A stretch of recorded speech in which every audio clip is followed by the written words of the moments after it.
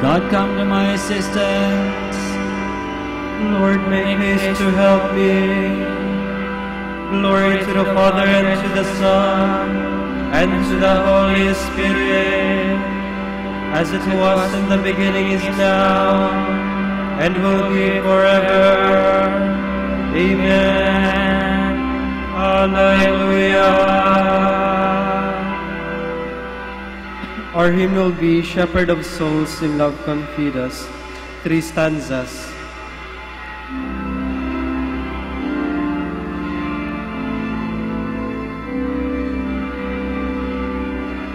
Shepherd of souls, in love confide us, life-giving bread for hungry hearts, to those refreshing waters lead us, where blessed peace your grace imparts. May we the wayward in your fold, by your forgiveness rest, console.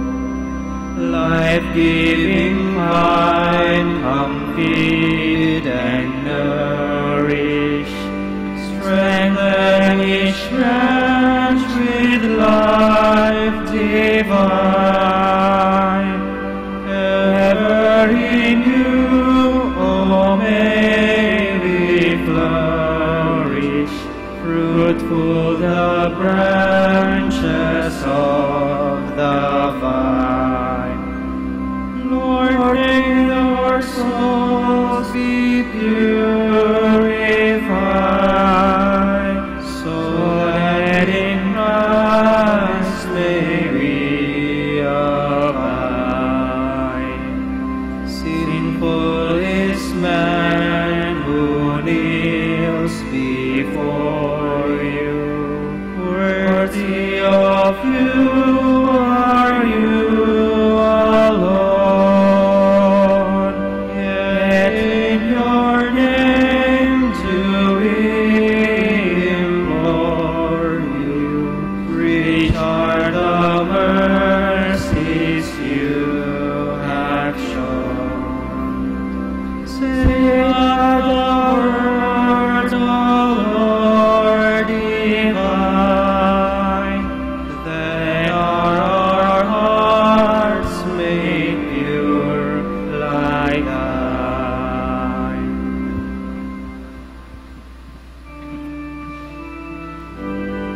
The Lord summons heaven and earth to witness his judgment on his people. The God of gods, the Lord, has spoken and summoned the earth. From the rising of the sun to its setting, out of Zion's perfect beauty he shines. Our God comes, he keeps silence no longer. Before him fire devours, around him tempest rages. He calls on the heavens and the earth to witness his judgment of his people. Summoned before my people, who made covenant with me by sacrifice, the heavens proclaim his justice, for God himself is the judge. Glory to the Father, and to the Son, and to the Holy Spirit, as it was in the beginning, is now, and will be forever. Amen.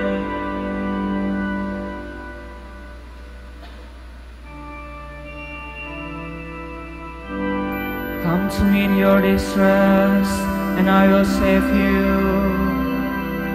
Listen, my people, I will speak. Israel, I will testify against you. For I am God, your God. I accuse you, lay the charge before you. I find no fault with your sacrifices. Your offerings are always before me. I do not ask more bullocks from your farms, nor goats from among your herds. For I own all the beasts of the forest, beasts in their thousands on my hills. I know all the birds in the sky. All that moves in the field belongs to me. Were I hungry, I would not tell you. For I own the world and all it holds. Do you think I eat the flesh of bulls, or drink the blood of goats? Pay your sacrifice of thanksgiving to God, and render Him your votive offerings. Call on me in the day of distress. I will free you, and you shall honor me. Glory to the Father, and to the Son, and to the Holy Spirit, as it was in the beginning, is now, and will be forever. Amen.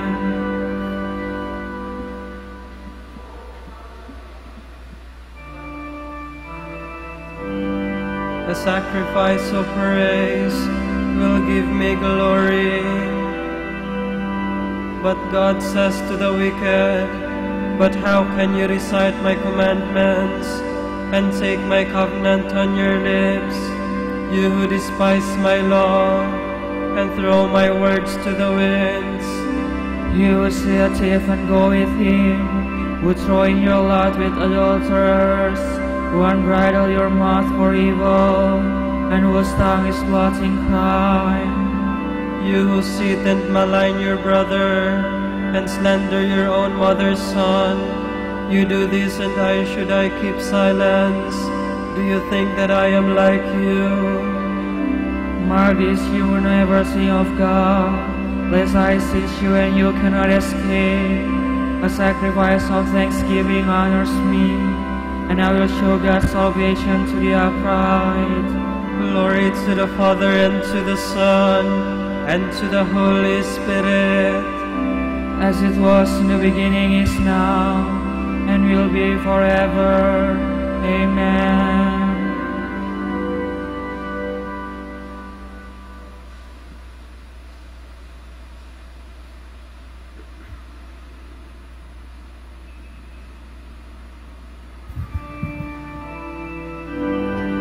We are always praying earnestly for you, that you may have a deep knowledge of God's will.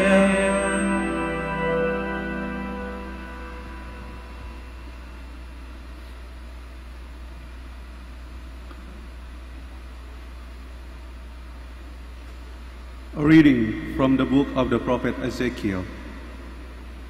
The word of the Lord came to me, Son of man, what is the meaning of this proverb that you recite in the land of Israel? Fathers have eaten green grapes, thus their children's teeth are on edge. As I live, says the Lord God, I swear that there shall no longer be anyone among you who will repeat this proverb in Israel. For all lives are mine. The life of the father is like the life of the son. Both are mine. Only the one who sins shall die.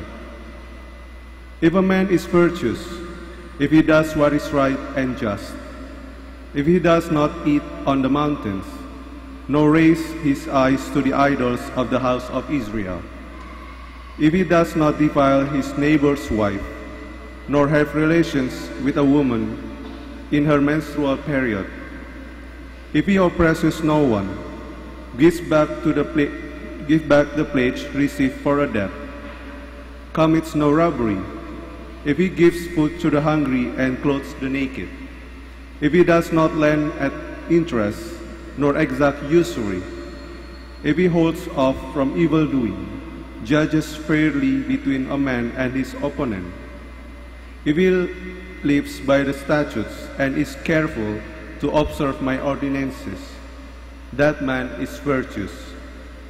He shall surely live, says the Lord God. But if he begets a son who is a thief, a murderer, or who does any of these things, though the father does none of them, a son who eats on the mountains, defiles the wife of his neighbor, oppresses the poor and needy, commits robbery, does not give back a pledge, raises his eyes to idols, does abominable things, lends at interest and exacts usury, this son certainly shall not live. because he practiced all these abominations, he shall surely die. His death shall be his own fault. Only the one who sins shall die. The son shall not be charged with the guilt of his father, nor shall the father be charged with the guilt of his son. The virtuous man's virtue shall be his own, as the wicked man's wickedness shall be his. But if the wicked man turns away from all the sins he committed, if he keeps all my statutes and does what is right and just, he shall surely live, he shall not die. None of the crimes he committed shall be remembered against him. He shall live because of the virtue he has practiced. Do I indeed derive any pleasure from the death of the wicked, says the Lord God? Do I not rather rejoice when he turns from his evil way, that he may live? And if the virtuous man turns from the path of virtue to do evil, the same kind of abominable things that the wicked man does, can he do this and still live? None of his virtuous deeds shall be remembered, because he has broken faith and committed sin. Because of this, he shall die. You say, the Lord's way is not fair. Hear now, house of Israel. Is it my way that is unfair? Or rather, are not your ways unfair? When a virtuous man turns away from virtue to commit iniquity and dies, it is because of the iniquity he committed that he must die. But if a wicked man, turning from the wickedness he has committed, does what is right and just, he shall preserve his life. Since he has turned away from all the sins which he committed, he shall surely live, he shall not die. And yet the house of Israel says, the Lord's way is not fair. Is it my way that is not fair, house of Israel? Or rather, is it not that your ways are not fair? Therefore I will judge you, house of Israel, each one according to his ways, says the Lord God. Turn and be converted from all your crimes, that there may be no cause of guilt for you. Cast away from you all the crimes you have committed, and make for yourself a new heart and a new spirit. Why should you die, O house of Israel? For I have no pleasure in the death of anyone who dies, says the Lord God. Return and live.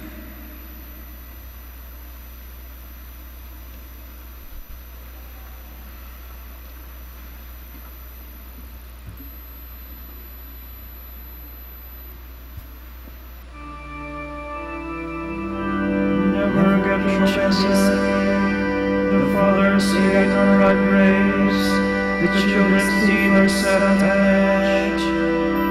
Only the soul that sins shall die. I will judge each person according to his own deeds. The Son shall not suffer for the sins of the Father, nor the Father for the sins of his Son. Only the soul that sins shall die.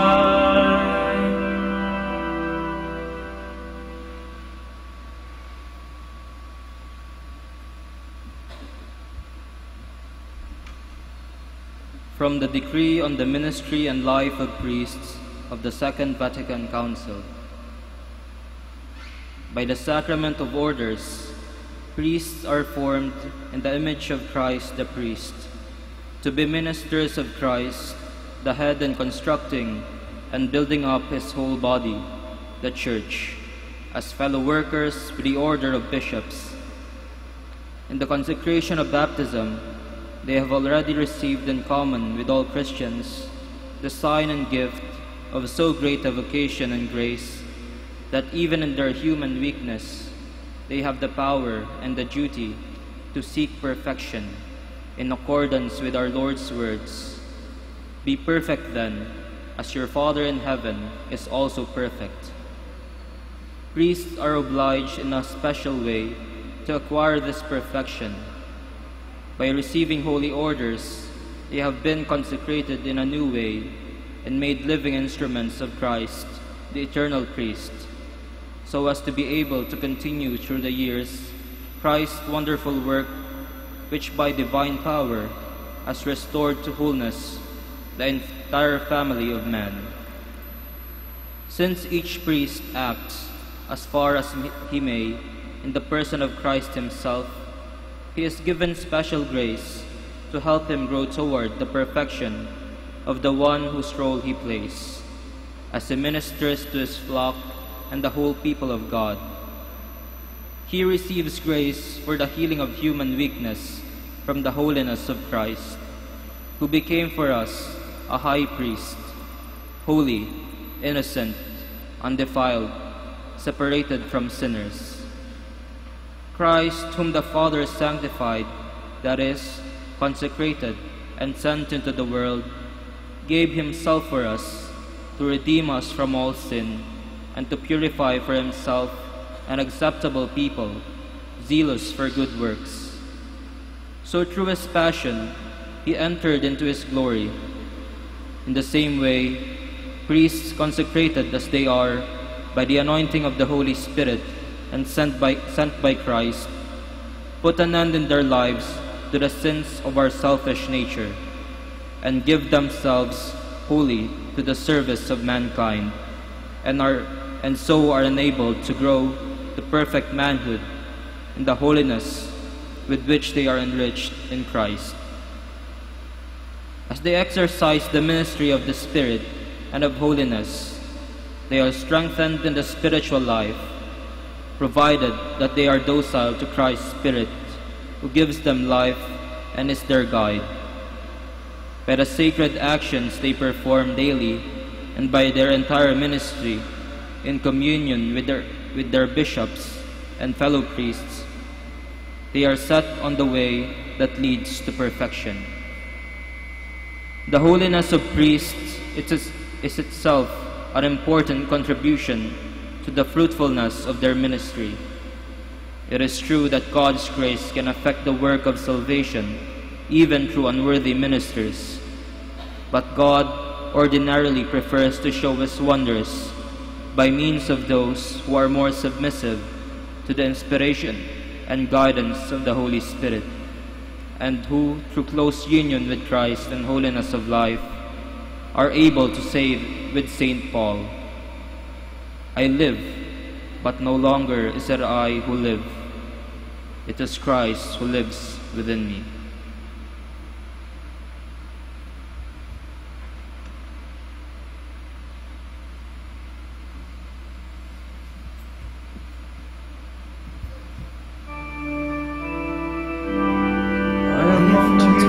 Gospel, and more than that, to give you my very life. You have become very dear to me. My little children, I am like a mother giving birth to you, until Christ is formed in you. You have become very dear to me.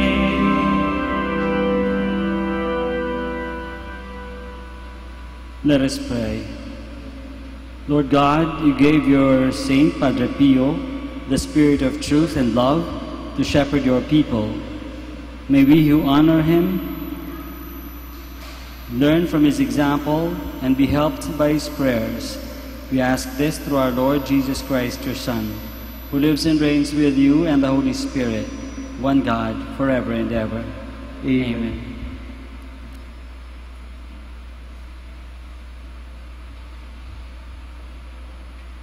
Praise the Lord and give him thanks.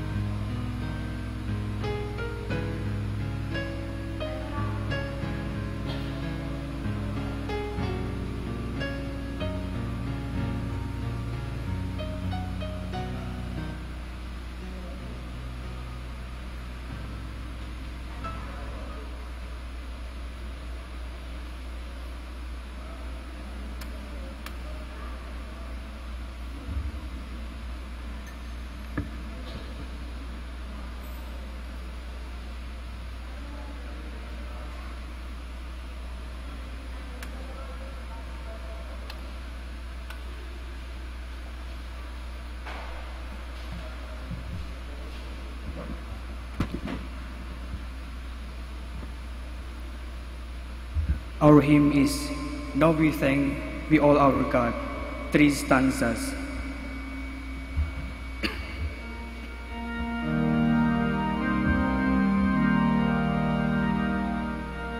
Now thank we all our God, with heart and hands and voices, who wondrous things has done, in whom his soul rejoices, who from our mother's arm has blessed us on our way with countless gifts of love, and still is ours today.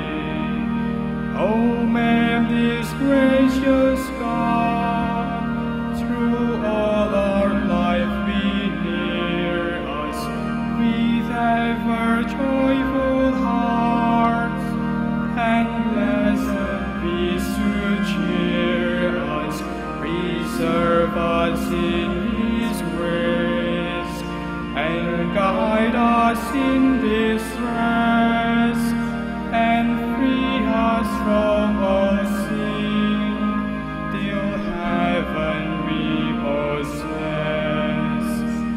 All praise and thanks to God, the Father now be given, the Son and Spirit blessed, who reigns in highest heaven, eternal triumph God, whom earth and heaven adore, for thus it was, is now, and shall be evermore.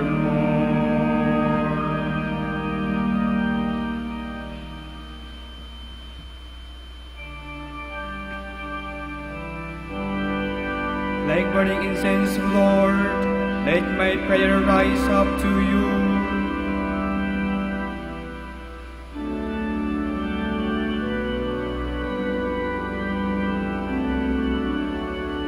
I have called to you, Lord, hasten to help me. Hear my voice when I cry to you. Let my prayer rise before you like incense, the raising of my hands like an evening oblation. Settle the Lord over my mouth, keep watch at the door of my lips. Do not turn my heart to things that are wrong, to evil deeds with men who are sinners. Never allow me to share in their feasting. If a good man strikes or reproves me, it is kindness. But let the oil of the wicked not anoint my head. Let my prayer be ever against their malice. Their princes were thrown down by the side of the road. Then they understood that my words were kind, as a millstone shattered to pieces on the ground. So their bones were strewn at the mouth of the grave. To you, Lord God, my eyes are turned. In you I take refuge, spare my soul. From the trap they have laid for me, keep me safe. Keep me from the snares of those who do evil. Glory to the Father, and to the Son, and to the Holy Spirit, as it was in the beginning, is now, and will be forever. Amen.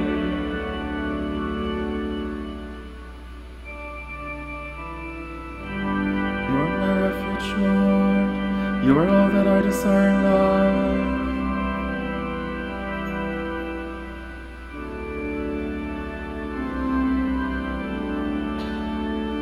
With all my voice I cry to the Lord. With all my voice I entreat the Lord. I pour out my trouble before Him. I tell Him all my distress, while my spirit faints within me. But you, Lord, know my path. On the way where I shall walk, they have hidden a snare to entrap me. Look on my right and see, there is not one who takes my part. I have no means of escape, not one who cares for my soul. I cry to you, O Lord, I look so you are my refuge. All that I have left in the land of the living, listen unto my cry, for in the depths of distress. Rescue me from those who pursue me, for they are stronger than I. Bring my soul out of this prison, and then I shall praise your name.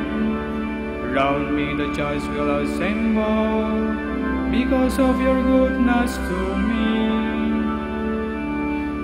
Father, and to the Son, and to the Holy Spirit, as it was in the beginning, is now and will be forever. Amen.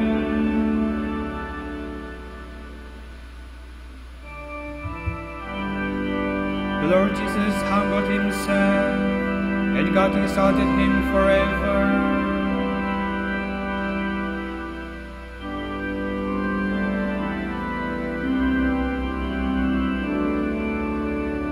Though he was in the form of God, Jesus did not deem equality with God something to be grasped at.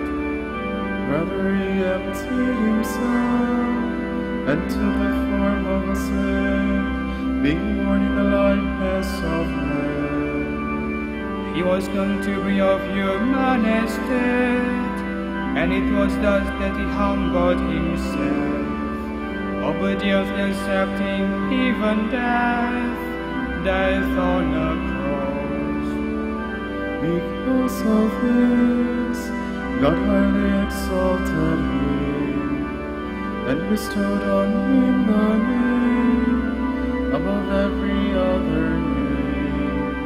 So that at Jesus' name every knee must bend, in the heavens, on the earth, and under the earth, and every tongue proclaim to the glory of God the Father, Jesus Christ is Lord. Glory to the Father, and to the Son, and to the Holy Spirit, as it was in the beginning, is now, and will be forever. Amen. From the letter of St. Paul to the Romans.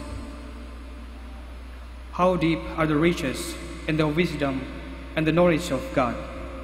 How inscrutable his judgments, how unsearchable his ways! For who has known the mind of the Lord? Or who has been his counselor? Who has given him anything so as to deserve return? For from him, and through him, and for him, all things are. To him be glory forever. Amen.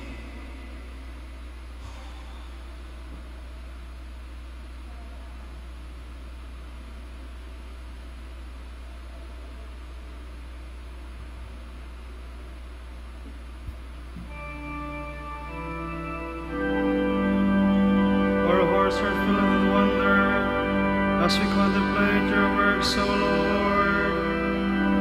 Our hearts are filled with wonder as we contemplate your works, O Lord.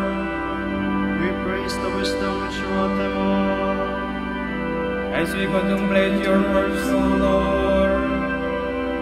Glory to the Father, and to the Son, and to the Holy Spirit. Our hearts are filled with wonder as we contemplate your works, O Lord.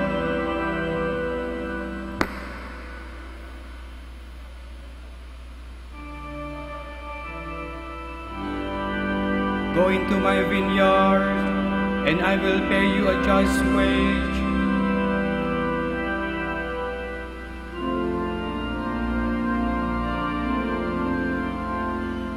My soul proclaims the greatness of the Lord. My spirit rejoices in God my Savior. For he has looked with favor on his lowly servant. From this day generations will call me blessed. The Almighty has done great things for me, and holy is his name. He has mercy on those who fear him in every generation. He has shown the strength of his arm. He has scattered the proud in their conceit. He has cast out the mighty from their thrones, and has lifted up the lowly. He has filled the hungry with good things, and the rich he has sent away empty. He has come to the help of his servant Israel, for he has remembered his promise of mercy, the promise he made to our fathers, to Abraham and his children forever. Glory be to the Father, and to the Son, and to the Holy Spirit. As it was in the beginning, is now, and will be forever. Amen.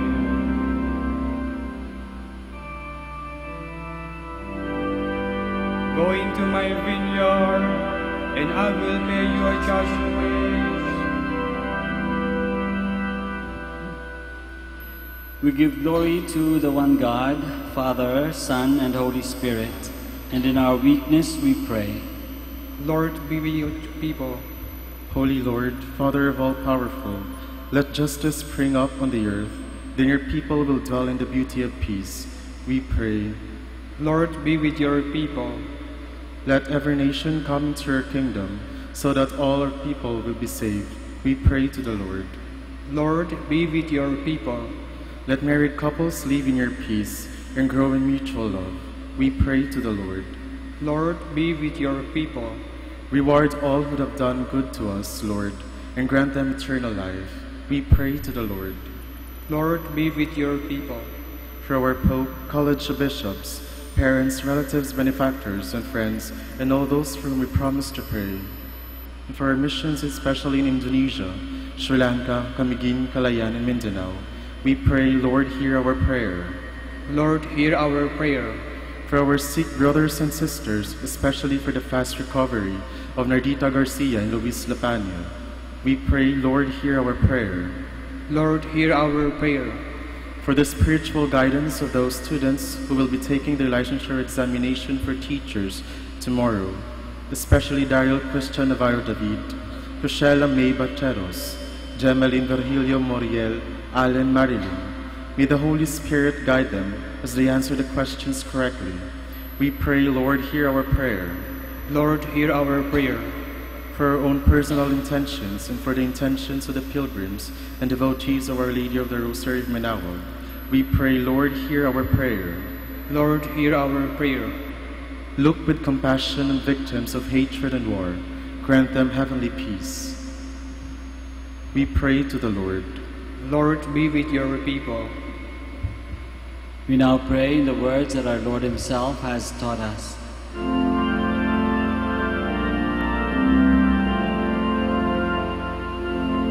Pater noster, qui es in celis, sanctificetur nomen tuum, adveniat regnum tuum, fiat voluntas sua, sicut in cielo et in terra. Pater nostrum quotidianum da nobis hodie, et dimitte nobis debita nostra, sicut et nos dimittimus debitoribus nostris, et ne nos inducas in tentatione, sed libera nos a malo. Father, Guide us as you guide creation according to your law of love. May we love one another and come to perfection in the eternal life prepared for us. Grant this through our Lord Jesus Christ, your Son, who lives and reigns with you and the Holy Spirit, one God, forever and ever. Amen. The Lord be with you. And with your spirit. May Almighty God bless you, the Father, and the Son, and the Holy Spirit. Amen. Go in peace. Thanks be to God.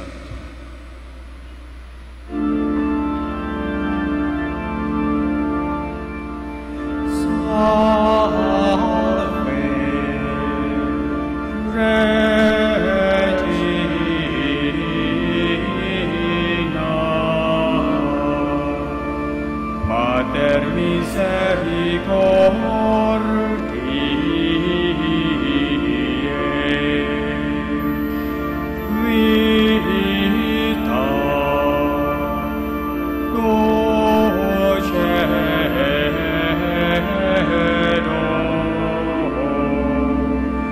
Espes nostra salve,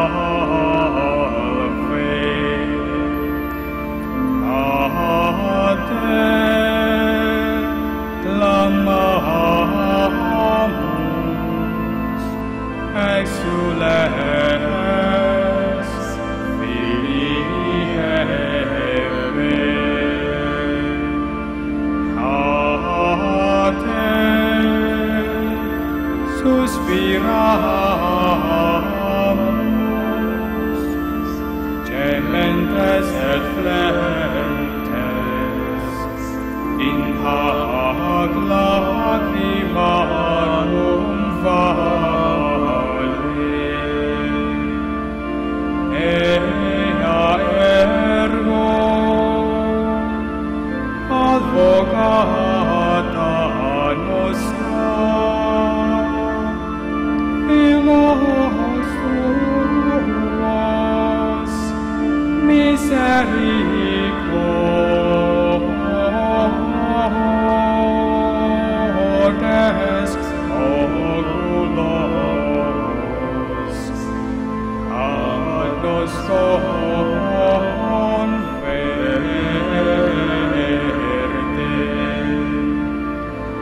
et benedictum fructum ventris sui, nobis os hoc exilio ostende.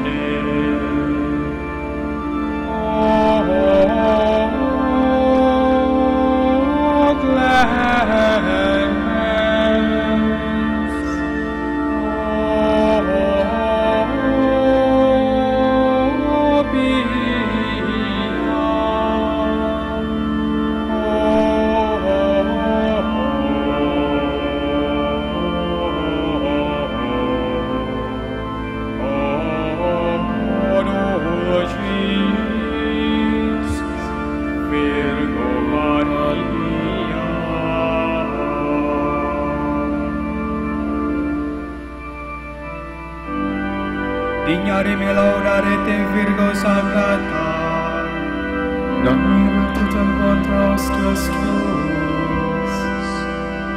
Oremus. Concede nos famulos tuos quesumus, Domine Deus, perpetuum mentis et corpori salute gaudere. Et gloriosa Beate Mariae, semper Virginis intercessione a presenti liberari tristitia, et eterna perfui laetitia, per Christum Dominum nostrum.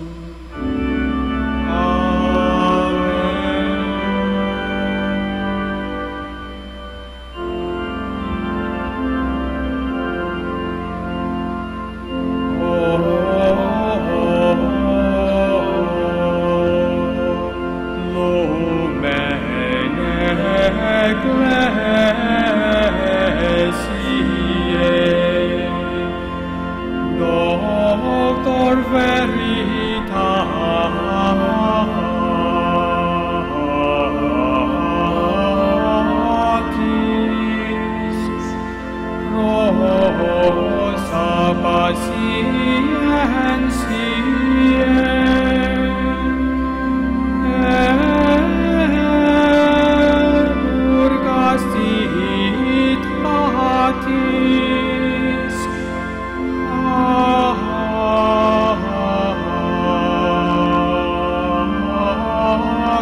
sapientiae,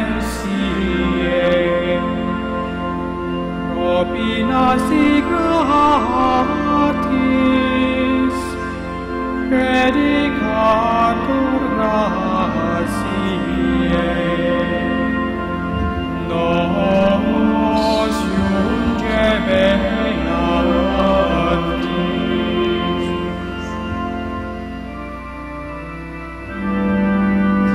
Benedicite Mater Dominice, Odinia efficiamur promissionibus Christi. Oremus. Concede quaesimus omnipotens Deus, ut qui peccatorum nostrorum pondere premimur. Beati Dominici confessoris tui, Patris nostri, patrocinio sublevemur, per Christum Dominum nostrum.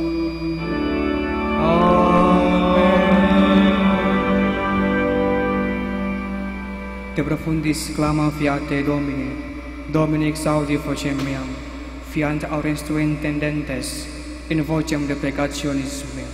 Si iniquitatis observaveris Domini, Domini quis sustinebit, quia apud te perpetuatio est, a propter legem tuam sustinuite Domini. Sustinuit anima mea in verbo eius, speravit anima mea in Domino, a custodia matutina usquiac noctem, speret Israel in Domino. Quia apud Domino misericordia, et copiosa apud eium redemptio, et ipse redimit Israel, ex omnibus iniquitatibus eius. Requiem aeternam dona eis Domini, et lux perpetua luceat eis. Oremus.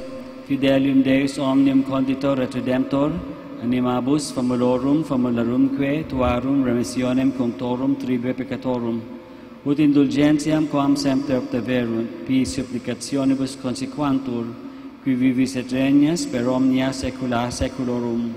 Amen.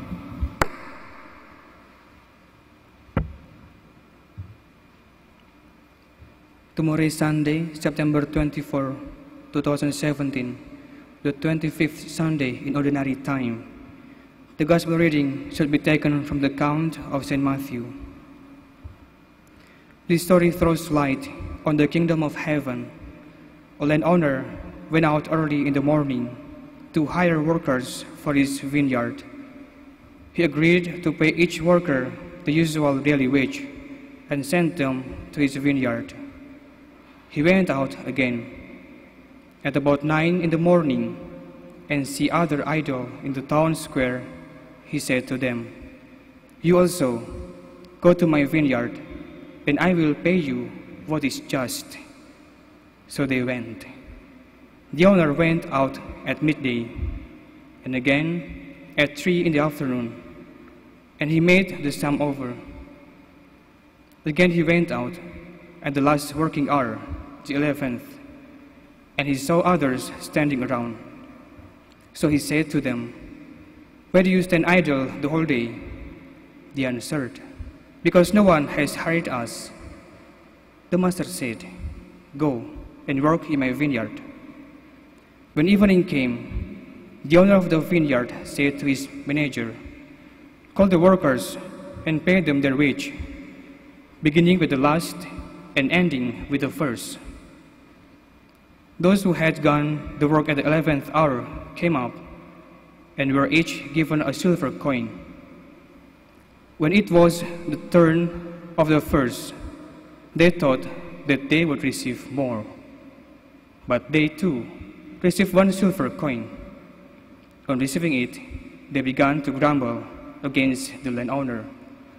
They said, "This last hardly worked an hour, yet you have treated them the same as us, who have endured the heavy work of the day and the heat." The owner said to them, "Friend, I have not been unjust to you. Did we not agree 1 silver coin per day? So, take what is yours and go. I want to give to the last the same as I give to you. Don't I have the right to do as I please what was is mine? Why are you envious when I am kind?" So will it be. The last will be first, and the first will be last. The word of the Lord. Thanks be to God.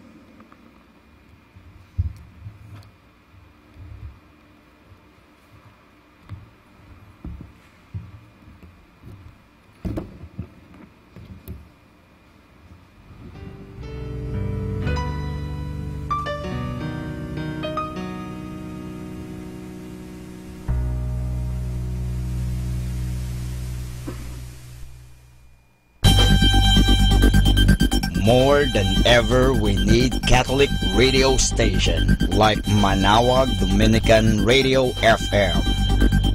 Our time now is 7 o'clock in the evening. Let us now have our time check prayer.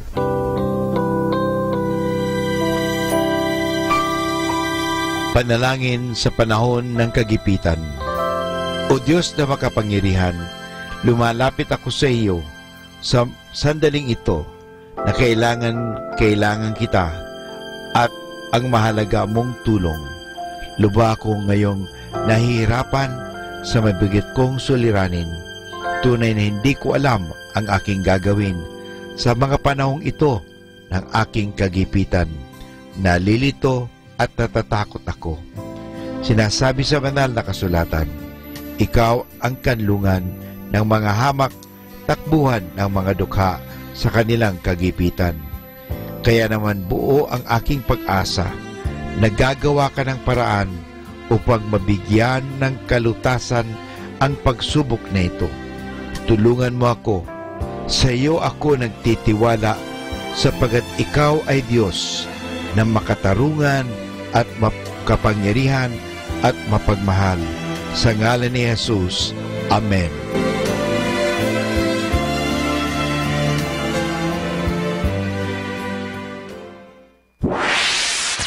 Mula sa Manaoag Dominican Broadcasting Incorporated, napapakinggan sa buong mundo sa pamamagitan ng www.eradioportal.com at www.radyomanawag.com. May kasama ka si Jesus, si Maria at kami. Our positive thought for this hour. Always remember to fall asleep with a dream and wake up with a purpose.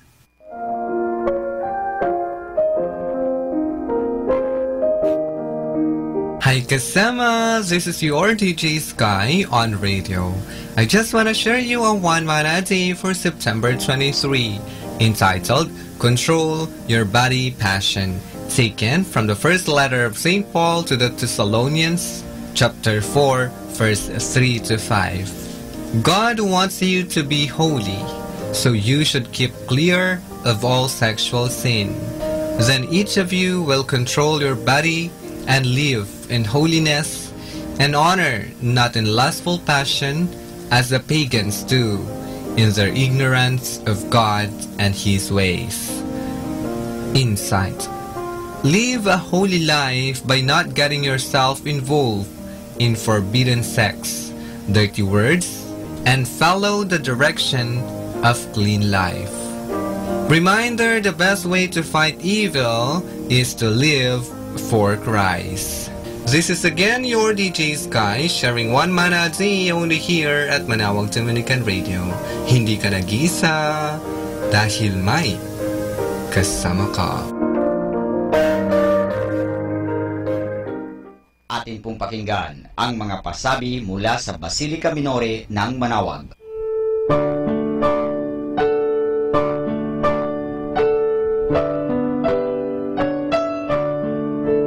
We invite everyone to the Feast of Our Lady of the Rosary of Manaoag on October 1, 2017, first Sunday of October. Fiesta Mass is at 4 o'clock in the afternoon that will be followed by the procession.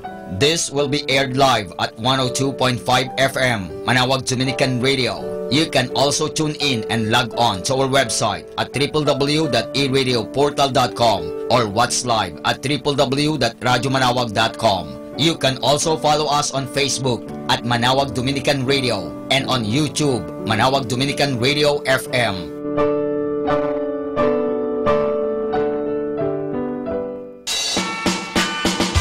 There will be a Barrio Fiesta Lunch on October 1, 2017 on the Feast of Our Lady of the Rosary of Manaoag from 8 o'clock in the morning to 3 o'clock in the afternoon at the picnic ground at the back of the church.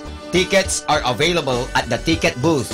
The proceeds of this event are for the different projects of the religious organizations of the parish. Thank you.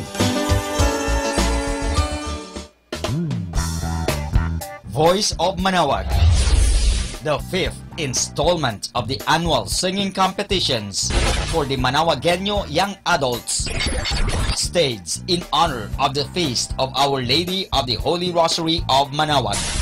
With its brand new look, Voice of Manaoag is being spearheaded by the Minor Basilica and Parish of Our Lady of Manaoag through the Our Lady of the Rosary Parish Youth Ministry in cooperation with lay volunteers, partner groups, and sponsors, categories, duos, and solo. Live competition night set on stage at the new Manaoag Public Auditorium will be on the evening of September 30, 2017, Saturday.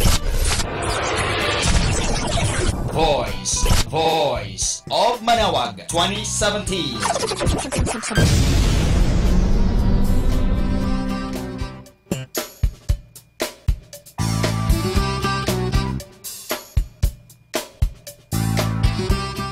Atin pong napakinggan ang mga pasabi mula sa Basilica Minore ng Manaoag. Listen to Manaoag Dominican Radio and watch live through our website at www.radyomanawag.com for the live Mass on air from 6 o'clock in the morning and 11 o'clock in the morning every day and 5 o'clock in the afternoon from Monday to Friday and 4:30 in the afternoon every Saturday and 4 o'clock in the afternoon every Sunday. You may also visit the official website of Minor Basilica of Manaoag at www.manawagbasilica.org for the different activities and other announcements. May kasama ka si Jesus, si Maria at kami.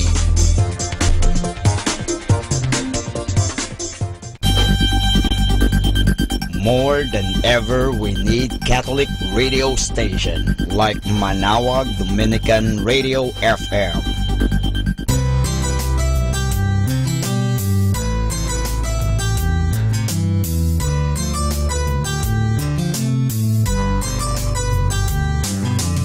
Whenever you're alone, just turn your radio on. It will comfort you with the songs of love, with words from our God. 'Cause you have a company, you have a friend in here. Manaoag Dominican Radio, with the songs that call you to God. You have a company, 'cause we are a family. Manaoag Dominican Radio, with the songs that bring you to God. You have Manaoag Dominican Radio FM.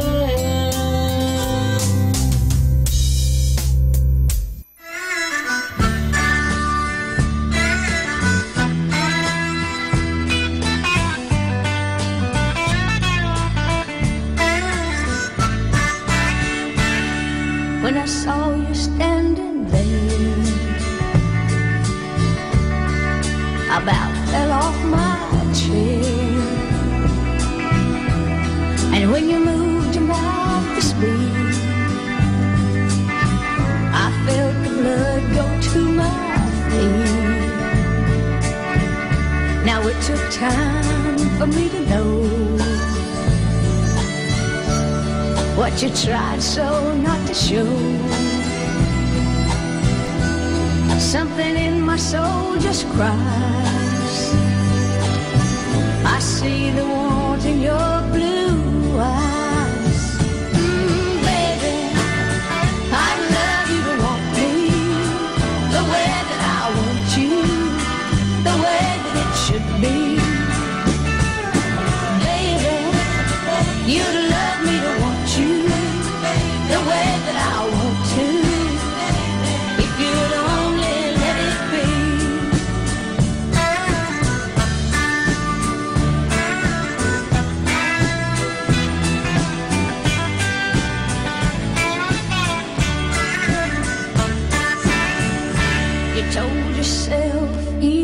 go. You never let your feelings show the obligation that you made for the title that they gave. Baby, I'd love you to want me the way that I want you, the way that it should be. Baby, you'd love me to want you the way that I want to, if you'd only let it be. Baby, I'd love you to want me the way that I want you, the way that it should be. Baby, you'd love me to want you the way that I want to.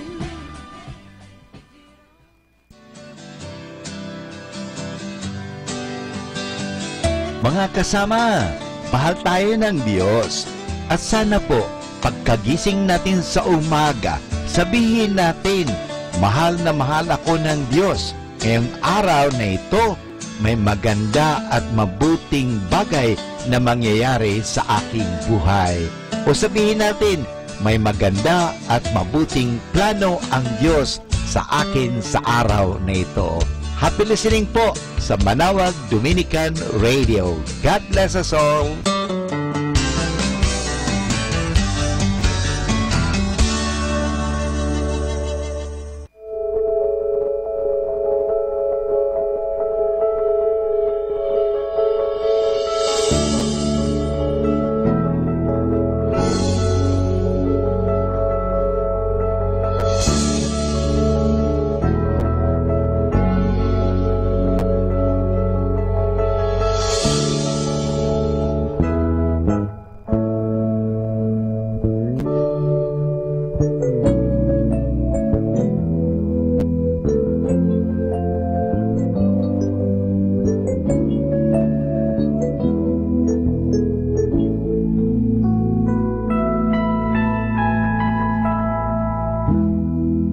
I was not so happy being lonely, living without you. So I prayed so hard for your love. In my heart I needed you. Then I look up in the sky and I'm thinking, why, oh why? These are all the many changes in my life.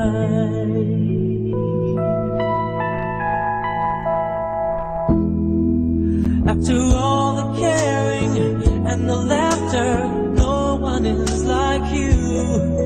I am not a preacher with a sermon, I'm so in love with you. 'Cause to live without your love, like the sun that shines above, is the magic of the changes in my life.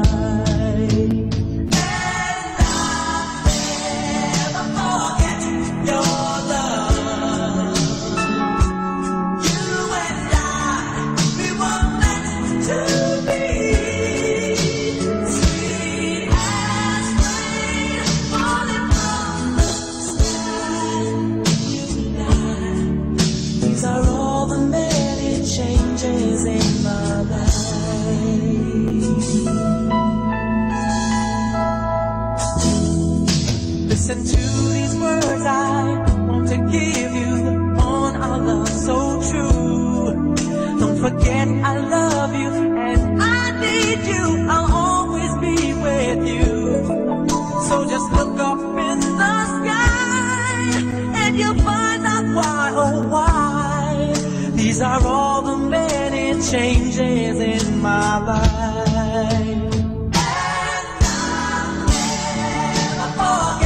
Your love, you and I, we were meant to be.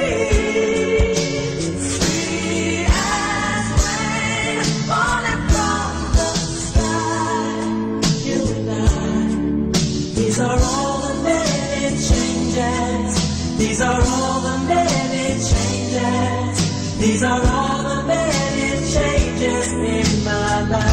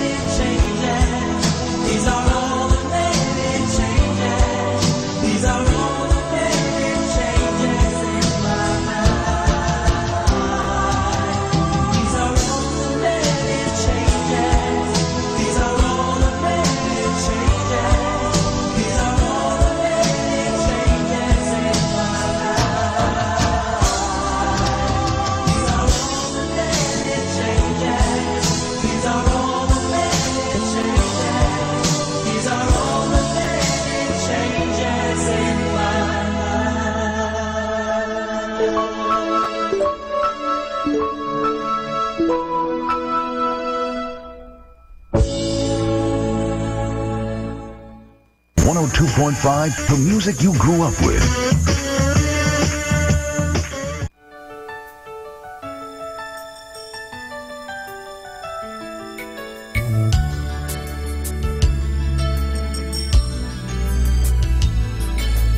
Nais kong purihin ka, Jesus, ipahayag ang iyong kabutihan. Kabuhay ko, ikaw ang siyang lakas, patnubay ko, tapat na kaibigan. Ang tinig ko'y itataas sa'yo, ihahayag ang iyong kabutihan. Ikaw lamang papupurihan ko, sasambahin lagit igagala. Ang nais ko'y laging purihin ka, Jesus. Buong buhay ko, puso at isipan, aking ihahayag kabutihan mo, Diyos, mula ngayon at magpakailanman.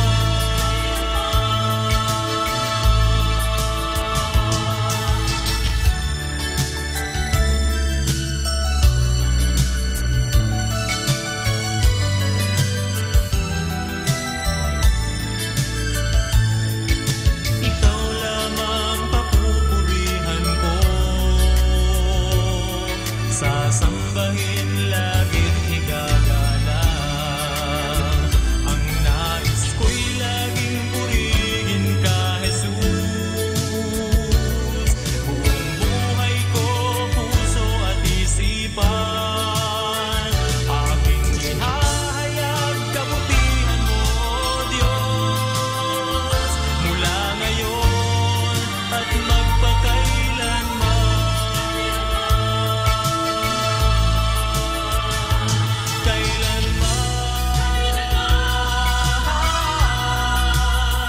Ang nais ko'y laging purihin ka, Jesus. Buong buhay ko, puso at isipan, aking ihahayag kabutihan mo, Diyos, mula ngayon at magpakailanman. Ang nais ko'y laging purihin ka, Jesus. Buong buhay ko, puso at isipan, aking ihahayag kabutihan mo, Diyos, mula ngayon at magpakailanman. Ang nais ko'y laging purihin ka, Jesus. Buong buhay ko, puso at isipan, aking ihahayag kabutihan mo, Diyos, mula ngayon at magpakailanman. Ang nais ko'y laging purihin ka, Jesus. Buong buhay ko, puso at isipan.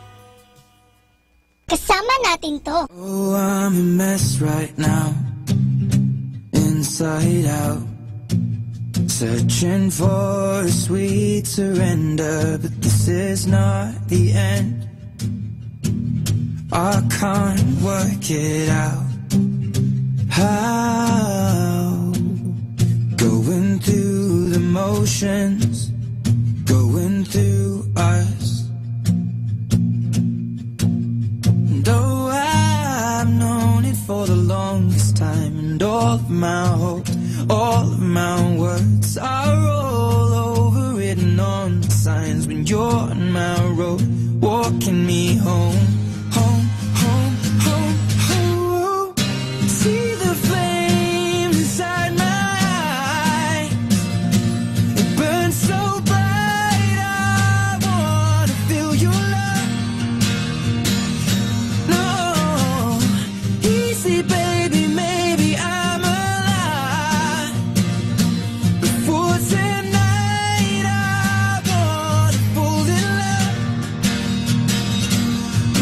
your faith in my stomach. I messed up this time, late last night, drinking to suppress devotion with fingers intertwined. I can't shake this feeling now. We're going through the motions, hoping you'd stop. Though I've only caused you pain, no, but all of my words will always below. All the love you spoke when you're on my road, walking me home, home, home, home, home. See the flames inside my eyes, it burns so bright. I wanna feel your love.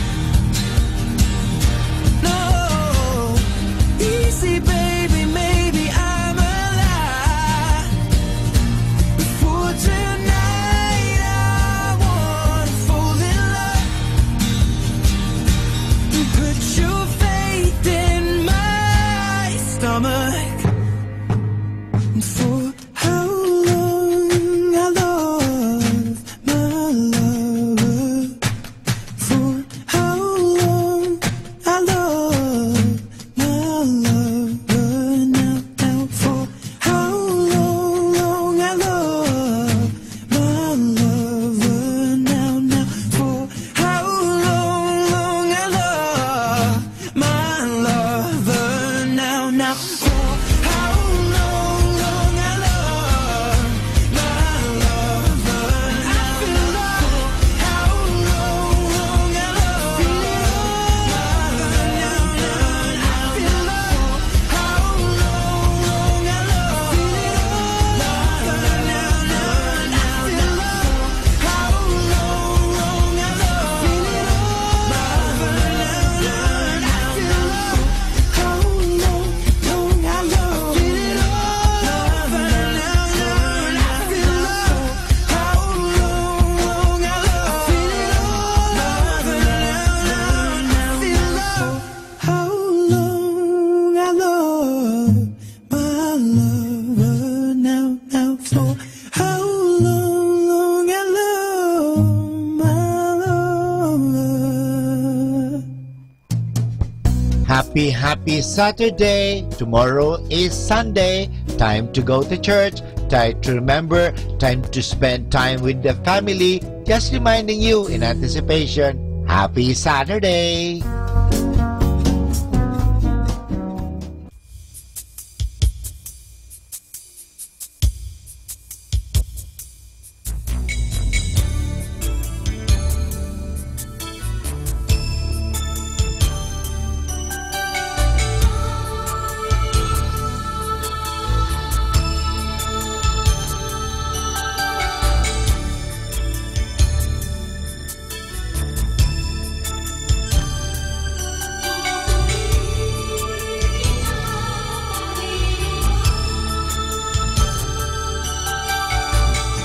Mula pa man ang makilala ka,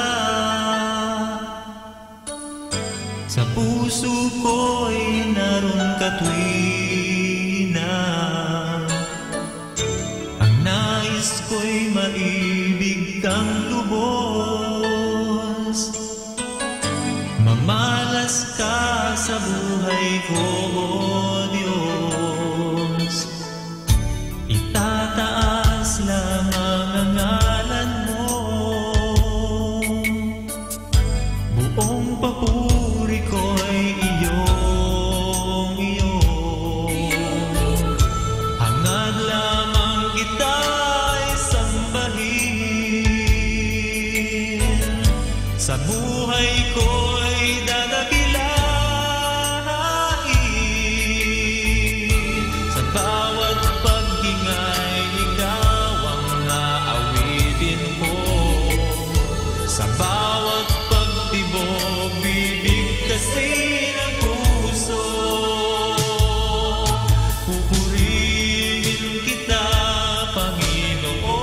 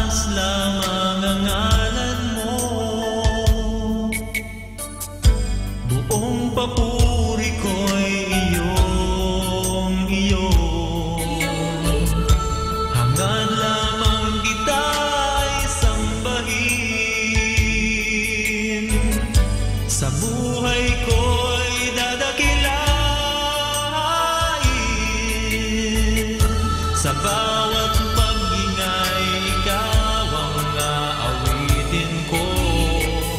Sa bawat pagtibok, bibig kasi ng puso. Pupurihin kita, Panginoon. Pupurihin kita, Panginoon. Ito'y aking iaalay habang ako'y nabubuhay.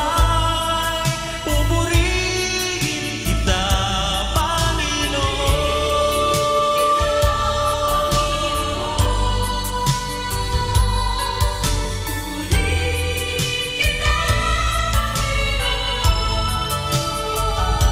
Ito'y aking iaalay habang ako'y nabubuhay.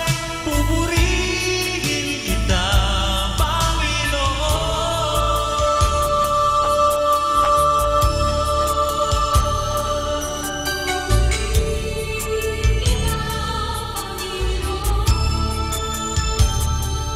Pupurihin kita, Panginoon.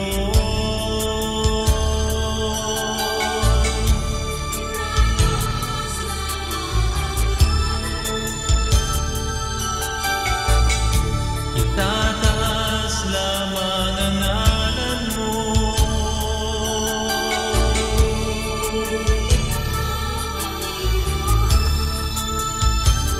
Panginoon.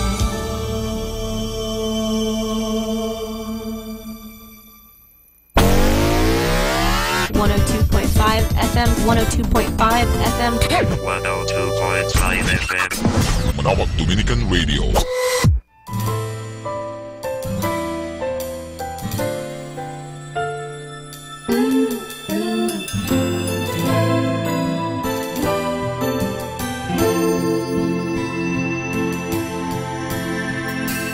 Aming Diyos, kay ganda ng gawa mo't layunin sa amin. Diyos, turuan mo ako ng mga naisin mo, at ikaw ay lagi kong susundin.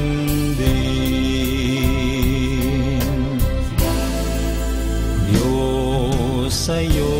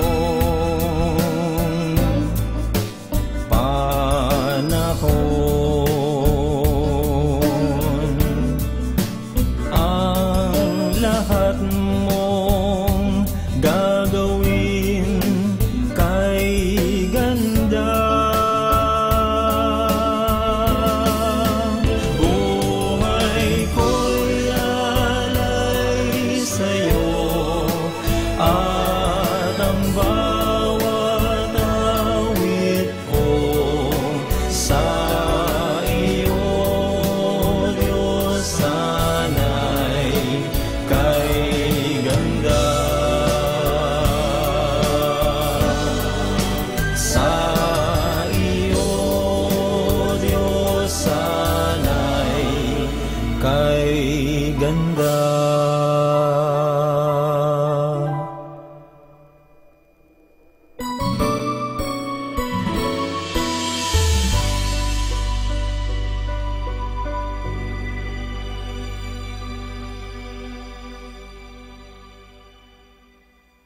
Kasama natin to.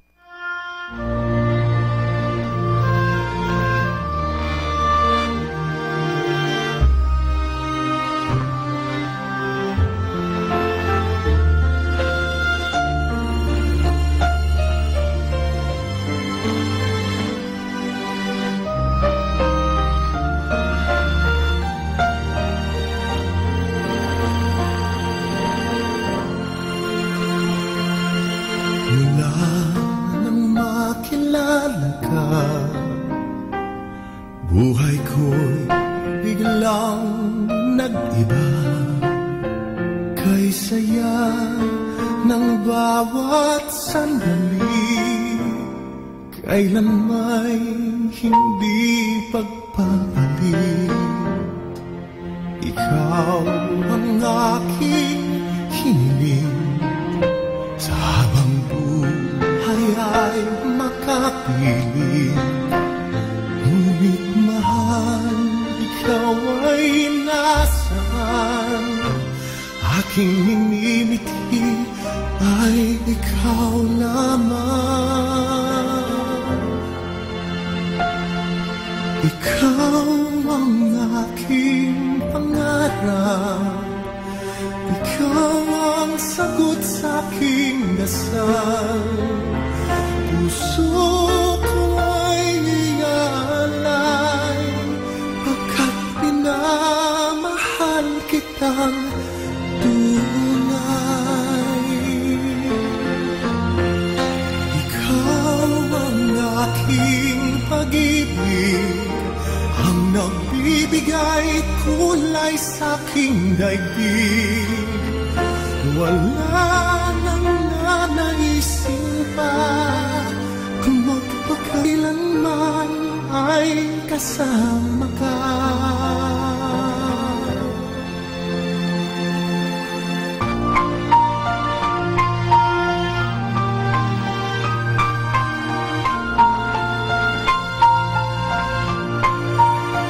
Ngunit mahal, ikaw ay nasaan? Aking minimithi ay ikaw lamang. Ikaw lamang. Ikaw ang aking pangarap, ikaw ang sagot sa aking dasal. Puso ko ay aalay, pagkat minamahal kitang tunay. Ikaw ang aking pag-ibig, ang nagbibigay kulay sa aking daigdig. Wala nang nanaisin pa,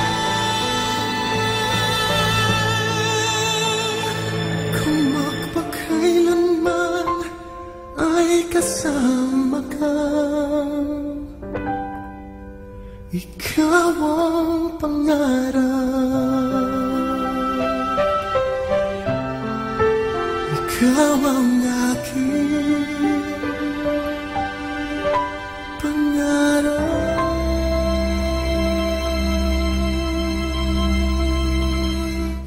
Listen, listen, listen, listen.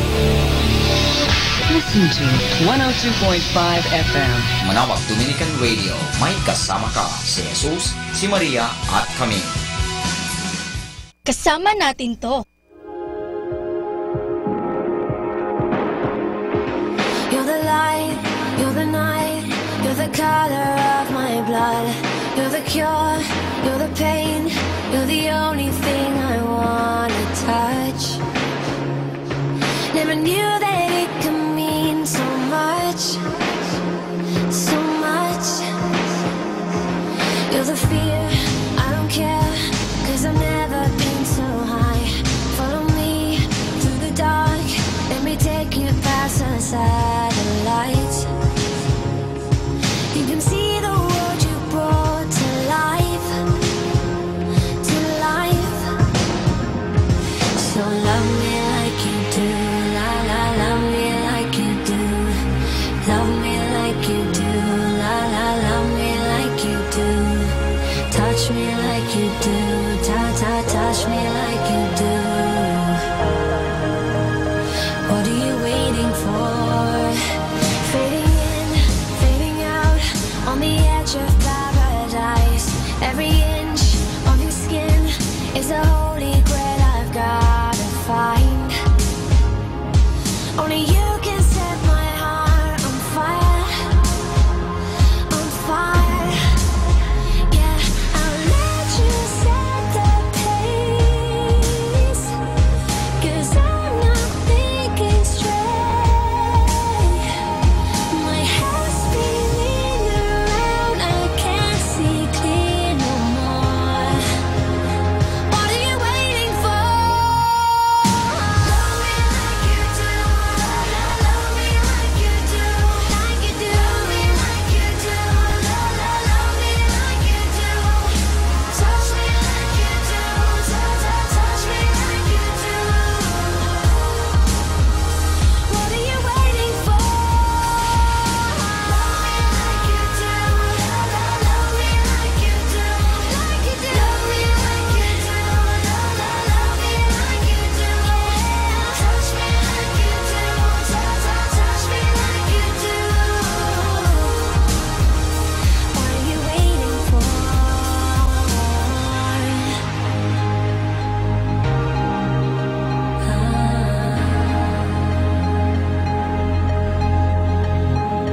I'll let you set the pace, 'cause I'm not thinking straight. My head's spinning around, I can't see clear no more. What are you waiting for? Love me like you do, love me like you do, like you do. Love me like you do, love me like you do. Touch me like you do, touch me like you do. What are you waiting for? Love me like you do, love me like you do, like you do. Love me like you do, love me like you do. Touch me like you do, touch me like you do.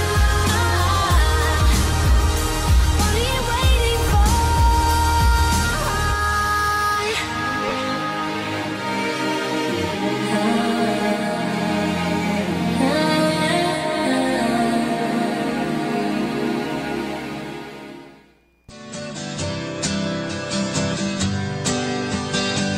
Mga kasama, mahal tayo ng Diyos.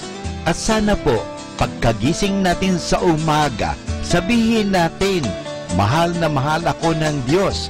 Ngayong araw na ito, may maganda at mabuting bagay na mangyayari sa aking buhay. O sabihin natin, may maganda at mabuting plano ang Diyos sa akin sa araw na ito.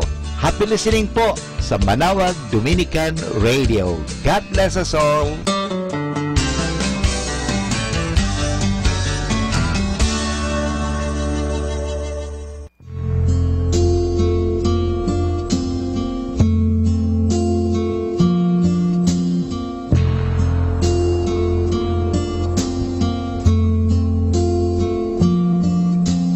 Been the two of us need no more. We both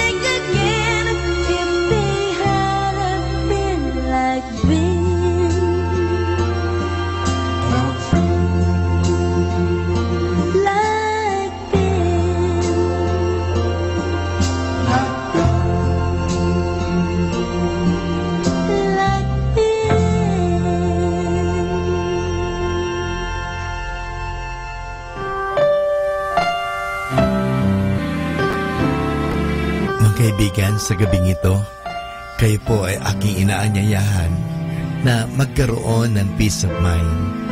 Alalahanin lagi natin na tayo ay mahal ng Diyos.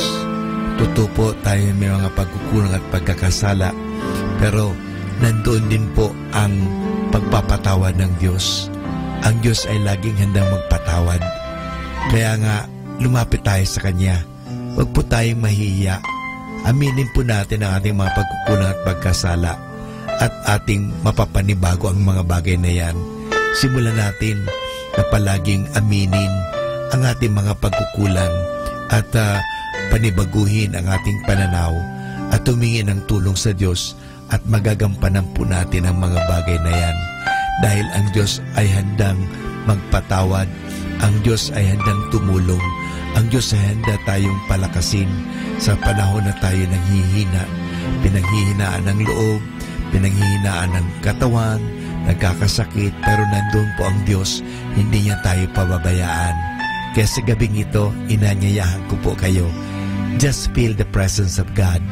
Mahal na mahal po tayo ng Diyos, hindi niya tayo pababayaan. Totoo, siguro tayo nagpapabaya sa Kanya, pinapabayaan lang po natin ang ating mga sarili, abalang-abala tayo sa mga bagay-bagay, abalang-abala tayo sa mga bagay dito sa mundo, pero sana po, bigyan natin ng puwang, bigyan natin ng panahon, let us give space, let us give time for God, dahil gusto ka ng Diyos bigyan ng kapahingahan, gusto ka ng Diyos bigyan ng kasaganahan, gusto ka ng Diyos na bigyan ng mahabang buhay, at gusto ng Diyos na magkaroon ka ng tunay na kaligayahan. At ang tunay na kaligayahan na yan ay matatagpuan lamang pag tinanggap natin ang Diyos sa ating buhay. May Diyos po na nagmamahal. Kaya nga, hayaan po natin na tayo ay mahalin ng Diyos. Hayaan po natin na tayo ay yakapin ng Diyos ng Kanyang pagpapatawad, ng Kanyang pagmamahal. Hayaan po natin. Let us give God a chance to come to our life. Maraming salamat po.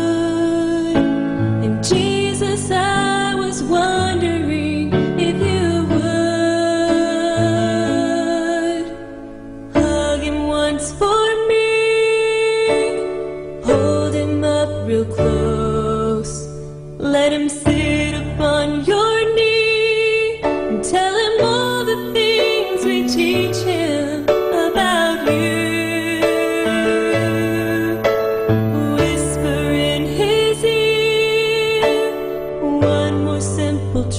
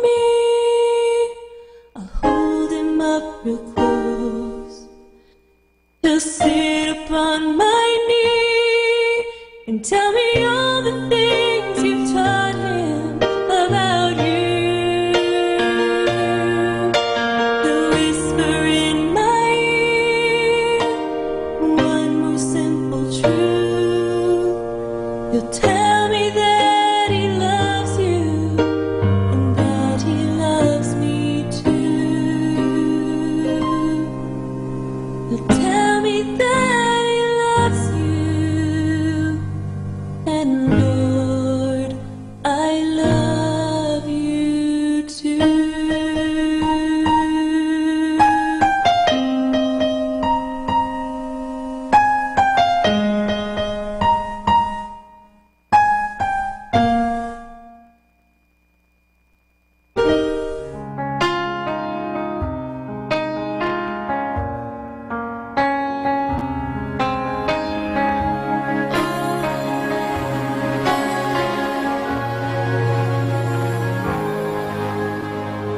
I'm gonna miss this simple town full of memories. I'm gonna miss just hanging out with all my friends. The rainy days and summer nights and skipping stones by the riverside, but I know it's time to go. So here's goodbye, here's so long. I must go and follow along. I feel my heart moving on. I must go and follow along. Carry on while I'm gone. This is what I've been dreaming of. I'll miss you so, but I must go and follow love.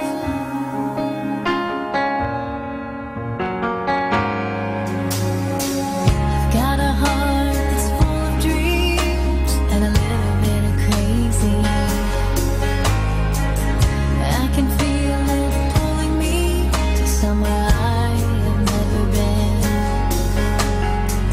I'm packing up and leaving home to travel into the great unknown. It's time, I have to go. So here's goodbye, here's so long. I must go and follow love. I feel my heart moving on. I must go and follow love. Carry on while I'm gone. This is what I've been dreaming of. I miss you so, but I must go and follow love. We're not guaranteed tomorrow, so we must just keep on living for the day and make the most of every moment, every step along the way. Oh no.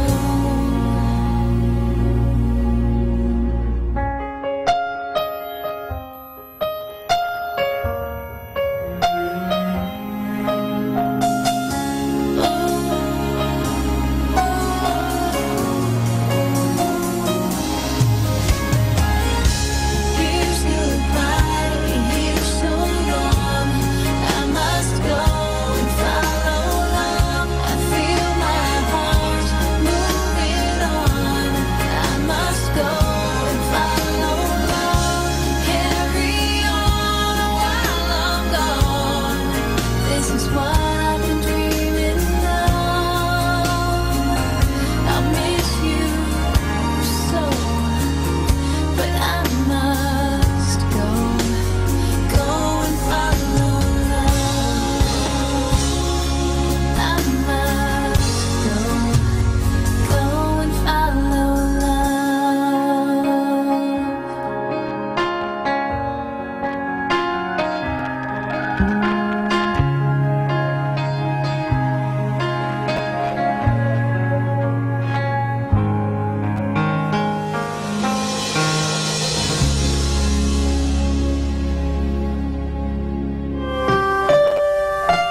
Mga kaibigan, sa gabing ito, hayaan natin na tayo ay magkaroon ng peace of mind.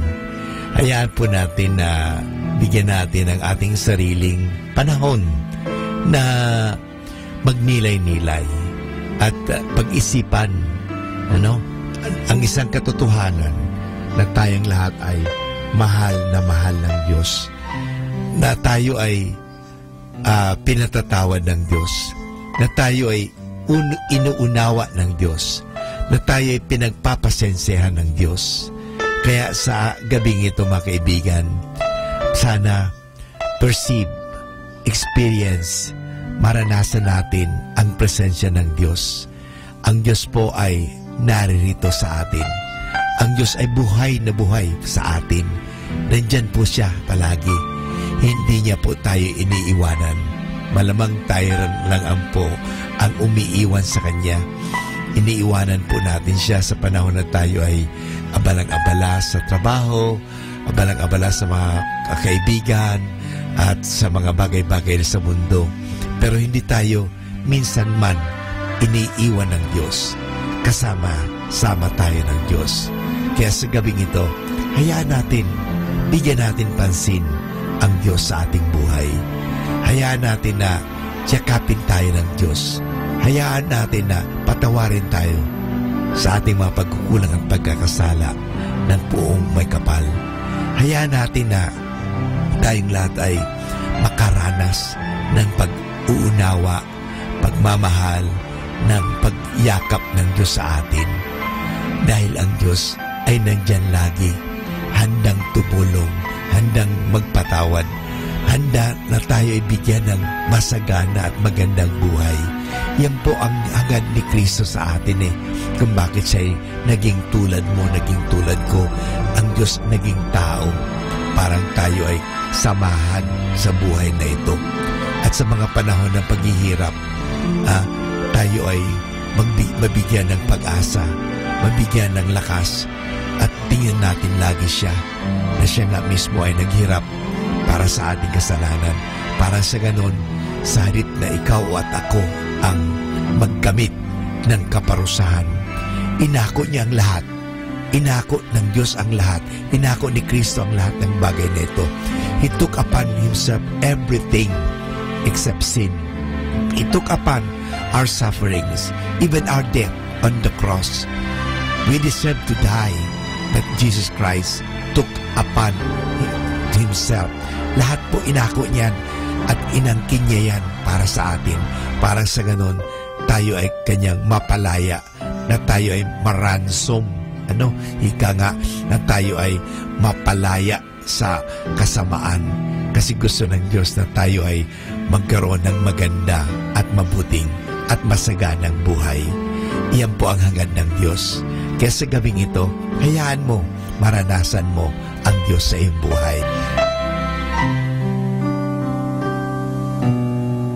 Our time now is 8 o'clock in the evening. Let us now have our time check prayer. Sa gitna ng paghihirap, tinawag ko'y Panginoon kaya. Panginoon, ako'y dinggin pagkat ako'y tumataghoy. Dinggin mo ang pagtawag ko't paghingi ng tulong. Kung ikaw ay may talaan nitong aming kasalanan, lahat kami ay tatanggap ng hatol mong nakalaan.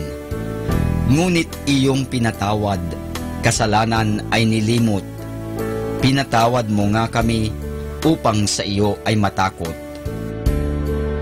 Sabik akong naghihintay sa tulong mo, Panginoon, pagkat ako'y may tiwala sa pangako mong pagtulong. Yaring aking pananabik, Panginoon, ay higit pa sa sirenong naghihintay sa pagsapit ng umaga. Magtiwala ka, Israel, magtiwala sa iyong Diyos. Matatag at hindi kukupas ang pag-ibig niyang dulot. Lagi siyang naghahandang sa sinuman ay tutubos. Ililigtas ang Israel, yaong kanyang hirang. Ililigtas niya sa kanilang kasalanan.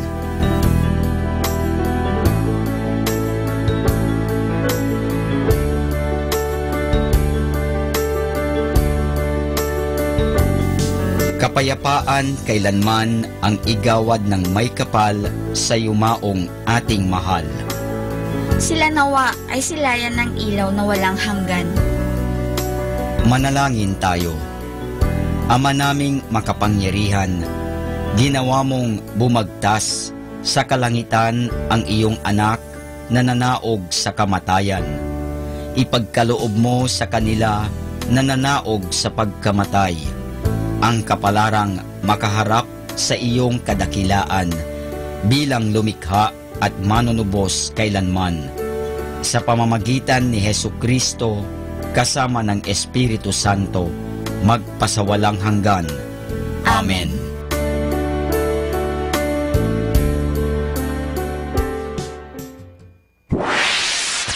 Mula sa Manawag Dominican Broadcasting Incorporated, napapakinggan sa buong mundo sa pamamagitan ng www.eradioportal.com at www.radyomanawag.com.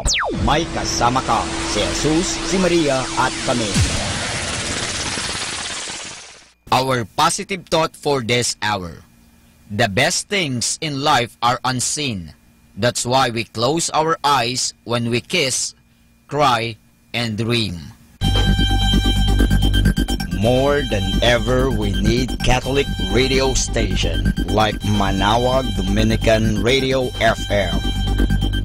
Ating pong pakinggan ang replay ng programang Ang Kristiyanong Pamilya at iba pa. Dito lamang sa Manawag Dominican Radio, may kasama ka si Jesus, si Maria at kami.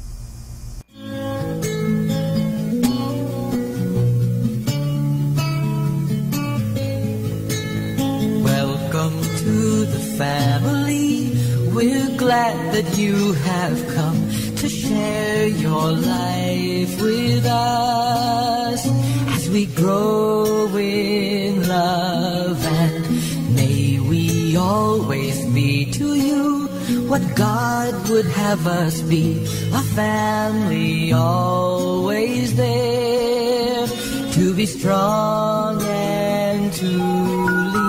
Sa mapagpalang umaga, bayang Pilipinas, Luzon, Visayas at Mindanao, at syempre sa lahat ng mga nakalagon sa atin dyan sa internet. Hi and hello, good morning, good morning, good morning.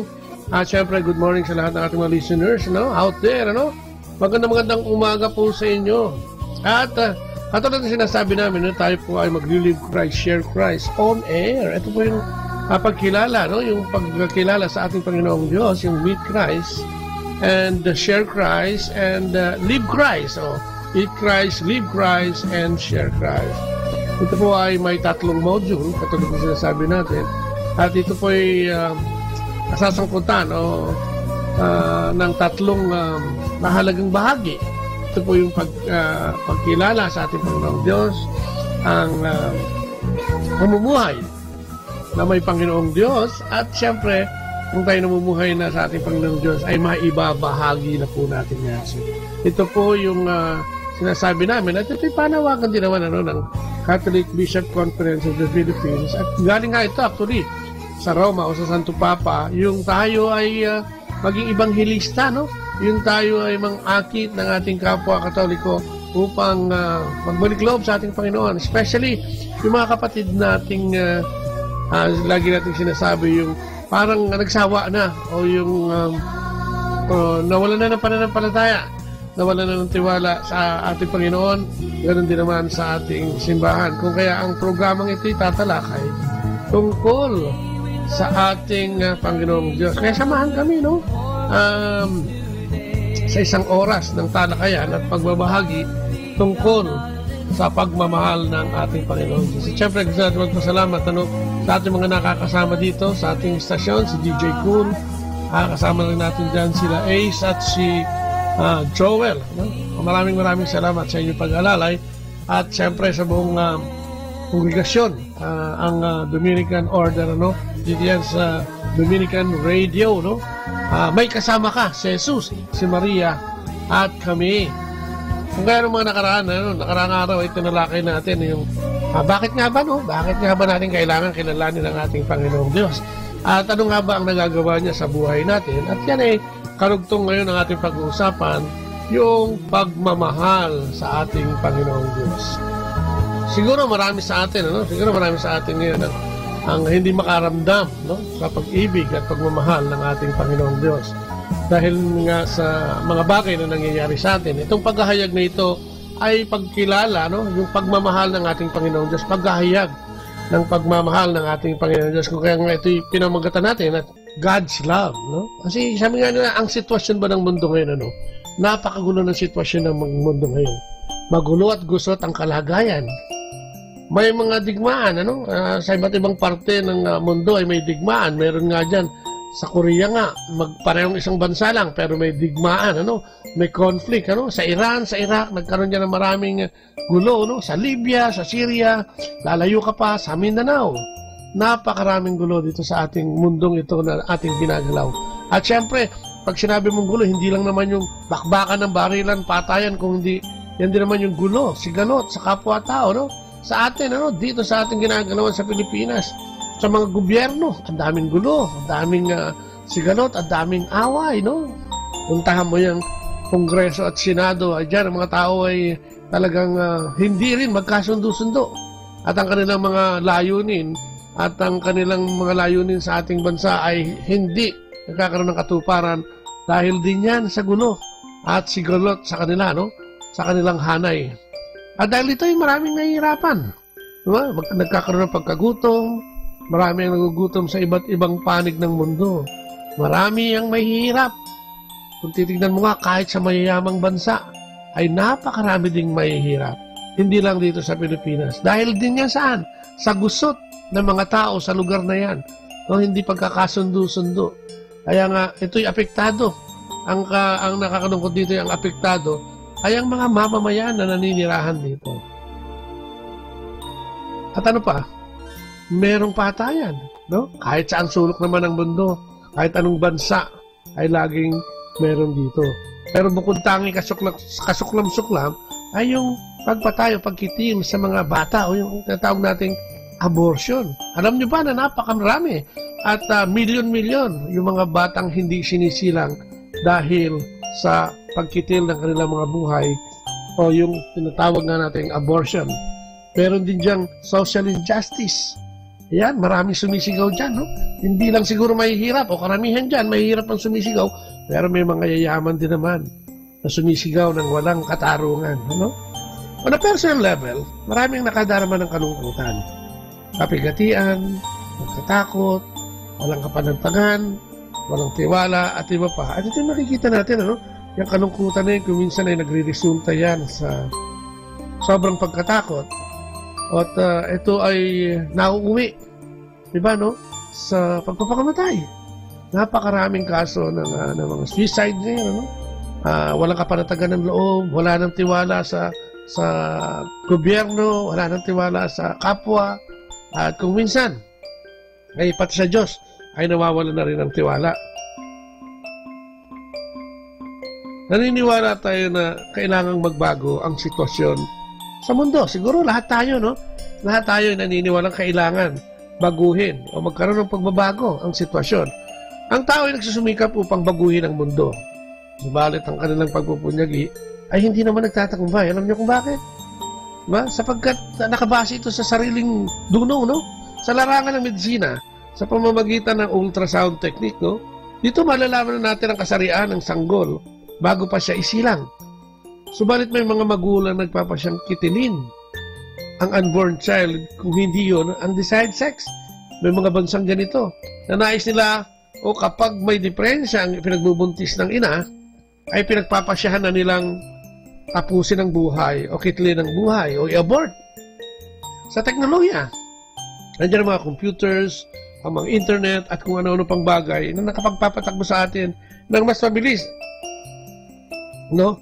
Ang tao ay di lubusang mapagkatiwalaan na gamitin sa mabuti ang karunong paglob sa kanya ng Diyos. Diba? Sa technology din. Minsan ginagamit natin ito sa pamamagitan ng pansariling kapakanan. No? Panluloko, panlilinlang. Ito yung ginagamit natin sa ating kapwa upang tayo magkamal o magkaroon ng mga bagay na gusto natin kahit na sa masamang paraan. Actually, ang technology dapat ay nag-a-advance sa ating kaalaman at karunungan kung ito'y magagamit natin sa wastong pamamaraan. Katulad ng pagpapaunlad, hindi lang sa ating sarili, kundi rin sa ating kapwa. Sa food production, natuklasan ang mas mainam at higit na mabisang pamamaraan upang maparami ang anihin. Subalit marami pa rin ang nagugutom at umamatay sa malnutrisyon at pagkagutom. Ang tao ay di natutong ibahagi ang sobrang panustos o biyaya at biyaya ng Diyos sa mahigit na nangangailangang kalahi o karating bansa. Ito yan, ang daming sitwasyon dati, maraming mga kumpanya o maraming mga taong nagtagumpay sa larangan ng pagpaparami ng pagkain at pagpapalaki nga, katulad nga ngayon, yung 45 days na manok at kung ano-ano pa, yung mga baboy na yan, yung mga alagain natin, yung mga poultry, ay madali na talagang palaguin at palakihin sa medyo maiksing panahon.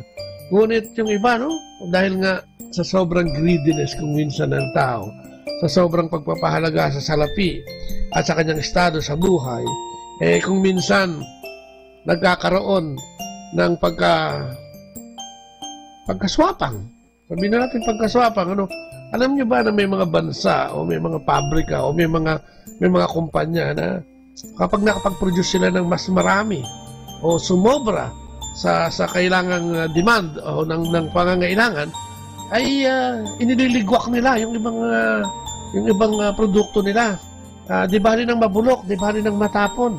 Huwag lang pakinabangan kasi baka sumobra yung supply, bababa ang presyo, maapektuhan ang kanilang kita, maapektuhan ang kanilang ani. Naku, ayaw nila nun. At kaysa ipamigay sa mga mahihirap o mga bansang arating nila na pwedeng pakinabangan ng mga bagay na ito, ay pinipili pa nilang masira na lang yon, ibaon sa lupa o kaya itapon sa dagat o kung ano man, yung mga methodology na ginagamit nila rin, pamamaraan na ginagamit nila, ay para mabigyan ng proteksyon yung kanilang business o kanilang negosyo. Nakakalungkot sapagkat imbis na pakinabangan, dahil ito ang karunungan yan ay binigay naman sa atin ng ating Panginoong Diyos at pakinabangan ng ating kapwa-tao, ay pinipili pa nilang mabulok na lang ito o itapon. Okay lang sa kanilang may narababalitaan sila mga nagugutom at mga walang makain. Hindi nila ito ipansin sapagkat iba ang kanilang focus. Ang focus nila ay sa kanilang negosyo at sa kanilang pagkakaperahan o pagkakalago ng kanilang negosyo. At kuminsan nga, hindi lang yan, may mga mungkahi pa o panukala na ang solusyon ay sa pamamagitan ng man-made religious at iba-ibang ideolohiya, katulad ng kulto, yung transcendental meditation at saka yung Marxism. Ito yung mga parang yung mga bagay na tinatawag mo kasi itong transcendental meditation, ito yung pagtawag ito sa mga kaluluwa ng lumipas na at naging practice to mula pa nung 16th century, mga kulto ang nagpa-practice nito at ito hindi mabuti. Pagtawag ito ng mga espiritong hindi sa ating Panginoong Diyos. At yan, yung mga sitwasyon ngayon sa mundo na iba't iba ang tao, iba't iba ang tinitignan. Kaya ang gulo-gulo, may gera, may panlalamang, di ba? Ang teknolohiya ay ginagamit sa iba't ibang hindi mabuting paraan. Kung kaya ang mundo ay magulo at walang kaayusan. At yun, yung gulo na yan ay ayaw na mangyari ng ating Panginoon. Ang tao ay di nagtatagumpay dahil ang kanilang mga pagpupunyagi ay base sa dunong ng tao. Dunong ng tao. Ang kinakailangan ay ang dunong at pamamaraan ng ating Panginoong Diyos. Sabi nga niya doon sa Isaiah 55:8 and 9, ang wika ni Yahweh, ang aking isipay di nyo isipan, at magkaiba ang ating daan. Kung paanong ang langit ay higit na mataas, ang daat isip ko'y hindi maaabot ng inyong akala. So, yung kaisipan ng tao, pag yun ang pinairan, at hindi kaisipan ng Diyos, sinasabi sa Isaiah na talagang magkakagulo, sapagkat iba ang kanyang isipan, at iba ang ating isipan. Magkaiba ang ating daan, Kung paano daw ang langit ay higit na mataas sa lupa, isip ko'y hindi, sabi niya, ang daan at isip ko'y hindi maaabot ng inyong akala o mga panukala. So malayong malayo. Ano nga ba ang pamaraan ng Diyos? Tatanungin siguro natin, kapatid, may plano ba ang Diyos upang makawala tayo sa kinasasadlakan nating kawalang ayos at kaguluhan? Meron nga ba? Mga kapatid, meron. Mga brothers and sisters, ang starting point para maintindihan natin ang plano ng Diyos ay matatagpuan sa paglikha ng mundo na nasa Genesis. Sa Genesis, Kabanata 1, talata 31. At sinabi ng Diyos, pinagbasta ng Diyos ang lahat niyang ginawa at lubos siyang nasiyahan. Pinagmasdan ng Diyos ang lahat niyang ginawa at lubos siyang nasiyahan. So wala siyang ginawang hindi maayos. Diba? Ang lahat ng kawalang ayusan at kaguluhan ay di naaayon sa ating Panginoong Diyos. Ayon yan sa Genesis 1:31. Di ba? At sinabi niya rin sa Genesis Kabanata 1, talata 27, nilalang ng Diyos ang tao ayon sa kanyang larawan. Nilalang ng Diyos ang tao ayon sa kanyang larawan. So makikita mo yung picture ng Diyos sa atin. No? Walang magkakamuka. Pero yung ulo, yung mukha, yung ilong, mata, ang sinasabi ng Diyos ay magkasing. Diba? So ang sinasabi niya, ang kapangitang dulot ng kasalanan sa buhay ng tao sa ating panahon ay di naaayon sa kalooban at plano ng Diyos.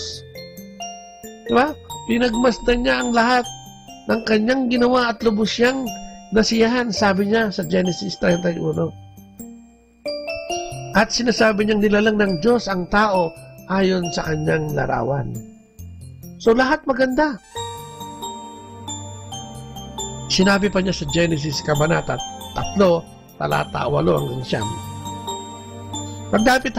Pagdapit hapoy narinig nila si Eva at si Adan na naglalakad sa halamanan si Yahweh, kaya't nagtago sila sa kahuyan. Datapwat tinawag ni Yahweh ang lalaki at tinanong sila, saan kayo naroon? Naku, ito na yung tagpo, na ito si Eva at si Adan, ang ating mga ninuno, ay dinala sa Garden of Eden. At ibinigay, sabi ng Diyos sa kanila, sabi ni Yahweh, kunin niyo lahat ang inyong maibigan, gamitin niyo ang lahat ng inyong maibigan. Di ba? Kainin niyo ang inyong naisin, maliban lang sa isang bagay. Ang sabi ng Panginoon, maliban lang sa puno na nasa gitna na yan, o puno ng buhay na tinatawag. Sapagkat yung puno na yan, pag kinain nyo yan, ay kayo'y mamamatay. Ang sabi ni Yahweh. Pero alam mo naman, ang tao masyadong lapitin. Ika nga ng tukso. Sapagkat sa Garden of Eden na yan, ay nandiyan din yung serpent, yung ahas. At nagsabi doon na kay Eva, sabi niya, masarap itong punong kahoy na ito. Halika, kumain ka. Ngunit sinabi ni Eva, naku, hindi yan pwede sapagkat yan ipinagbabawal ng ating Panginoon. Ngunit mas hindi ang pagnanasa ng Diablo na sila'y ibulid, kung kaya ay si Eva ay kumain. Ang masakit na to, tinawag niya pa si Adan. At binigyan din. Kaya naman tayong mga lalaki. Sobra yata tayong masunurin. Kahit na panahon pa ni Eva at ni Adan. So, dahil siguro sa pagmamahal at pag-ibig niya kay Eva, diba? O yung, dahil sila magkasama, alam mo naman, ang lalaki mapagbigayan. Kinain din. So, eto na yung Genesis 8 and 9. Nung hapong yun ay hinahanap na sila ni Yahweh. Diba? At nagtatago na sila dahil nung matapos nilang kainin ang puno o yung bunga ng punong pinagbabawal sa kanila, ay nalaman nilang sila'y hubad. No? Nalaman nilang sila'y nakahubad. Kung kaya, parang nahiya sila, kaya nagtatago. Diba? So dito parang makikita mo na, hinahanap sila ng ating Panginoon, ng ating Panginoong Diyos, ng Diyos Ama. Diba? Kaya makikita mo tayo ay nakatalaga sa friendship with God. Nung hapon, diba? Nag-aalala ang Panginoon, nasaan na sila? Hinahanap, no? Kaya yun ang nangyari. Nung mangyari yun, ay sinabi ni Yahweh na sila ay lalabas sa Garden of Eden. So ang pagkabuwag ng ating ugnayan sa Diyos Ama ay ating kagagawan at hindi intensyon o hinangad ni Yahweh na ating Diyos. Nasira ang plano ng Diyos. Ang original sin ay sumaatin na magkasala sina Eva at si Adan. At pagmula noon, ang tao ay patuloy nang dito malima sa Diyos at sa kanyang panukala. Naku, nagsimula nang magrebelde ang tao noong panahon na yon. Magkagayon pa man, kahit pinarusahan ng Diyos ang tao, ay di niya pinabayaan o inabandona ang tao. No? Ang Diyos ay nagmamahal pa rin kahit na nagkaroon ng bigat na pagkakasala si Eva at si Adan. Binigyan pa rin niya ng Diyos ni Yahweh. Si Eva at Adan sila'y magkasala. No? Binigyan ni Yahweh ng mga damit na yari sa balat ng hayop. Ay makikita natin sa Genesis Kabanata 3, talata 21. At ipinangako niya na ang binhi ng babae ang dudurog sa ulo ng ahas na naglulong sa kanila, no? Sa kapahamakan o doon sa original sin. Ang binhi ng babae ang dudurog sa ulo ng ahas na ito. At sa Genesis pa lang makikita mo na yung pag-ibig ng Diyos sa tao. Hindi lumayo sa Genesis mismo. Nangako ang tao na may babaeng magsisilang ng isang binhi. Ito nga ang ating Panginoong Kristo na dudurog sa ulo ng ahas. Na mapagsamantalang ahas o ng diablo na yan o mapanukso at nagbulid kay Eva at Adan sa kapahamakan o sa pagkamatay. Ang binhi ay si Jesucristo at ang babae ay ang ating mahal na ina. O di ba? Ang tagal, pero noon pa lang, ang pagtubos ay nasa puso na ng ating Panginoong Diyos. Na kay Yahweh na yung intensyon at layunin na tubusin ang sangkatauhan sa pagkakasadlak sa kasalanan. Pinurusahan nga ng Diyos si Cain sa pagpaslang sa kapatid dahil sa inggit. Kapatid niyang si Abel, subalit binigyan si Cain ng tatak upang di siya patayin. No? Genesis 4:15, mababasa po natin yan. No? Na ang Diyos binigyan ng tatak sa noo si Cain upang ang makakita nito ay hindi siya paslangin o patayin. Ang buhay niya ay pinreserve pa rin ng ating Panginoon Diyos at kaligtasan. Kapag kung tatanungin niyo itong si Cain, ay pinatay si Abel sa sobrang selos. Sapagkat mas napapanigan o tingin niya o sa sobrang selos, ano naman ang selos? Ang selos ay walang pupuntahan yan. Sa sobrang pagkainggit kay Abel ay nakagawa ng hindi maayos o hindi karumal-dumal ang ating kapatid na si Cain. No, pinatay niya si Cain dahil parang lagi siyang napapaboran at mas gusto ng Diyos ang kanyang mga hain. Sapagkat si Abel ay talagang kung ano yung mga first class sa kanyang mga ani sa kanyang poultry, yun ang kanyang binibigay. Samantalang si Cain, yung ani niya sa agrikultura ay yung mga yung mga binibigay niya, yung mga second class, minsan yung third class pa. At ang akala niya ay nalilihim ito sa ating Panginoon. Pero hindi. Kung kaya dahil doon na naghahandog ng mabuti si Abel ay kinainggitan niya at kahit kapatid niya, no? Tingnan mo ang diablo, no? Kung manulsol. At yan ay nangyayari sa atin araw-araw, no? Na sinusulsulan tayo ng diablo. Kaya ang plano ng Diyos ay hindi masunod sa ating mga buhay. Sa dako pa rin ng Genesis, mababasa natin ang buktutan ng tao noong panahon ni Noe. Ang Diyos ay nagpadala ng dilubyo, pinabaha para puksain ng lahat ng tao at kasamaan sa mundo. Subalit nahabag pa rin siya, no? Itinangi pa rin niya, no? Inatasan niya si Noe na gumawa ng daong o yung barko na magliligtas sa mga banal sa kamatayan. Sapagkat dito yung nalaman din naman natin, no? Ang kwento ni Noe na pinadala din, no? Nagdala rin siya ng mga pares, ng mga hayop, ng kung ano-anong bagay sa mundong ito upang magpagsimulan ng ating lahing muli matapos niyang gunawin ang mundo sa 40 araw na pagbabaha. Sa Genesis 11, 1 hanggang 9, nakita rin natin dito makikita natin yung pagtatayo ng toreng aabot hanggang langit, yung tore ng Babel. Ang kasalanan ng tao ay patuloy na ginagalit ang Diyos sa kanilang pagtatayo ng tore ni Babel. Ano mo? Kung totoo siya, dito sa makabagong mundo natin, ganun din tayo eh. Hanggang ngayon, nagtatayo din tayo ng sarili nating tore. Hanggang ngayon, di ba? Pag matahig tayo, kinakalaban pa natin ng Diyos. Hanggang ngayon, ang ating pag-uugali, ang ating mga asal, ay malayo pa rin sa ipinag-uutos ng ating Panginoong Diyos. No? Madalas tayo, pag nagpupunyagi o namamayagpag, ay wala tayong kinikilalang Diyos. Ngunit pag bumagsak na, ang kawawang Diyos ay siya ring sinisisi. Subalit yung tore ng Babel na yan, katulad ng nangyayari din sa karamihan sa atin, ay hindi kinukonsinti ng Diyos. Hindi kinukonsinti ng Diyos. So yung pangyayaring yun sa Babel o yung tore ng Babel ay sinundan na ng buhay ni Abraham sa Genesis 12. Na siyang naging daan tungo sa dakilang pananauli ng tao sa Diyos sa pamamagitan ni Jesus. Ayan na, no? So, nandun lang sa Genesis lahat ito. Hindi siya lumayo. Ang pag-ibig at pagmamahal ng Diyos, ang pagtubos. Makikita natin na mahal ng Diyos ang sanlibutan.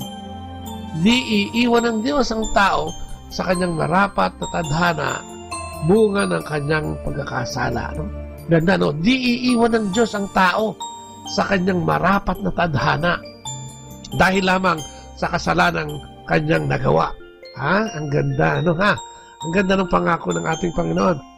Tapos, ang Diyos ay di walang malasakit o malayo sa atin. Mahal niya tayo at nais niya magkaroon ng personal na ugnayan sa bawat isa sa atin.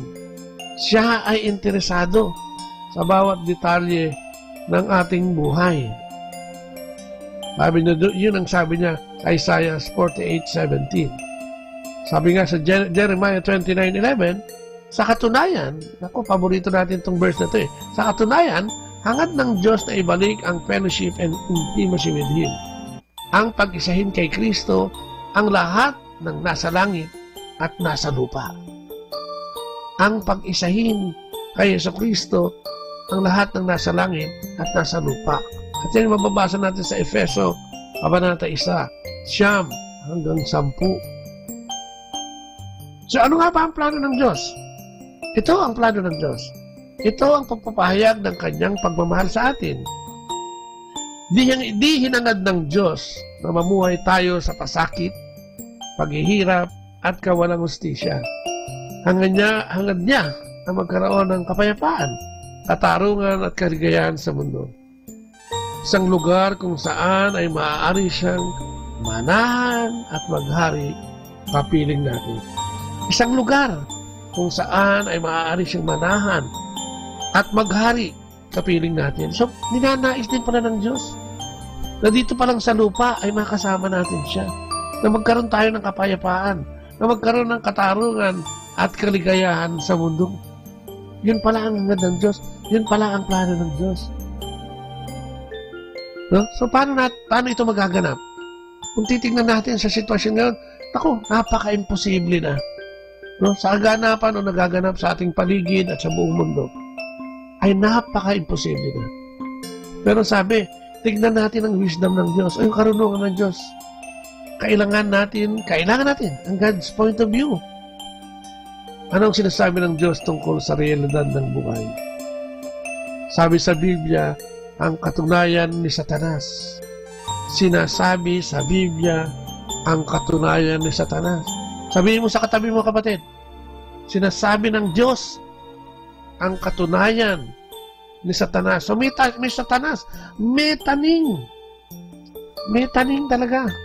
So, nandito sa mundo na siyang nag-orchestrate o siyang namumuno sa pagsira ng ating kaisipan, sa pagsira ng ating kabuhayan, at sa pagsira ng maayos na relasyon natin sa bawat isa.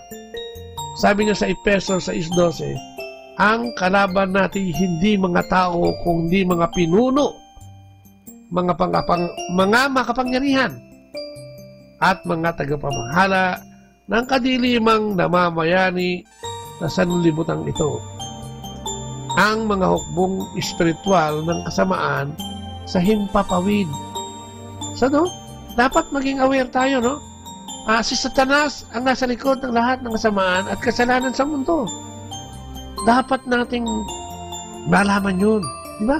Kung minsan magugulat ka ang ayos-ayos ng buhay mo biglang magkakagulo Bakit? Kung minsan dahil sa isang desisyon na sinolo mo. Dahil sa isang desisyon na hindi mo sinama ang Diyos. Dahil sa isang desisyon na hindi mo kinonsulta ang Diyos. Dahil ang akala mo ito'y okay na. Dahil may nagbulong sa'yo. No? Makatandaan natin na ang Diablo ay gumagamit ng lahat ng magagandang pamamaraan. Lalo na nga physically, maganda yan kung mag-offer. Kung magbigay yan ng mga solusyon ay parang napakaganda.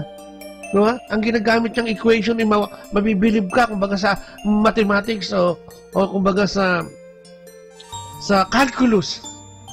Di ba? Magaling yan. Ganito ang gagawin mo, ganyan ang gagawin mo at ikaw naman. Dahil sa iyong pagkaganit kung minsan, pakatandaan natin mga kapatid, pagka ang didesisyonan na natin ay tungkol sa ating kapwa at tungkol sa nakakarami at tungkol sa pag-ibig, ay tignan natin mabuti. Ito nga ba ang karapat-dapat? Wala ba ditong ilusyon? Kinonsulta ba natin ang ating Panginoong Diyos? Tinawag ba natin ang kanyang pangalan? O hindi na tayo nagpaalam dahil gustong-gusto na natin ito mangyari dahil ito'y magbibigay ng resulta ng ating pagiging tanyag, no? O pagkakamahal ng mga bagay dito sa mundong ito, no? Kaya sinasabi ng Diyos, totoo na may Satanas at ang kalaban natin ay mga espiritong nasa himpapawid. Hukbong espiritual ang sinasabi niya. At kung sa ating sariling kakayahan lang, ay di natin magagapi si Satanas. Never.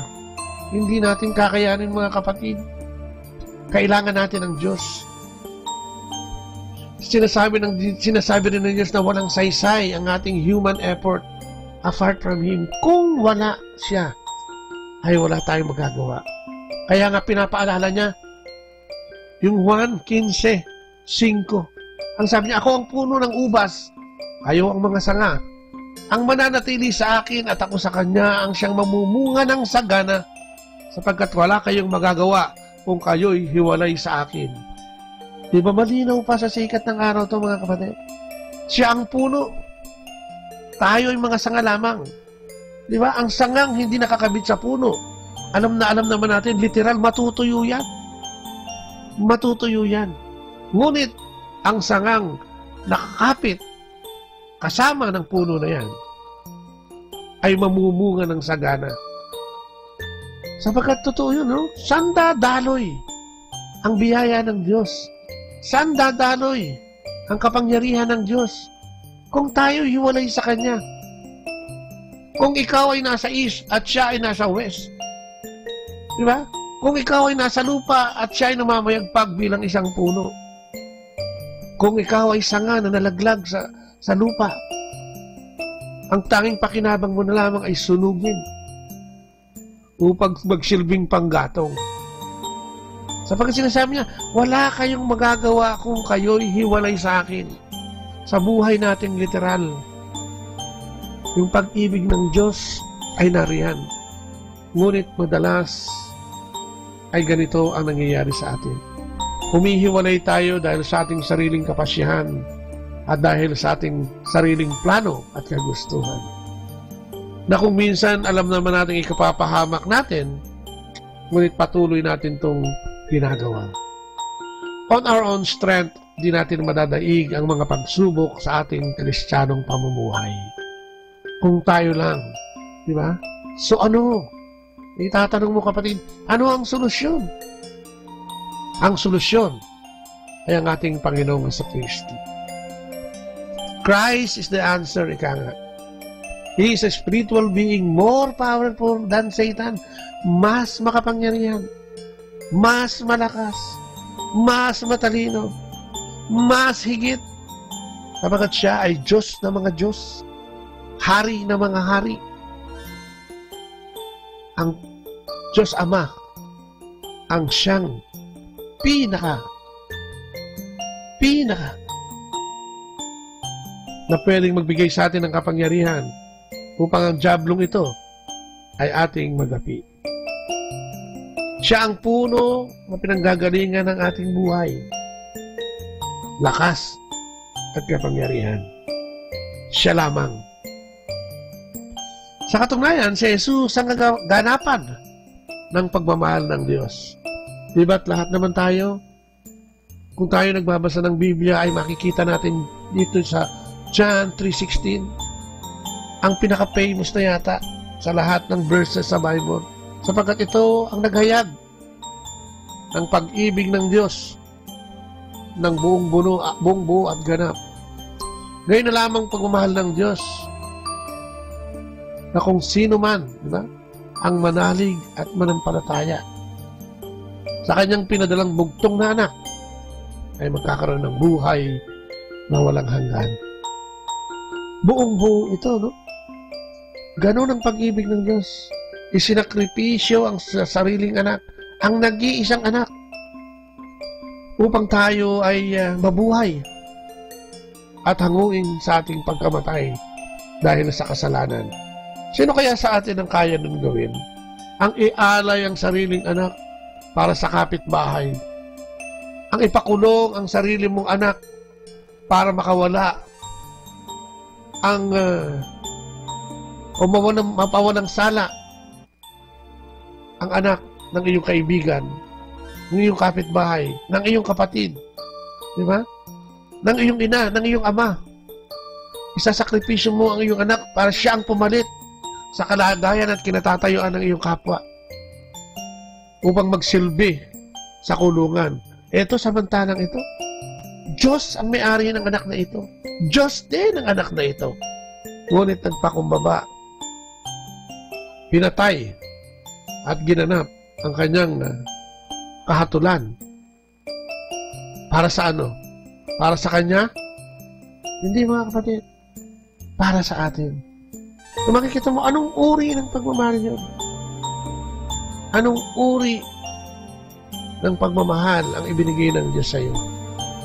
Pag-isipan mo, kapatid. At kung minsan sinasabi natin, ang Diyos ay walang katarungan. Ang Diyos ay masyadong mapanubo. Ang Diyos ay hindi mapagkakatiwalaan. Ang Diyos ay maramot. Sa 3:16, kapatid, ay makikita natin ang pag-ibig, pagkalinga, pagbibigay ng pagpapala, gantimpala, at lahat ng grasya ng ating Panginoong Diyos. All in one. John 3:16. No? Ipinadala ang kanyang bugtong na anak na kung sino man ang manalig, maniwala at manampalataya ay magkakaroon ng buhay na walang hanggan. Sa gayon, mararanasan natin ang pagmamahal ng Diyos kay Jesus at magaganap ang plano niyang magbalik loob tayo sa Kanya. Dahil yun lang naman ang hinihingi niya lagi sa atin.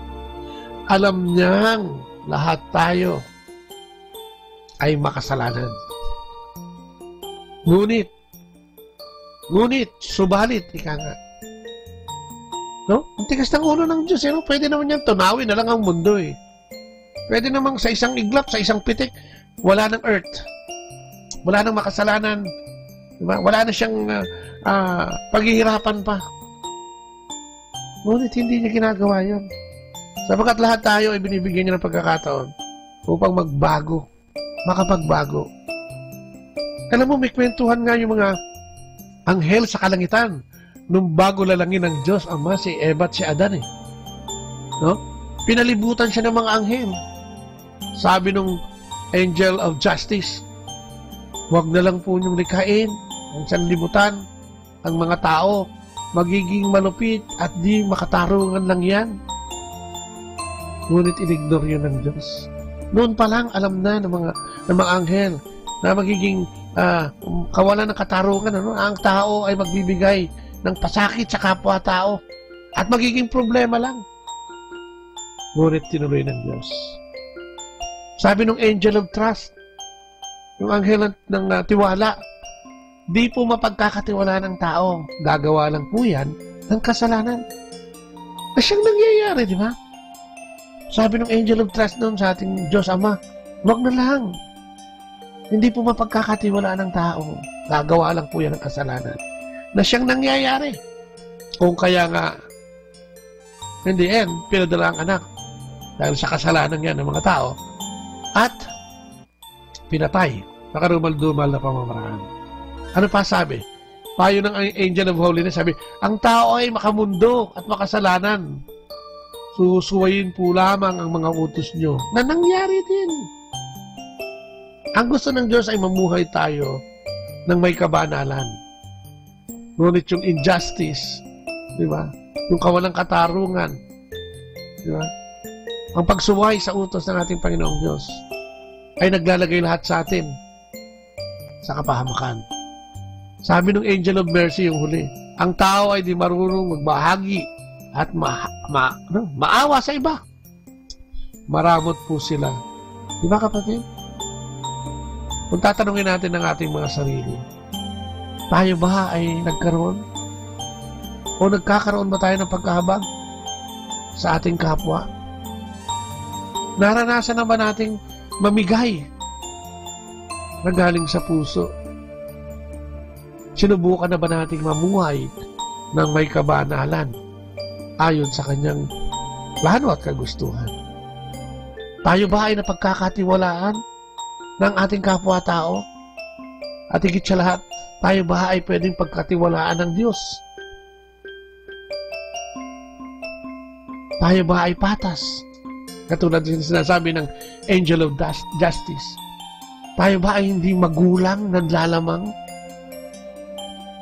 Tayo ba, kapatid, ay makatarungan?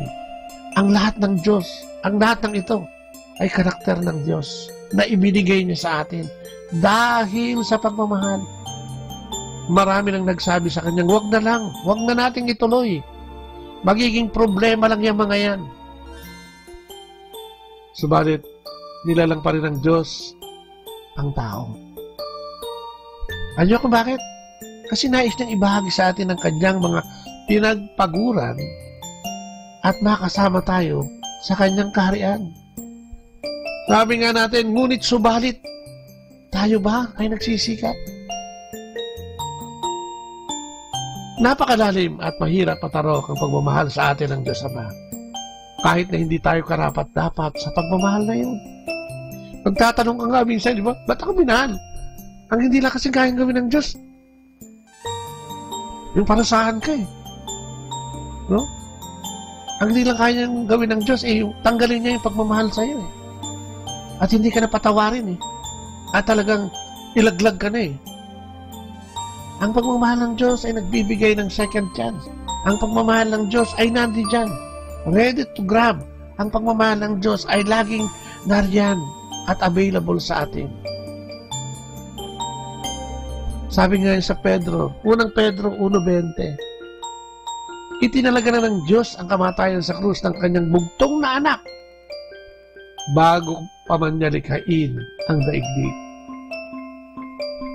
No? Alam na niya kung ano mangyayari. Ngunit itinuloy pa rin dahil gusto niyang ibahagi sa atin yung kasaganahan at kasarapan ng buhay na kasama siya. Ang kanyang pinagpaguran, no? Ibahagi sa atin. Ipamigay sa atin. Mga kapatid, paulit-ulit tayong pinatatawag at tinatawag ng ating Panginoong Diyos. Ang Diyos Ama mismo ay handang magpatawad sa ating mga pagkakasala. Bakit nga ba hindi? Inuulit lang natin. Bakit niya ibibigay ang kanyang bugtong na anak? Bakit niya ipadadala ang kanyang bugtong na anak? Para sa ano? Para sa mga taong katulad natin na walang ginawa kung hindi subayin ang pag-ibig at pagmamahal ng Diyos na yan. Ano, di ba? Ano ang pwede nating ipalit sa pagmamahal ng ating Panginoong Diyos na yan? Ano yung pwede nating isauli o isukli ang pag-ibig at pagmamahal ng Diyos o ng Diyos Ama sa ating lahat? Paulit-ulit tayong pinatatawad ng Diyos sa ating pagkakasala. At dahil dyan, di ba, nag-iwan siya ng mga sakramento upang ating magamit sa ating pagkikipagkasundo sa Kanya. Nariyan ang Sacrament of Reconciliation. Nandyan yung sakramento ng misa. Nandyan yung sakramento ng binyag. Nariyan ang marami pang sakramento katulad ng kasal, paglalagay, pagpapahid ng langis sa may sakit, at pagganap sa gawaing makadiyos o yung pagpapari at mga religious order. Mga kapatid, nasubukan mo na ba? O kailan mo ba nasubukan na minahal ka ng Diyos?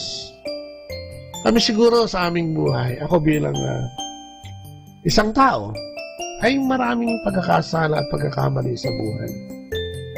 Nalulung ako sa mga bagay na hindi katanggap-tanggap sa ating Panginoong Diyos. Sa murang edad ay gumagamit na ako ng mga ipinagbabawal na gamot upang takasan ang kalupitan ng mundong aking sinasabi. Lumakay ko sa isang pamilyang walang kaayusan, walang kasunduan, walang pagmamahalan. Ang ugali ay hindi mo matarok, biglang umiinit ang ulo, biglang nagagalit, biglang may nagmumura, at biglang may nagkaaway. Kapag lumaki ka sa isang ganitong mundo, ano pa nga ba ang inaasahan mo kung hindi magulo din ang buhay mo? Naghanap ako ng kalinga ng iba, humanap ng ibang tatay at nanay sa ibang tao.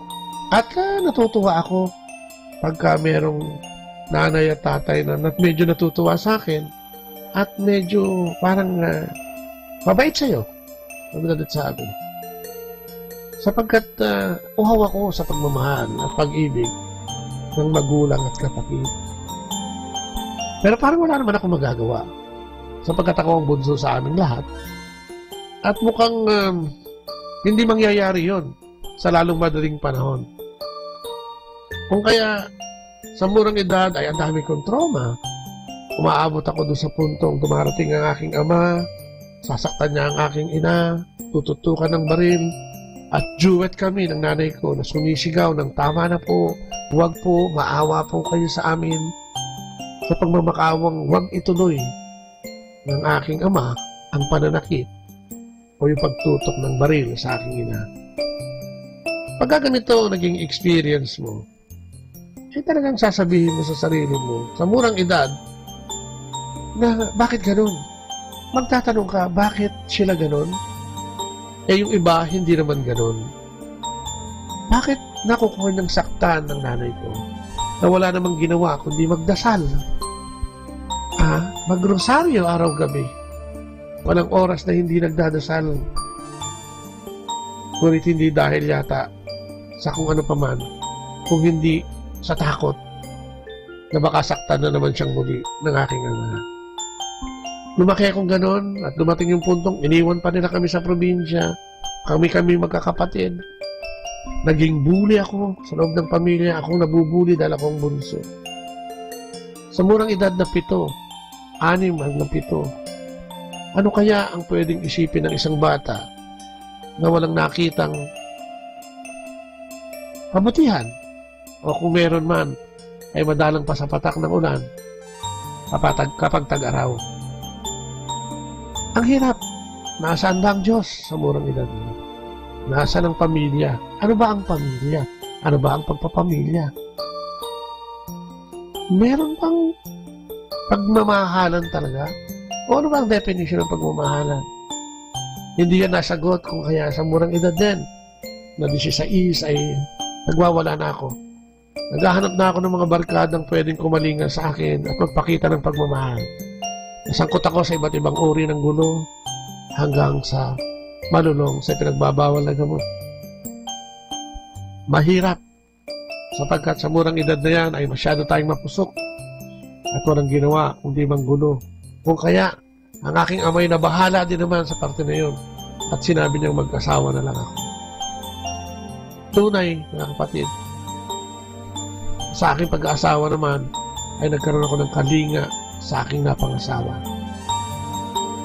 Nagkaroon kami ng 3 anak at naitawid, kahit sa kahirapan, ay naitawid upang mag-aral. In between ito, ang dami-dami pa na nangyari sa buhay namin. Ano ang gusto kong sabihin? Dahil sa pagbabalik loob na ginawa sa akin ng ating Panginoon, ginamit niya ang aking asawa upang ipakita sa akin ang tunay na kaganapan ng buhay at tunay na kaganapan ng pag-ibig at magmamahal sa loob ng aming tahanan. Kung kaya nga ang irony nito kung gaano kagulo yung pamilya ko, gano'n naman naging maayos ang aming pamilya. Ang Diyos ay hindi natutulog. Ang Diyos ay gagawa ng paraan upang ikaw ay iahon sa iyong kadustahan, kung ano man yan, kapatid. Ang kailangan lang natin ay tumangkilik, tumalima, sumunod, at sikaping magbago. At anong makakagawa nito? Tayo lang. Sino ang pwedeng gumawa? Tayo lang. Simple lang ang kailangan natin gawin. Ang tanggapin natin ang ating Panginoong Jesucristo bilang ating manunubos at Panginoon. Hindi madali. Pero kung maibabahagi ko sa iyo o kung nakinig ka dito sa ating panayam ngayon, ay makikita mo kung gaano tayo minahal ng Diyos. Sa simula pa lang. Sa simula pa lang ng paglikha ay inilagay na niya ang kanyang anak upang tayo itubusin dahil alam niyang tayo ay magkakasala. Diba? Ang pag-ibig na yan ay hindi natin makita. Sabi ko nga, pagkagising mo lang sa umaga mahal ka ba ng Diyos? Oo, nagising ka pa Binigyan ka pa ng pagkakataon para magbago. Binigyan ka pa ng pagkakataon para lumapit sa Kanya. Binuhay ka pa niya. Magpasalamat ka. Ano pa? Diba? Ang daming bagay na dapat nating ipagpasalamat sa ating Panginoon. Ang ating pamilya. Ang ating mga mahal sa buhay. Ang ating mga anak. Lahat ito ay galing sa Diyos. Kung may tinatamasa ka man, nakasaganaan sa buhay, ito ay galing sa Diyos. Ang pag-ibig ng Diyos ay simple lamang.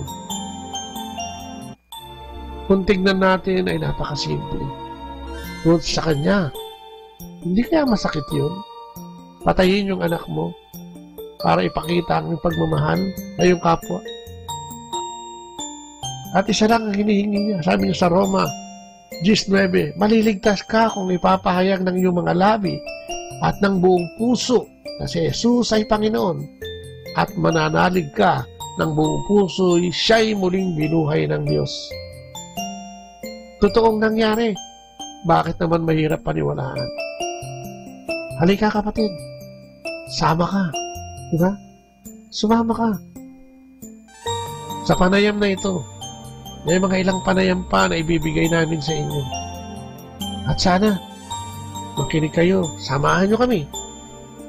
Dahil dito, iyahayag namin ang tunay na pagmamahal ng Diyos, ang kaganapan ng ating Panginoong si Kristo bilang tao at Diyos, ang kaganapan ng banal na Espiritu, at kung ano ang nagagawa nito sa atin.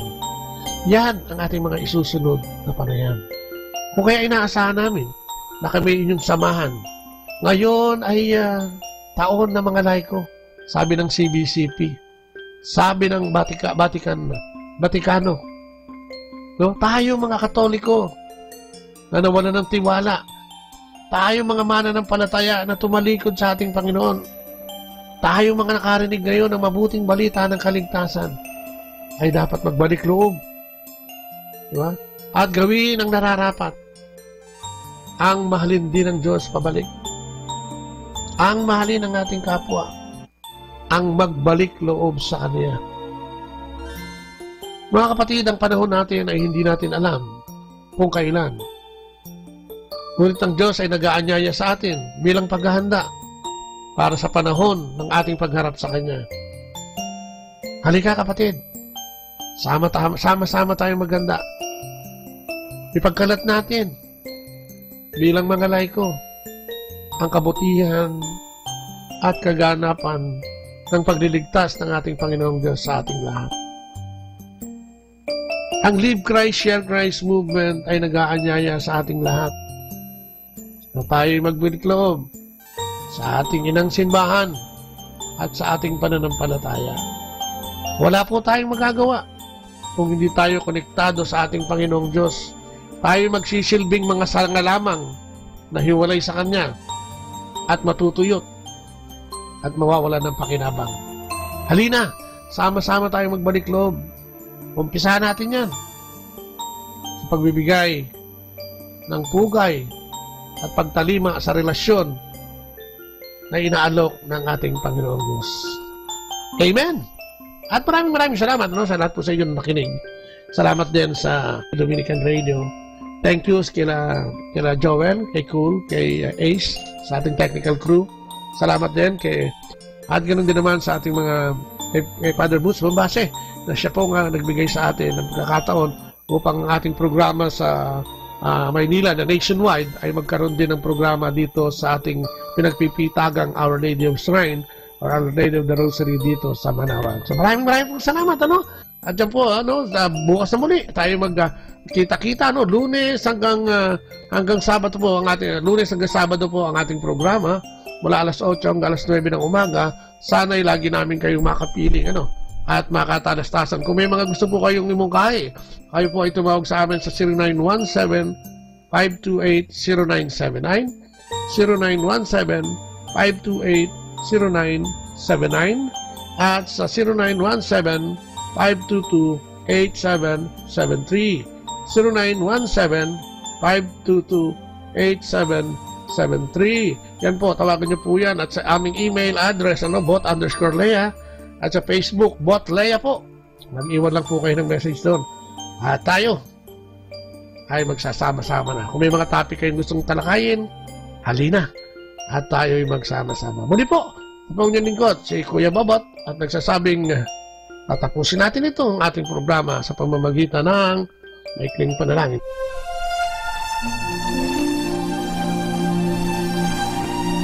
Sa ngalan ng Ama, ng Anak, ng Espiritu Santo. Amen. O Panginoon, salamat. Thank you, Lord God, for revealing us again ngayong umagang ito. Salamat sa mensahe, ang pag-ibig ng Diyos. Ang linaw, Panginoon, ng iyong sinabi, tutunay na minahal mo kami at lagi nang binibigyan ng pagkakataon. Salamat, Panginoon, sa iyong paghahayag ng mabuting balita ngayon. Salamat at nung papalang umpisa ay naalaman namin na ang plano mo ay talagang kami tubusin at hanggang humantong sa pagpapangamatay o pagpatay sa iyong bugtong na anak ay hindi mo kami iniwan. Oo nga po, Panginoon, na ikaw ang puno at sadyang kami mga sanga lamang at walang magagawa kung di kami konektado sa iyo. Salamat din, Panginoon, sa paghahayag sa amin ng Diablo ay tunay. Kasi Satanas ay nandi dyan upang kami laging linlangin, guluhin at iligaw sa iyong pagmamahal, Panginoon. Lord God, samahan mo kami sa pamamagitan ng Espiritong Banal sa araw-araw naming pamumuhay. Ipadala ang iyong karunungan sa pamamagitan ng Espiritong ito. Ang gift of wisdom, knowledge, understanding. Ang gift of faith, gift to do miracles. Para sa aming pang-araw-araw na buhay ay maging milagro ang iyong mabuting balita.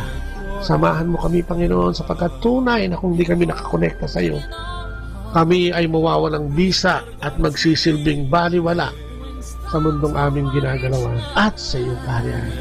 Samahan mo kami, Panginoon, sa araw-araw ng aming buhay. Ang mga kapatid namin na nariyan at talagang napariwara, humina ang pananampalataya, tumalikod sa simbahan at sa kanilang katolikong pananampalataya, ay hinihiling namin na basbasan mo sa pamamagitan ng programang ito na ibalik sila sa simbahan at muling magtiwala sa iyo, Panginoong Diyos. Muling magtiwala sa simbahan, Panginoong Diyos, upang sa gayon ay makagawa ng paraan upang ang kaligtasan ay hindi maging huli para sa aming lahat. Mga kapatid namin may sakit at karamdaman ay dalangin din namin, Lord God. Ang programang ito'y padaluyin mo. Sa programang ito'y padaluyin mo ang biyaya ng kagalingan. Para kung anumang aspeto ng buhay may kakulangan sila, maaring pisikal, sakit, maaring material, maaring espiritual, kung yung kanilang emosyon o pag-aalala. Ay dinadalangin namin na magkaroon ng katugunan sa mga sandaling ito at mapawi ang lahat ng pag-aalala. Ang aming bansa bilang kabuuan, ang aming gobyerno, ay hinahain namin sa iyong paanan upang sa iyong pagpapasya ay magkaroon ng katugunan at katarungan ang mga lahat na nangyayari sa aming bansa. Bigyan mo ng tunay at tamang kaisipan. Lalo tigit ang aming mga kapatid na naggagawa ng mga batas at gumagawa ng mga bagay o nag-i-implement o may kapangyarihan sa mga bagay na makaka-apekto sa aming pamumuhay bilang isang bansa. Muli po, maraming salamat. Salamat po, Panginoon. At ito'y hiling namin sa matamis na pangalan ng aming Panginoong sa Kristo, kasama ng banal na Espiritu sa kanyang kamunian. At sa pananalangin kasabay ng aming Inang Maria, ang Our Lady of Manawag. Maraming salamat. Sa kanang Ama, ng Anak at ng Espiritu Santo. Amen. And again, on behalf of aking partner na si Leia, ang aking misis, kung samantala po nagpapaaram ang inyong lingkod na si Kuya Bobot, at nagsasabing, ingat-ingat lang. Bye-bye. God bless. Atin pong napakinggan ang replay ng programang Ang Kristiyanong Pamilya at iba pa. Dito lamang sa Manawag Dominican Radio, may kasama ka, si Jesus, si Maria, at kami. Our time now is 9 o'clock in the evening. Let us now have our time check prayer. Panalangin ng kapanatagan. Panginoon, bigyan mo ako ng katiwasayan ng pag-iisip upang tanggapin ang mga bagay na hindi ko na maaaring baguhin, ng tapang ng loob upang baguhin ang mga bagay na maaari ko pang baguhin, at ng katalinuhan ng pag-iisip upang mabatid ko ang pagkakaiba nito. Amen.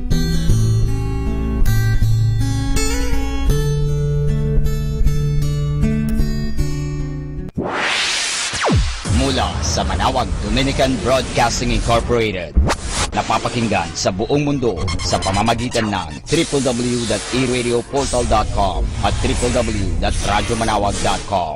May kasama ka, si Jesus, si Maria, at kami. Our positive thought for this hour: you can't live a positive life with a negative mind. More than ever, we need Catholic radio station like Manawag Dominican Radio FM. Ako po si Bo Sanchez ng Kerygma. Binabati ko po ang lahat ng nakikinig. May kasama ka, si Jesus, si Maria, at kami. Mga kasama, ating pong pakinggan ang talk ni Bo Sanchez na recorded sa feast na ginanap sa PICC. I want you to greet somebody beside you, give him a handshake or a hug, and tell that person, God will bless you today.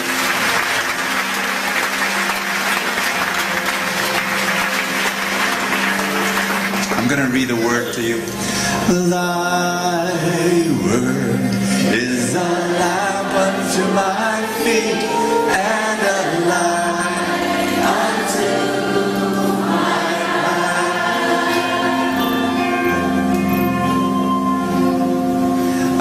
I'm going to read to you my most favorite scripture passage of all. It's in 1 John chapter 4 verse 19. And it says, we love because He first loved us. We love because He first loved us. Why will you love? Because He first loved us. Husbands, raise your hand. Why will you love your wife? Because He first loved you. Wives, raise your hand. Why will you love your husband? Because He first. Amen. Parents, raise your hand. Why will you love your kids? Because He first. Parents, children, raise your hand. I know it's difficult, but Why will you love your parents? Because He first loved us. The Bible says we love because He first loved us. You cannot love anyone if you do not receive the love of God first. Understand what I'm saying? You cannot give what you do not have. Amen? You know, Arlene told me to preach about how love changes us. That's the only way. The only way to love your spouse, the only way to love somebody unlovable. You've got some unlovable people in your life? Yes. Wala. Swerte nyo naman. Ako marami. But the only way, everybody say, the only way that you can love anyone in your life is that if He first loves you. You got what I'm saying? And do you believe that God loves you? Ang problema natin, hindi natin tinatanggap yung pag-ibig ng Diyos. We do not receive that love. And so today we're going to receive that love. Amen? Practice nga tayo. Pwede tayo mag-practice. Alam po yung mga Pinoy, hindi masyadong nagyayakapan. Ewan mo kung bakit. Teka muna. Pakinggan niyo muna. Kasi sa atin, corny eh. Ay, yayakapin ko si Mami. Yung gano'n yung, ay, lalo na to, si Kuya. Yayakapin ko yung kapatid ko. Pero alam nyo, I really believe this. May mga psychologists na nagsasabi, we need 4 hugs a day to survive. Survival, kailangan 4 daw na yakap bawat araw. Pero kung talagang gusto mong ma-nourish, talagang to grow, 12 hugs a day. Sino dito yung malnourished? Taas ng kamay. Malnourished? Sige nga. Brother Bo, malnourished na malnourished.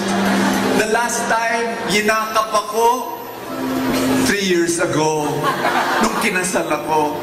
Alam nyo, ang gawin natin ganito, maski corny, maski sa mga bata, cheesy, yakapin natin yung ating mga pamilya, kaibigan, maski hindi natin kakilala, yakapin mo nga, sabihin mo, mahal ka ng Diyos. Mahal ka ng Diyos. Mahal ka ng Diyos. Mahal ka ng Diyos.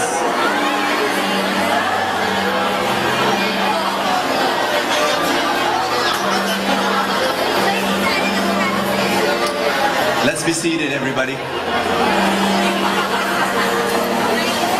Let's be seated. Wow. It's good to see you. Touch somebody beside you. Tell that person, God will speak to you today. Sino dito yung mga taga-parokya? Taas ng kamay. They're from the parish. Yay! Everybody say, yay! Sino dito yung mga malapit dito sa parokya? Yan. Taas ng kamay. Taga-BF. Taas ng kamay. Yung mga malapit dito. Thank you. Everybody say, yay! Sino dito yung mga dumayo? Yung medyo malayo talaga. Grabe. Hey! Welcome. Welcome dito sa ating parish na Our Lady of Grace. Maraming salamat. Thank you so much. Sino dito yung mga nag-a-attend ng feast or Light of Jesus? Taas na kamay. Ba't kayo nandito? Joke lang, ha? Thank you for your support. Thank you so much for your support. Wonderful. Alam nyo, siguro tinatanong nyo, ano yung feast? Ano ba yun? It's a weekly gathering that's based on Mark chapter 2. Mark chapter 2, nakalagay doon, kikwento ko na lang pwede, verse 17 and onwards. Jesus ate with the tax collectors, the sinners, the prostitutes. Yun yung basis ng feast. Bakit ako nagtayo ng feast? No? There are now 151 feasts all over the world. Weekly gatherings. And siguro tanong nyo, bakit ganun? Sana magsimba na ng mga tao. Yun nga eh. Do you know? Alam nyo ba to? I was in CBCP. I was with the Bishops Conference of the Philippines. Last week lang. Ito pinag-usapan natin. Sinabi ko sa mga obispo, alam mo mga bishops, as Catholics, we get lulled. We get complacent into thinking, okay yung Catholic Church sa Pilipinas. Tanungin sa akin, bakit? puno ang simbahan, di ba? Tama? Mali? Ilang misa sa isang linggo? 6, 7, lahat puno! Lalo na yung 6 o'clock ng gabi. Yung mga umahabol, no? Bakit? Kaya we get lulled, complacent, and thinking, okay yung Catholic Church. But do you know this? The bishops know this. How many percent ng mga Katoliko hindi na nagsisimba tuwing linggo? Tanong sa akin, ilan? You wanna be shocked? Baka mahulog kayo sa pew. 85%. Parang hirap isipin, ano? 85% ng mga Katoliko hindi na regular nagsisimba tuwing linggo. Hindi na. Pag birthday, yan, siguro. Yung iba hindi na nagsisimba sa Catholic Church, pumunta na sa ibang sekta or ibang church, di ba? Nakuha niyo sinasabi ko? Sino sa inyo may kilalang Catholic, hindi na nagsisimba tuwing linggo? May kilala kayo? Kay kapitbahay, kamag-anak, lahat? What am I saying? Kaya naglagay kami ng feast. Ang feast, hindi pa yung talk ko to I'm just introducing. Kasi tinatanong ako Brother Bo, bakit yung feast nasa sinihan? Doon namin nilalagay sa sinihan. Ako sa PICC, ako nagpipreach, no? Conventions. Hindi sa parokya. Kasi nga, yun ang target namin, yung 85% na hindi nagsisimba. That's the whole thing. In Mark chapter 2, Jesus ate with the tax collectors, the prostitutes, tapos criticize siya ng mga Pharisees. Sa Mark chapter 2, sinabi ng mga Pharisees, ba't mo ginagawa yan? Akala ko banal ka. Ang sagot ni Jesus, those who are well do not need a physician. Tama? I am a doctor of the soul.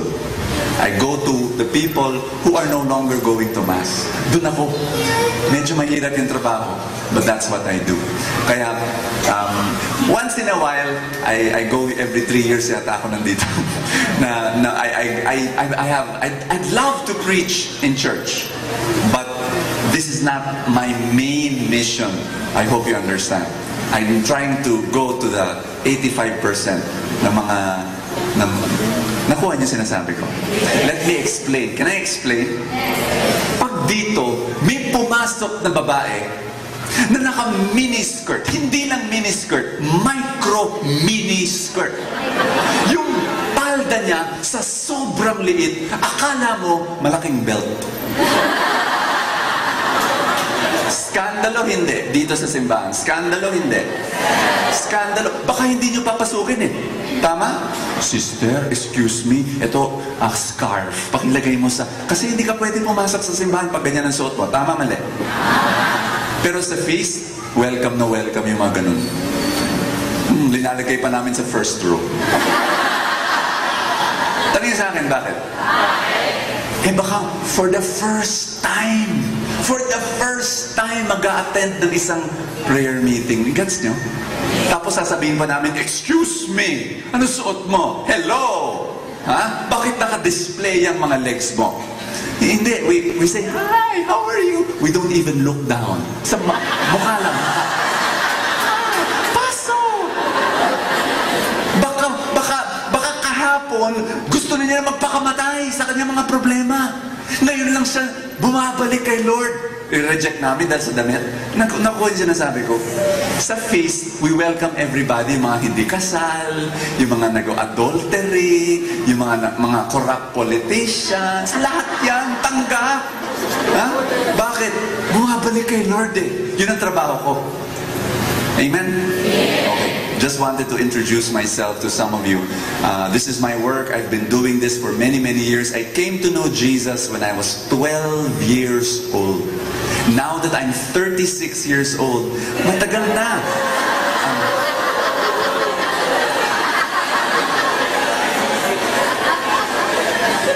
Ay, halata na ba?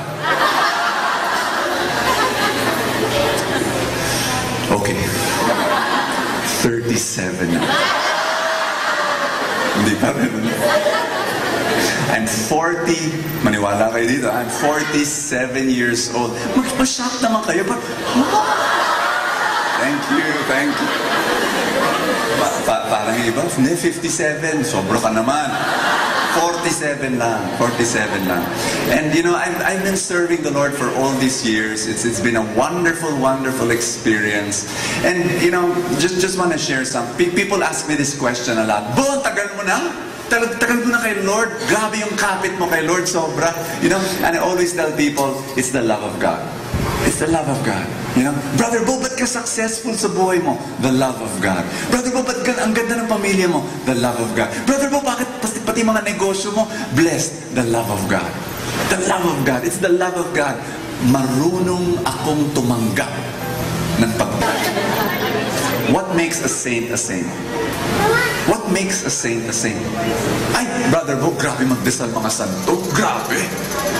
Ay, Brother Bo, maging santo ka, dapat magpakamatay ka. Martir! San Pedro Calungsod. Ito, definition ko sa saint. Marunong ka tumanggap ng pag-ibig ng Diyos. Yun eh. If you receive the love of God, then you'll be able to love God. You cannot love God if you do not receive His love. Maraming tao, hindi nila magets yun. That the love of God is like an ocean. And they're surrounded by an ocean of love. You have to open up your heart to that love. Amen? Very important. One of my favorite stories of Saint Francis was he was walking in a field of flowers with his companion Leo. And Leo was his brother Leo and brother Francis naglalakad sa isang field of flowers without any warning. Biglang sumigaw si Francis. Tinakpan niya yung tenga niya at sinabi niya, "Stop talking to me!" Tapos tumakbo palayo. Hinabol siya ni Brother Leo. Takbuhan sila, habulan sila. Tapos medyo malayo-layo na, tumigil si Francis, and he was breathing, and hapo-hapo, and then he said, sinabi ni Brother Leo, nagulat si Brother Leo, sinabi niya, "Master, what happened?" Sinabi ni Francis, "The flowers, they were talking to me." Si Brother Leo, kung ako si Brother Leo, medyo, Brother Francis, what were the flowers telling you? Pakinggan niya to. Sinabi ni Francis, "The flowers were telling me, Francis, we are in bloom because God knew you were going to pass by." Grabe. Kaya pala santo yun. Ako, pag nakakita ako ng bulaklak, wala lang. Minsan humahaching pa ako. Dapat minsan allergic ako sa bulaklak. Hindi ko narinig yung boom. We are in bloom because God knew you were going to... Sobro naman yun. Pero ganun yung santo. Ang santo-santo, hindi dahil mahal nila si Lord. Second step na yon. Ang santo-santo dahil marunong siyang tumanggap ng pag-ibig ng Diyos. Pag ang blessing dumating sa kanya, recognize niya, blessing Ang taong hindi santo, ganito. May blessing na siya sa harapan niya. So, ganun. Hindi niya nakikita, mahal na mahal niya si Lord. Hawakan mo yung katabi mo ng kamay. Yung kamay niya lang, hawakan mo. Yung pisilin mo ng sobrang higpit, yung halos dumugo na dun sa... Sabihin mo sa kanya, hindi mo alam kung gaano ka-blessed ka. Amen?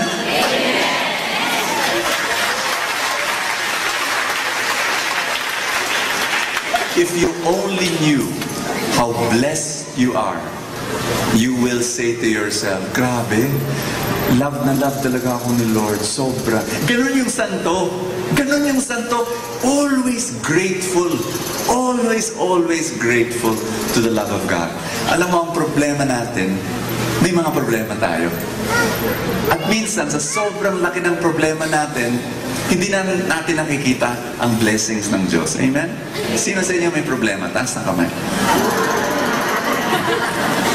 Sino yung medyo malaki problema? Dalawang kamay. Pakidadala.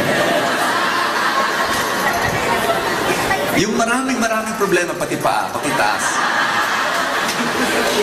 Kasi pag ganon, hindi natin nakikita ang blessing ni Lord. Tama? But here's the truth. Ask me, what is the truth? The truth is that all your problems put together is only 10% of your life. 90% of your life are blessings. Handaan niyo yan. Hindi lang natin nakikita kasi ang problema, napakalapit sa mukha natin. Brother po, ang dami kong problema. But I take you up in prayer. You go into the presence of God, and then God will tell you, o dito, from my point of view, kumusta buhay mo? Ay, ang liit pala ng problema ko. Ang dami kong biyaya na galing kay Lord. Amen? Ang paborito kong yung kwento na gasgas na, nakwento ko na sa inyo dito 3 years ago nung nandito ako. Pero ikikwento ko ulit, pwede ba? Paborito kong kwento to, sorry ha. Talagang yung lola na nasa beach, di ba? Tapos yung anak niya, hindi anak na yung apo niya, nasa dalampasigan, yung nasa malapit sa tubig, naglalaro. May sombrero, may shovel, may maliit na pail, masayang-masaya. Yung lola, medyo malayo-layo sa dagat, no? And the lola was looking at the apo, tapos she was sewing, cross-stitch, you know? Enjoy rin naman siya. Kaya lang, may nangyari. Tari sa akin, may tsunami na dumating. Ang laki-laki, ang lakas-lakas. Bigla. Ah!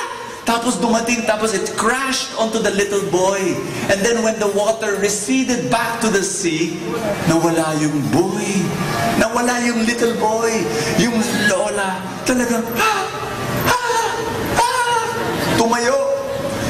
Tumingala. Looked at the sky. Raised her fist before God. And she said, Lord, nagdadasal ako araw-araw. Nagsisimba ako linggo-linggo. Lord, ibalik mo yung apo ko. Alam mo nangyari? Talino sa akin, may tsunami na naman. Bumagsak yung tubig sa harapan niya. Bang! And when the water went back to the sea, nandun na naman yung apo. Medyo hilo na konti, no? Pero nandun talagang gulat na gulat yung lola.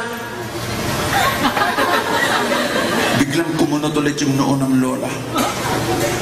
Tapos sinabi niya, Lord, kanina may sombrero siya.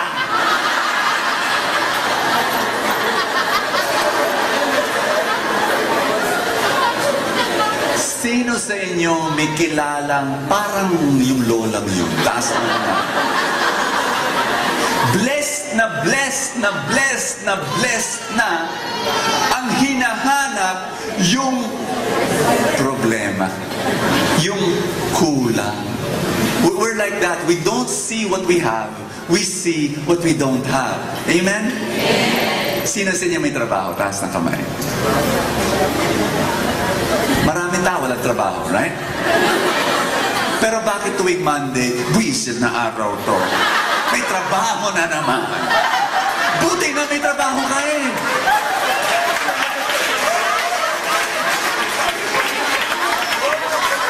Ito pa, pag lunch, kasama ng mga office, yung ating boss na yan, yung talagang sobra na, hindi ko na, buti nga may boss ka eh. Ang dami tao walang boss. Nakatambay lang, ganyan. Ang liit-liit ng sweldo, no? Oo nga, liit. Buti nga may sweldo ka. Ang dami tao walang sweldo. Hindi ko sinasabi, wag kang mag-hope and mag-work para tumaas yung sweldo. Hindi ko sinasabi yun. You know, we need to do that. We need to have ambition. We need to have holy ambition. Amen? Amen. Ang sinasabi ko lang, magpasalamat ka kay Lord sa meron ka. Yes? Pakikurot mo yung katabi mo. Sabihin mo sa kanya, magpasalamat ka. Para mas maraming blessings ang darating. Amen?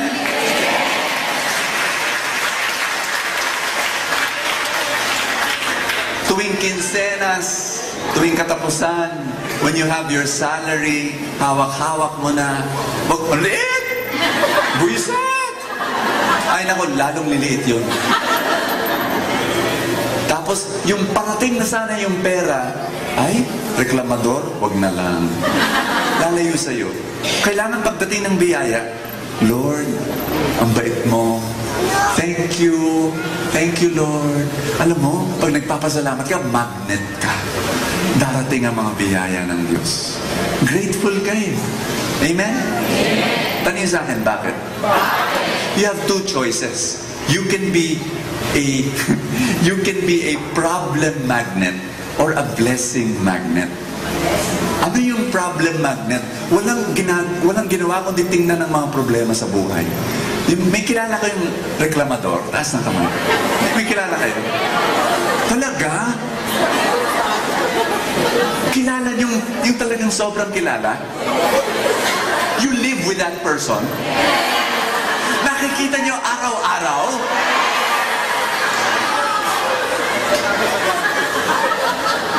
Katabi nyo ngayon.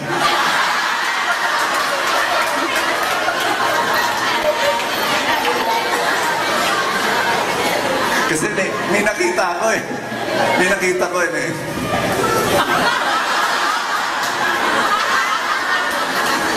Alam mo, pag reklamador yung tao, problem magnet.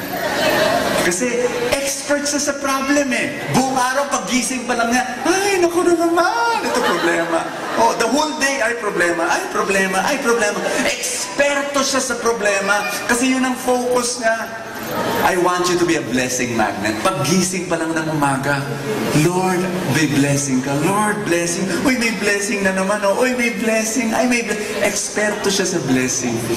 Yung blessing, 2 kilometro ang layo. Kitang-kita niya na parating na ang blessing. Yay! Blessing expert, blessing magnet. Yung iba, problem expert, problem magnet. Dinadala nila ang mga problema. I want you to make that decision. I will be a blessing magnet. And attract more blessings. Amen? Amen. Pero Brother Bo, pag may malaki kang problema, medyo mahirap. Mahirap. Totoo naman. Totoo naman mahirap. Sinasabi, ako rin nagkakaroon ng malaki. What should you do when you have those big problems? You wanna know? You wanna know? Alam mo, pag ang problema parang higante, na wala ka nang nakikitang blessing, I want you to remember. Sabihin mo sa katabi mo, remember. You need to remember the way God was with you in the past. The way God manifested His love for you in the past. Kailangan you need to remember. Lalong-lalo na yung parang, ay naku, ano mangyayari sa buhay ko? Naku, nandito na naman yung problema. Remember the past. How the Lord rescued you. How the Lord healed you. Amen? Amen. Si David at si Goliath. I'll be preaching about this tomorrow. Si David at si Goliath. Kilala niya na si David. Kilala niya si Goliath. Anong cellphone number niya? Kilala niya. Si David at si Goliath, kwento sa Bible. Alam mo si David, according to the Bible, ano ang ginamit niyang weapon to, ang galing niyo, slingshot, no? Tirador. Ha? Pero bakit sa Bible nakasulat, he attacked Goliath with a sling and a staff? Nabasa niyo yun? Nandun yun. Nasa Bible, a sling and a staff. Tanong sa akin, bakit may staff? Nung panahon na yun, walang mga notebook. Wala eh. Nung panahon na yun, walang diary of a wimpy kid. Wala. Kaya pag merong silang mga significant moments of their lives, shepherd ka eh. Si David shepherd eh. May staff talaga yun. Pag meron siyang mga, blessing ni Lord to. Tinalo ko ang oso. Remember? Bakit matapang si David? Sobrang liit si David. Payatot. Mas payapot pa siguro sa akin. Hindi naman siguro, no? Pareho lang kami. But why did he have the courage to fight a giant? Because he remembered. Once upon a time, he was guarding the sheep and a bear came. And with the power of God, he fought the bear and won. Amen? Inukit niya yun. Bible scholars would say this, inukit niya yun. Wala naman diary nun eh. Hindi, inukit niya yun sa staff. Ginagawa ba, as children, did we do that before? No? Hindi. Naalala ko tong araw na to. Dahil sa Panginoon, tinalo ko ang bear. He had to bring the staff to remind him, God rescued me before, God will rescue me today against this giant. Amen? Right now, if you're facing a problem very, very big, I want you to remember that in the past, God rescued you. God blessed you. Isipin nyo yung mga problema nyo 20 years ago, 15 years ago. Naalala niyo yung mga problema nyo? Nung nag-aaral pa, ngayon nagtatrabaho na kayo, pero nung nag-aaral pa kayo, ang laki ng mga problema mo noon. Tama? Lumagpak kayo sa trigonometry, sa chemistry, sa physics, sabay-sabay. You failed. Iyak kayo ng iyak. Anong gagawin ko? O tingnan mo ngayon, 10, 15, 20 years, sana yung problema mo na yun? Wala na, may trabaho ka na. Tinatanong pa ba ng boss mo yung trigonometry mo? Wala naman eh, wala. Amen? Naalala mo yung problema mo dati? With your girlfriend, with your boyfriend, naalala mo yun, talagang hiniwalayan ka, pumili ng iba. Aray! 6 months ka na depressed. Hindi ka kumain. Para kang losyang sa bahay. Hindi ka lumabas. Ang baho-baho mo. Naalala mo yun? Heartbroken ka. You wanted to kill yourself. Ngayon, kumusta? Sino yun? Ano pangalan niya? Ewan ko. May asawa ka na, o kaya happy-happy ka na sa single person. Tapos yung boyfriend mo yun, na-realize mo, ay, buwisit pala yung buti na lang. Thank you, Lord! Thank you! Thank you!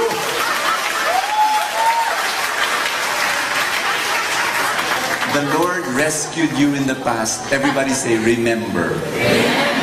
Remember the love of God in the past. Amen? And then when you face your problem, you will say, kayang-kaya ni Lord to. Bakit? Dati, kinaya ni Lord eh. Yung mga problema ko ngayon, kayang-kaya niya. Sabihin mo sa katabi mo, bring your staff. Your staff of remembrance. Your staff of gratitude for the past blessings so that you can expect new blessings to come in your life. Amen? I'd like to share a story that again is a favorite story of mine because kung pag may problema ako, I remember this story. Can I share you my favorite story in my life? I'd like to end with this story. I was 16 years old when I received alam niyo yung Bible quiz, yung kaedad ko, may Bible quiz sa TV noon. And yung iba tumatango. So kaedad ko kayo. Nanalo ako ng nationwide Bible quiz. I was 14 years old when I joined it. Overtime. Matagal yun eh. It was a long, a whole year or more. And then I won the grand prize. And the prize was a trip to Jerusalem. Hindi yung Celia na... Hindi yun. Sa mga bata, hindi nila alam yun. Hindi, totoo yun, yung mga bata, hindi nila ang tawag doon ang tawag sa kanila, anong tawag sa mga bata? Musical chairs na ang tawag sa kanila sa larong yun. Pero tayo mga medyo mas older, alam natin yun trip to Jerusalem ang tawag doon. And so when I was 16 years old, I was excited because it was the first time I will travel abroad. First time ko yun. Tapos mag-isa pa ako. Tapos sa Jerusalem, from Israel, iikot pa ako sa Europe, mag-isa lang. For 41 days. Mag-isa lang. I backpack, no? Tapos yung dollars kong maliit, linigay sa medyas ko. Sinabi ng nanay ko, iligay mo sa medyas mo para hindi mawala, para hindi ka mag-pickpocket, ganyan. So, ang baho nun. Pero bali, iligay mo sa medyas ko. Tapos, ayun, first stopover, talagang excited, natakot ako. And then I went to Greece. Yun ang first stopover. Bago ka sa Israel, punta ka sa Greece. So stopover lang yun. Sa airport ka lang, hintayin mo lang yung connecting flight mo. So I was there, and I was reading my Bible dun sa lounge, sa airport lounge, naghihintay. Tapos may isang babae na dumating. Medyo ano siya, medyo healthy ng konti. No? Sige na nga, mataba.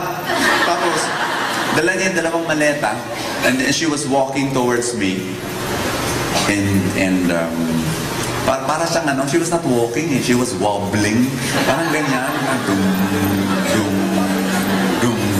So, gusto ko naman tumulong, so lumapit ako sa kanya, can I help carry your bags? Sinabi niya, ha? Naku, hindi marunong mag-English. So, sinabi ko, ano kayong, mag-Espanyol ako, may konting alam naman ako. Senyora, voy a llevar tus cosas? Ha? Hindi pa rin. Magtatangs na sana ako. So, ito, gawin natin. Universal language to. Uy, naintindihan niya. So, binigay niya yung dalawang bag sa akin. Akala niya, porter siguro ako. Tapos, sinabi ko sa kanya, habang nung linapag ko na yung mga maleta dun sa lounge, sinabi ko, Jerusalem. Uy, ngumiti! Jerusalem! Uy, pareho kami pupuntahan. Tapos, sabay kami pumunta sa counter. Tapos, binigay ko yung ticket ko sa, yung lalaki dun sa counter. Tapos, ngumiti siya. Kasi bata ako 16 years old, mag-isa. Tapos, binigay sa akin yung boarding pass ko. No? Sasakay na ako sa aeroplano, pwede na. Tapos, yung babae naman. Yung babae, binigay niya yung ticket niya. Alam mo, sumimangot yung lalaki. Tapos, sinabi niya sa babae, excuse me ma'am, but your ticket is not valid. You need to buy a new ticket. Yung babae, hindi rin niya maintindihan. Siyempre, ibang-iba nga yung lingwahe, kumuha pa ng translator, ganyan, in-explain sa babae. Yung babae nag-explain. Wala siyang kapera-pera.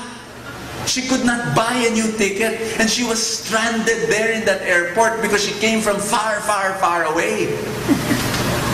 So, sinabi ko, paano ba yun? I was waiting for her. And then this woman, she gets her suitcases from me. And I said, Sinabi niya, Tapos pumunta siya sa isang sulok ng airport. Tapos umiyak. Nakita ko siya doon sa isang sulok ng airport. Umiyak. Hindi yung, hindi ganon. Ano mo yung ano yung iyak niya? Tanong sa akin, ano?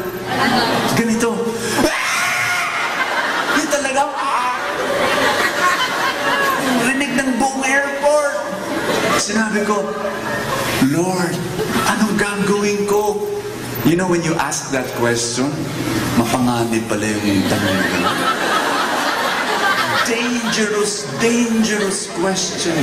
Lord, what do you want me to do? Sagot ni Lord, bigla eh. Buy her a ticket. Nice joke. Nice joke. Lord, 41 days ako sa Europe, mag-isa, for the first time in my life, traveling outside the archipelago of the Philippines. Lord, are you crazy? Lord, yung pera ko nasa medyas ko. Medyas! Lord, how will I buy? Kunti lang yung dollars ko. As utos ng nanay ko, huwag ka pumunta sa mga hotel sa Europe. Kumatok ka sa mga konbento. Tapos magmukha kang ano, talagang parang batang kalder. That's what I did. I went to the woman. I said, umiiyak siya.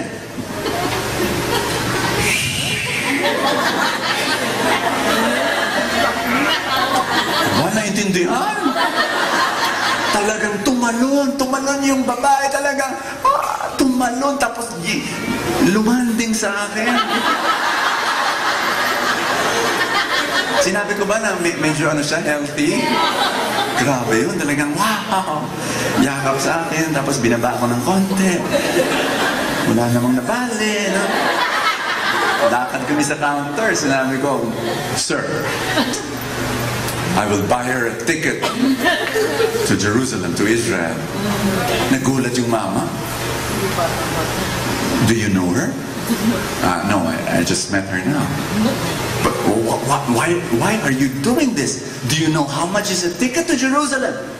No, it's $256.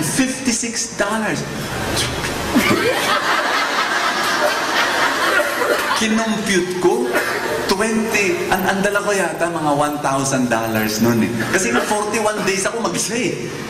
200, naku, 25% na, wala na, paano ba yun? Baka hindi na ako makauwi eh. No? So, pero sinabi ko, this utos ng Diyos eh, di ba? It's okay. I will buy her a ticket to Jerusalem. Alam mo yung mama, nagtanong sa akin, are you rich? Sagot ko sa kanya, my father is rich. Di ba? Sino mayaman ang tatay? Sabi mo sa katabi mo, mayaman ang tatay mo. Mayaman ang tatay mo. Tandaan mo yan. Mayaman ang tatay mo. So ayun, hindi pa rin niya ako binentahan ng ticket para sa babae. Ayaw niya eh. Tinawag niya yung big boss niya. Nag-argue sila. Argue talagang.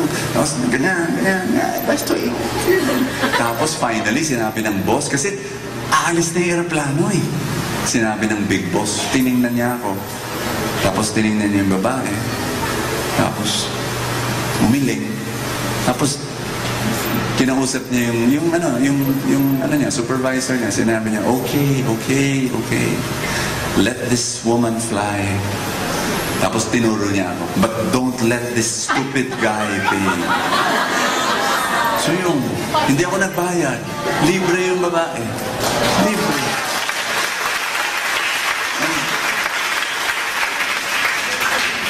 Nakasulat yun sa staff ko. Yung staff ko. Pag lumalaban ako sa gera, may Goliath sa harapan ko ngayon, hawak-hawak ko yun. 16 years old ako, the Lord did this for me, and He will do the same thing today. He will do the same thing tomorrow. Amen? One more time, tell somebody beside you, remember. How the Lord blessed you before. Remember how the Lord rescued you before. Remember how the Lord gave blessings to you before. He's gonna do it again this coming year. 2014, kakaumpisa pa lang, I want you to believe this, that the Lord will continue to bless us this year. I want you to believe. Alam mo ang problema nating mga Pinoy, I'd like to just close this before we pray again. You know, you need to believe that God is a generous God. Hindi kuripot ang Diyos. Amen? And kung sa'yo, kuripot ang Diyos, yun ang mararanasan mo, konti lang ang blessings mo. Pero if you believe that God is a generous God, then you will experience the generosity of God in your life. Tanggapin mo. Alam mo yung ocean ng pag-ibig ng Diyos, nandiyan na eh. Tanggapin mo. Ang santo ay santo dahil marunong siyang tumanggap ng pag-ibig ng Diyos. Receive the love of God. Amen? Who wants more blessings for his family? Raise your hand. Tanggapin mo. Everybody say, I will receive.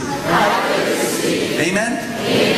Sino sa inyo gusto ng more financial blessings? Tanggapin mo. Amen? Tanggapin mo. There will be opportunities that will come your way. More training for you in your job so that you will be promoted. Tanggapin mo yung training, you know? Hanapin mo yon. Better opportunities. May projects na dumarating. Tanggapin mo. Ay, brother po, mahirap eh. May project. Hindi, tanggapin mo. Blessing yan eh. You know, you pray for blessing, tapos pag dumating, alam mo, ang blessing, nakasuot ng damit ng problema.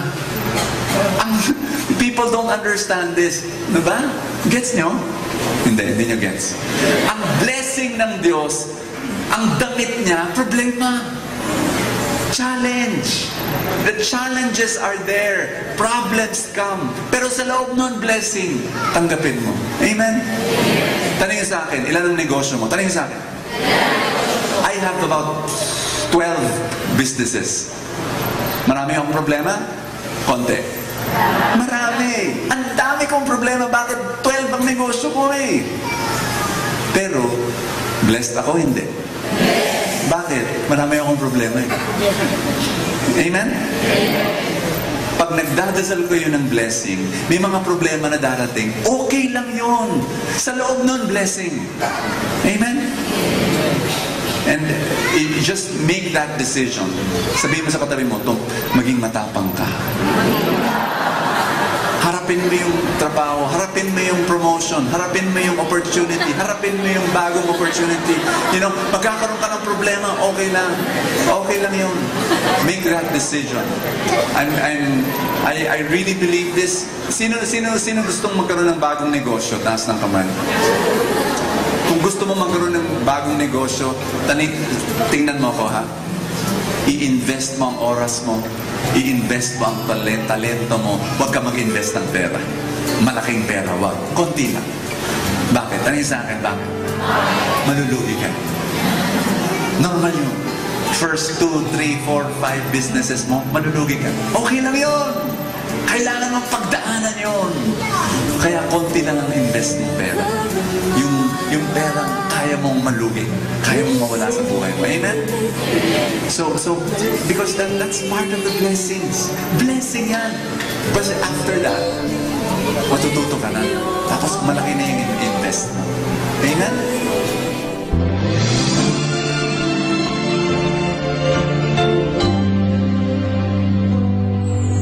I try to reach out for you, but I fall. You seem so close and yet so far.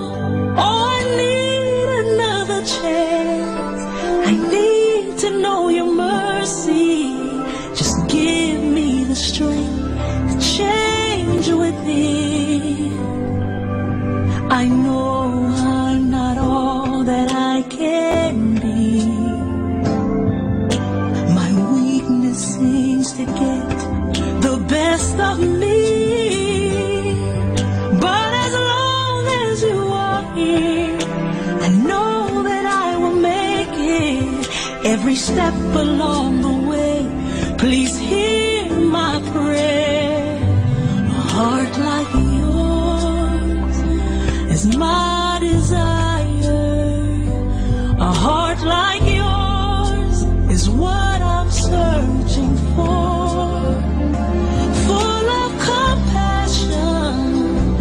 Nothing wrong within.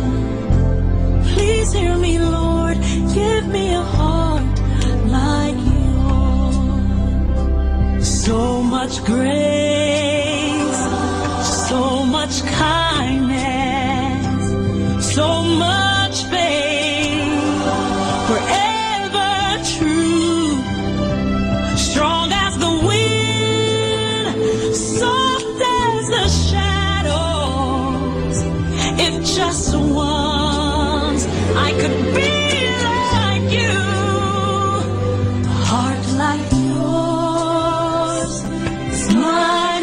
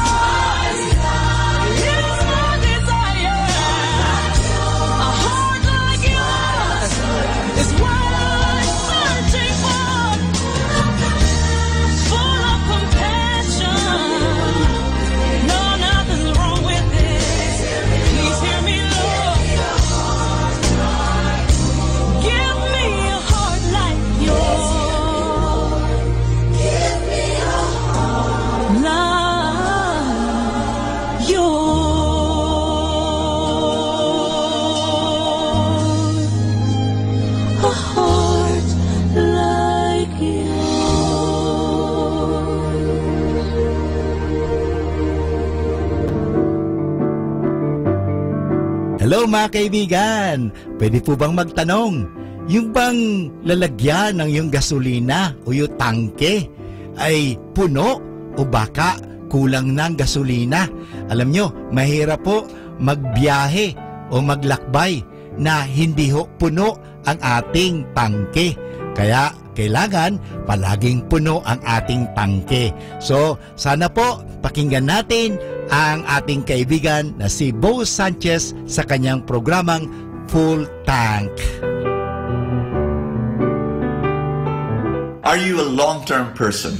If you want to be successful in your family life, if you want to be successful in your parenting, and you want to be successful in your friendships, if you want to be successful in your finances, in your business, if you want to be successful in the spiritual life, you have to be a long-term person. Because I've met a lot of short-term people, and you know what? They are not successful. Hi, this is Bo Sanchez, and welcome to Full Tank, your place of inspiration, where I open the gospel and I pray that it will nourish you. I'm here at home, and I'm so happy. You know what? I'm just going to share with you that the gospel that we're going to talk about is this, that God has planted His word into your life. Now, did it grow? That's what we're going to find out. How do you grow the Word of God in your heart? It's going to be the Gospel in Luke chapter 8, verse 4 to 15, and we're going to talk about the parable of the sower. Here we go. A sower went out to sow his seed, and as he sowed, some seed fell on the path and was trampled. That's number one. And the birds of the sky ate it up. Some seed fell on rocky ground, so path and then rocky ground. And when it grew, it withered for lack of moisture. Some seed fell on thorns, and the thorns grew and it choked the plant. And some seed fell in good soil, that's number 4, and when it grew it produced fruit 100-fold. And then later on Jesus gives the meaning. So wonderful. Verse 11. This is the meaning of the parable. The seed is the word of God. Oh! And those on the path, number 1, are the ones who heard, but the devil comes and takes away the word from their hearts, and they may not believe, and they were not saved. Okay, so a lot of people, this is what I thought. A lot of people, they blame the devil for so many things in their lives. You know, the devil made me do it. You know, all sorts of things. You know what? That's just one. And I really believe, from my experience and observing people's growth, you know, we shouldn't be blaming the devil too much. You know, I really think that the devil becomes powerful. And first of all, I believe that evil exists, okay? But it becomes powerful when we give power to the devil. And how? By fear. You know, what we need to do is to focus on God. So here's number 2. Those on rocky ground are the ones who, when they hear, receive the word with joy. Notice that. There are so many people who receive the word with joy, but then, look, but they have no root, and they believe only for a time and fall away in a time of temptation. How many people have come to the feast? That's the name of our prayer meetings. And they're so happy. Wow, this is amazing. This is beautiful. The Word of God, the singing, the worship. I love it here. And then the next week, they're not there. You know, or they're there for a month, and then the next month, they're not there. Or they're there for a few months, and then after that, they're gone. You know, they receive it with joy, but they're not long-term people. How many people they start great in their relationship, their friendship, or their marriage. They love the honeymoon, but then, you know, when the going gets tough, they're gone because they're not long-term people. Now here's number 3.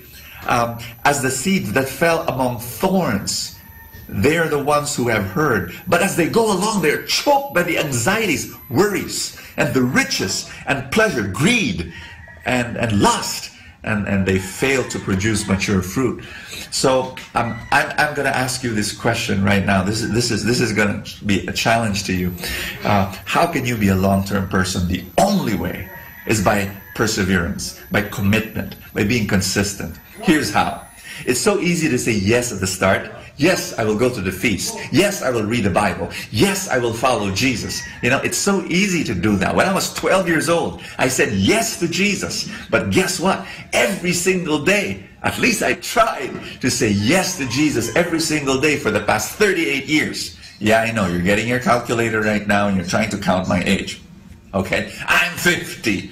And the reason why I'm here, still here, loving God and serving God, is because my yes to God was not just one day at the start. It was every single day. So here's my big question to you. Have you said yes to Jesus today?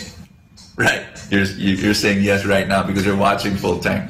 But every single day, just say yes. Because that's what it means to be a Christian. It's not just one day where you say, yes, Lord, I accept you, I love you. No, it's saying yes every single moment of your life. That's to be a long-term person. And that is how you grow your spiritual life. So it grows. It doesn't stay in the ground. Can you be the good soil? Can your heart be the good soil that keeps on saying yes to Jesus? Amen. Have a great day. Let's pray. Father in heaven, thank you so much that this day you're going to fill my life with good stuff. Just say that. Lord, thank you for blessing me. Thank you for filling my life with good stuff. Your word, your Holy Spirit, your joy, your peace, and your love. Not only me, but my family. Lord God, I'm going to say yes to you today. And I pray that I will say yes to you tomorrow. I'm going to say yes to your plan for my life, your will for my life every single day. I want to follow you, Lord, so that I'm going to grow and I'm going to bear fruit 100-fold. 100-fold. That's what I want. Amen and amen. In the name of the Father, and of the Son, and of the Holy Spirit. Amen. God bless you. I'll see you tomorrow. Ating napakinggan si Bo Sanchez sa kanyang programang Full Tank. Alam nyo, mahalaga po na puno ang ating tangke o tinatawag natin pinagdideposituhan ating mga nilalagyan. Kasi kung hindi po yan, mahirap po. Kasi baka sa oras ng pangangailangan, naubusan tayo. Kinakailangan, puno lagi ang tangke. Parang sa isang sasakyan. Halimbawa, maglalakbay ka, papunta ng Manila, kung saan man, kung hindi puno ang iyong tangke, mahirap po yan. Baka maubusan ka at lalong-lalo na wala na palang mapaggasolinahan, ikaw ay kawawa. Sa buhay, ganun din po yan. Kaya punuin natin ang ating mga isipan ng magagandang kaisipan, punuin natin ang ating buhay ng grasya, punuin natin ang buhay natin ng biyaya ng Diyos. Kaya nga, palaging magkaroon ng full tank. At kaya ngayon, palagi natin pakinggan si Bo Sanchez sa kanyang programang Full Tank. Dito lang po yan sa Manawag Dominican Radio.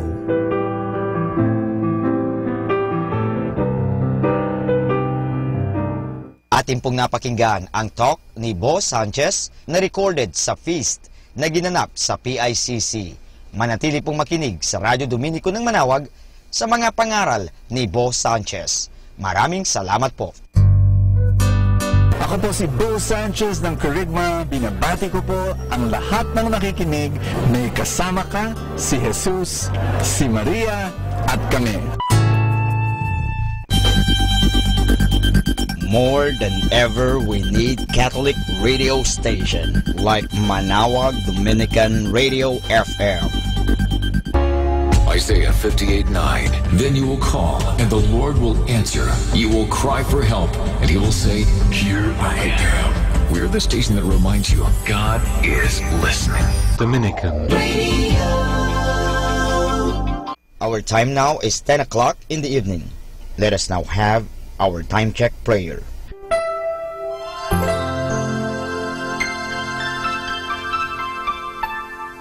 Panalangin ng isang mamamahayag. Panginoong Diyos na makapangyarihan, buong kababaang loob kaming nagpapasalamat sa iyo dahil sa pagkaloob mo sa amin ng biyayang makapagpalaganap ng mabuting balita tungkol sa iyo at sa mabuting bagay na tinatanggap namin na nararapat lamang na ituring ng lahat bilang mga biyayang mula sa iyo. Sa pamagitan ng mga babasahin, radyo at telebisyon, ginawa mo kaming mga kasangkapan ng kabutihan dahil sa pagpapahayag namin ng katotohanan na walang layuning makasakit ng kalooban ng iba sa pamagitan ng aming mga sinasabi at ginagawa. Isugo mo nawa sa amin ang banal na Espiritu na gagabay sa amin at magbibigay ng inspirasyon upang ang lahat ng aming gagawin at iyaon lamang makakabuti sa aming kapwa at upang magabayan namin sila at lalo pang mapalapit sila sa iyo. Pangalagaan mo kami laban sa tuksong gamitin ang kapangyarihan ng aming gawain upang wasakin ang dangal ng iba. Sa halip, tulungan mo kaming maging mga kasangkapan ng kapayapaan at pag-ibig upang magbago ang mundong ito at maging kanais-nais na tahanan ng anak mo. Hinihiling namin ito sa pamamagitan ni Kristo na aming Panginoon. Amen.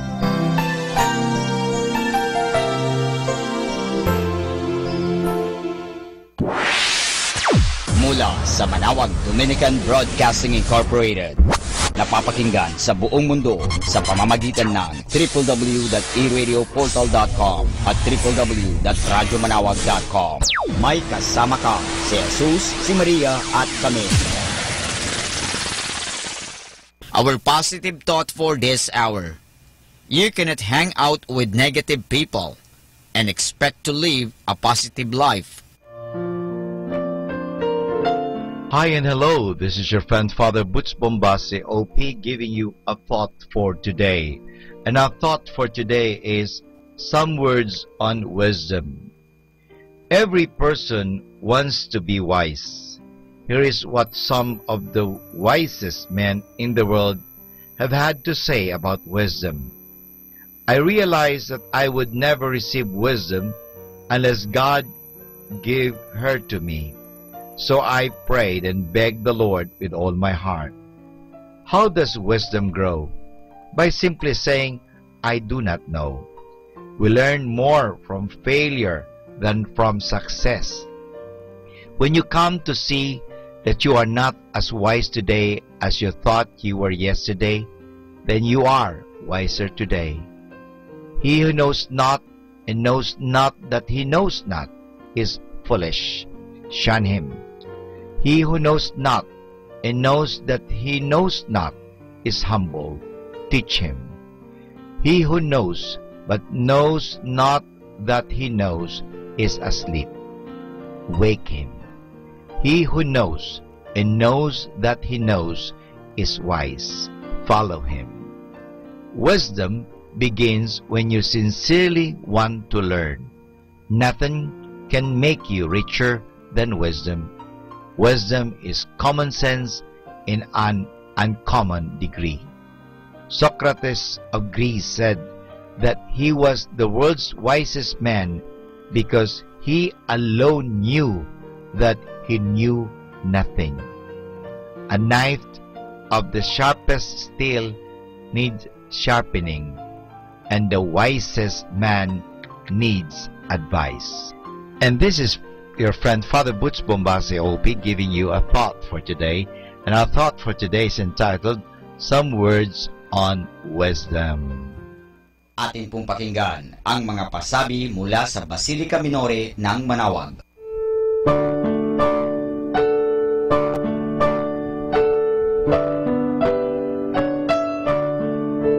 We invite everyone to the Feast of Our Lady of the Rosary of Manawag on October 1, 2017, first Sunday of October. Fiesta Mass is at 4 o'clock in the afternoon. That will be followed by the procession. This will be aired live at 102.5 FM, Manawag Dominican Radio. You can also tune in and log on to our website at www.eradioportal.com or watch live at www.radyomanawag.com. You can also follow us on Facebook at Manawag Dominican Radio and on YouTube, Manawag Dominican Radio FM.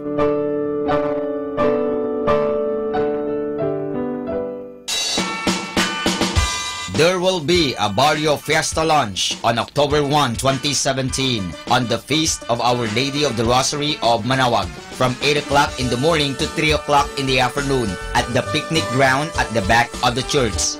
Tickets are available at the ticket booth.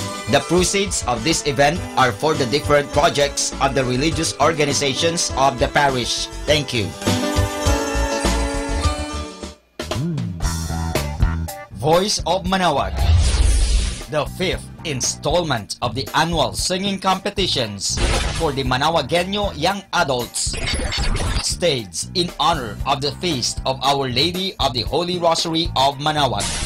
With its brand new look, Voice of Manawag is being spearheaded by the Minor Basilica and Parish of Our Lady of Manawag through the Our Lady of the Rosary Parish Youth Ministry in cooperation with lay volunteers, partner groups, and sponsors, categories, duos, and solo.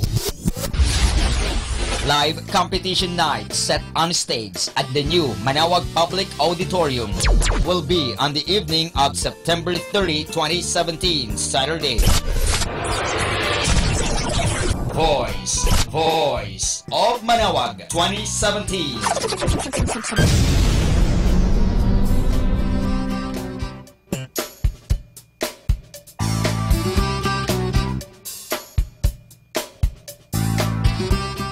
Atin pong napakinggan ang mga pasabi mula sa Basilica Minore ng Manawag.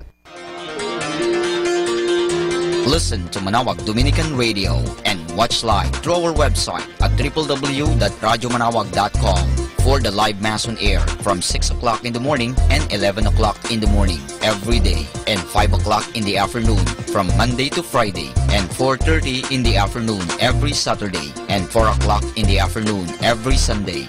You may also visit the official website of Minor Basilica of Manawag at www.manawagbasilica.org for the different activities and other announcements. May kasama ka si Jesus, si Maria at kami.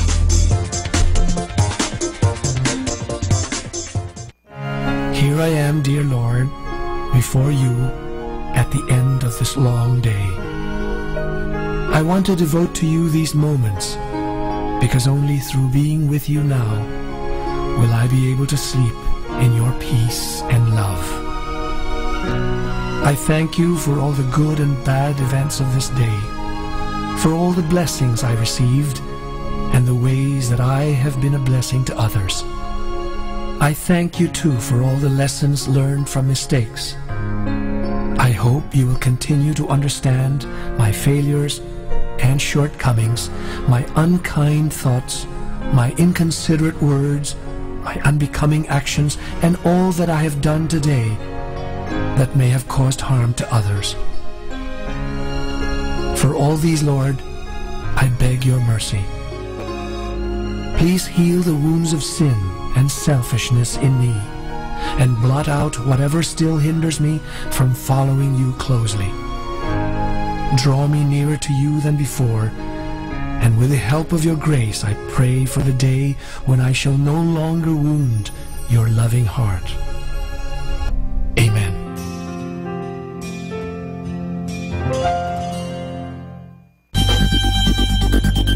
More than ever, we need Catholic radio station like Manawag Dominican Radio FM. Have you ever had thoughts like these? God has abandoned me. He just isn't listening to my prayers. I just wish he would say something. Anything. If you think that sounds unholy or bad, you should know that there are many words like these right in the Bible. In Psalm 22 it says, My God, why have you forsaken me? Why are you so far from saving me? God, I cry out day by day, but you do not answer. Now, why would God allow these words to be in the Bible? Well, if you read the entire book of words expressing anguish at God who seems far away, but in the end, you see how God comes through in a big way. So when you read these words, you can know that someone else long ago felt the same way you might feel at times.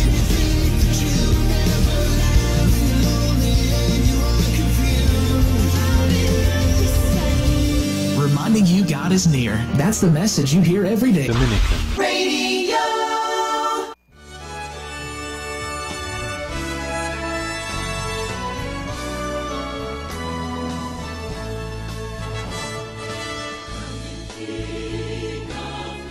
Ang Christ the King ay isang titulong tumutukoy kay Jesus. Ito ay nabuo base sa ika-4 na artikulo ng pananampalataya ng Katoliko-Kristiyano, o mas kilala sa tawag na Credo, na kung saan pinaniniwala ang si Jesus ay ipinako sa krus, namatay, inilibing, pagkalipas ng 3 araw, muling nabuhay, at di naglaon umakyat patungong langit. Sa pag-akyat niyang ito, siya ay umupo sa kanan ng Ama at kasabay ng pag-upong ito ang pagbibigay ng buong tiwala at otoridad sa kanya ng Ama. Dahil sa paniniwala sa kaganapang ito, nabuo ang titulo ni Jesus bilang hari. Makalipas ang unang digmaang pandaigdig, napansin ng kasulukuyang Santo Papa ng panahong iyon, si Pope Pius XI, na wala pa ring kapayapaan. Bagamat natigil na ang karahasan at natuldukan na ang mahabang digmaan, hindi pa rin matanaw ng mundo ang tunay na kapayapaan. Kanya ring napagtanto na makakamtan lamang ng mundo ang tunay na diwa ng kapayapaan kapag hahayaan nitong mamuno si Kristo na prinsipe ng kapayapaan. Kaya't naisipan niya na magtatag ng isang kapistahang may layuning ipaalam sa bawat bansa o estado na malaya ang simbahang Katolika mula sa pamunuan nito. Na ang pinuno, pagamat mataas na ang katungkulan o posisyon, ay nararapat lamang ng magbigay galang kay Kristo na hari ng mga hari. At upang ipaalala sa mga tao na paghariin si Kristo sa kanilang isip, salita at gawa. Na mayroong isang hari na namumuno sa kanila mula sa itaas, at ang haring ito ay ibang-iba sa mga namasdan na nilang hari ng lupa. Noong 1925, itinatag ni Pope Pius XI ang kapistahan ng Christ the King. Noon, ipinagdiriwang ang kapistahang ito sa huling linggo ng Oktubre, linggo bago ang kapistahan ng mga santo, ngunit di naglaon, ito ay pinalitan.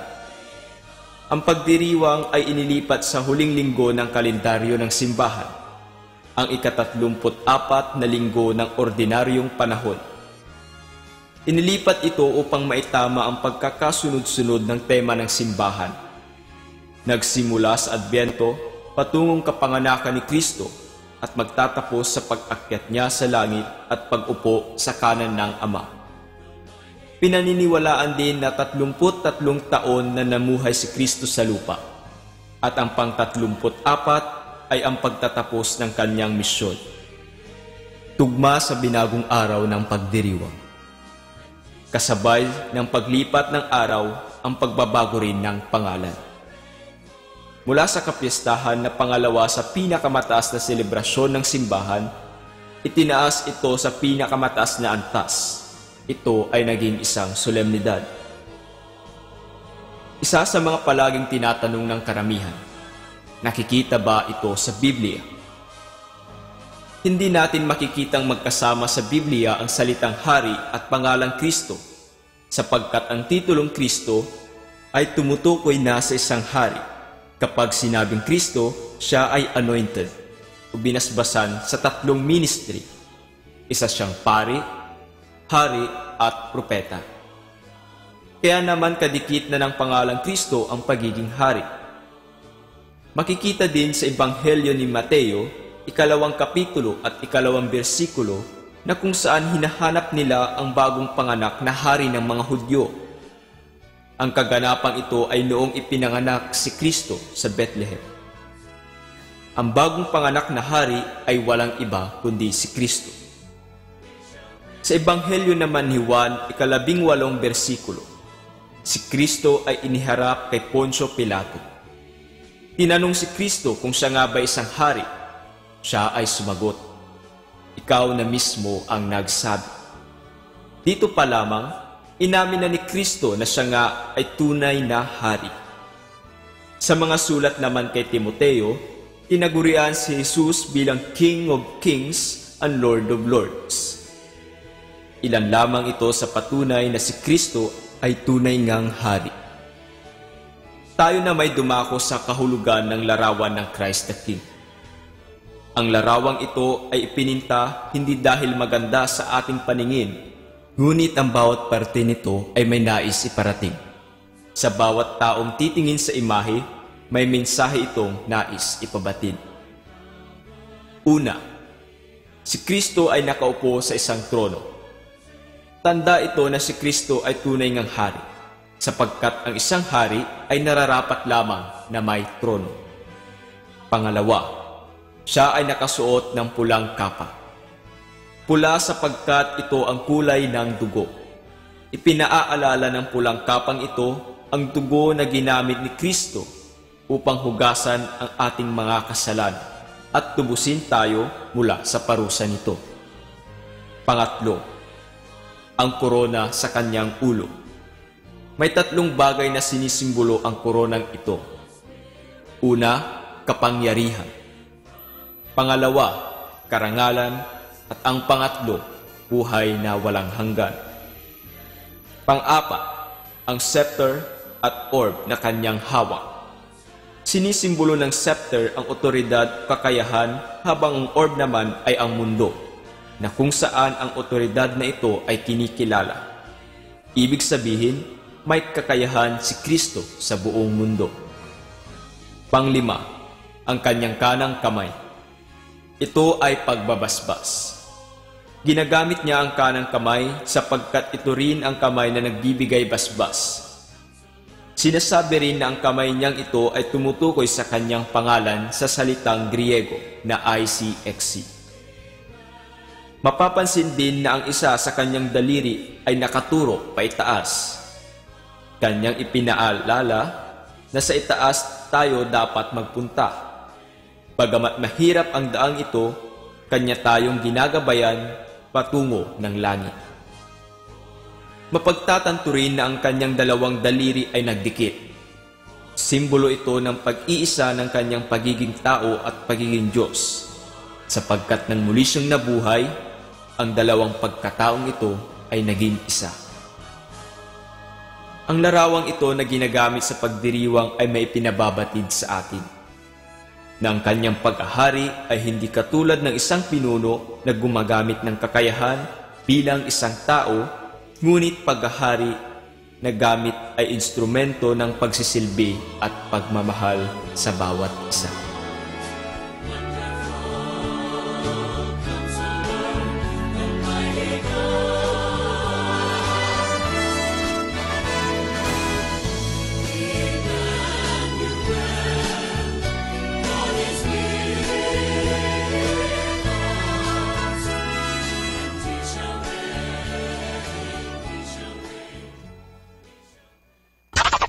Good evening, citizens of Earth. Welcome to Instrumental Music on Dominican Radio.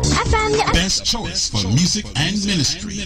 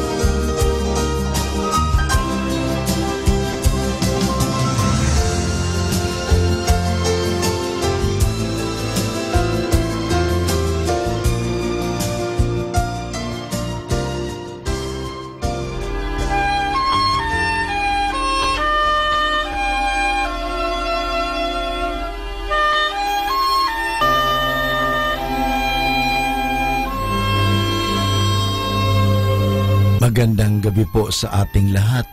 Ngayong gabing ito, bago tayo matulog, mahalaga po na ating pagnilay-nilayan ang mga bagay na makapagbibigay sa atin ng lakas loob.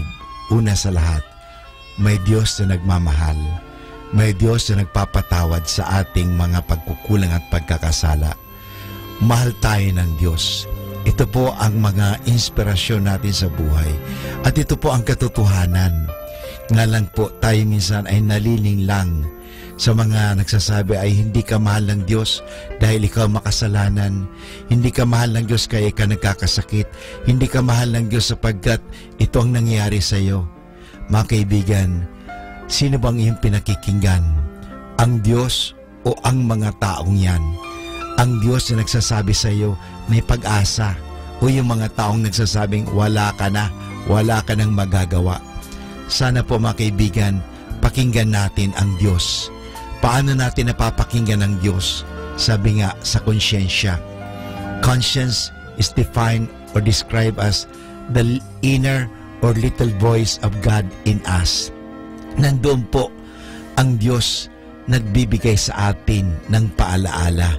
Yan po ang tinig ng Diyos na nasa atin. Sana ngayon pakinggan natin ang tinig ng Diyos.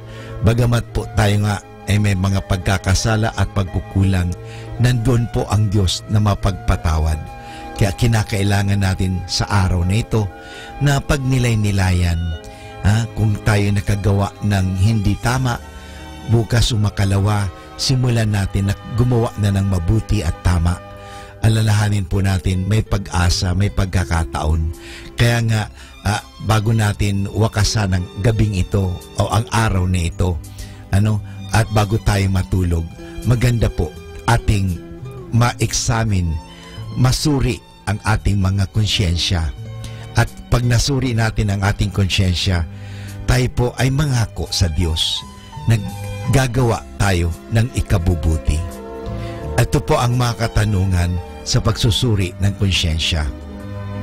Did I deny or doubt God's existence?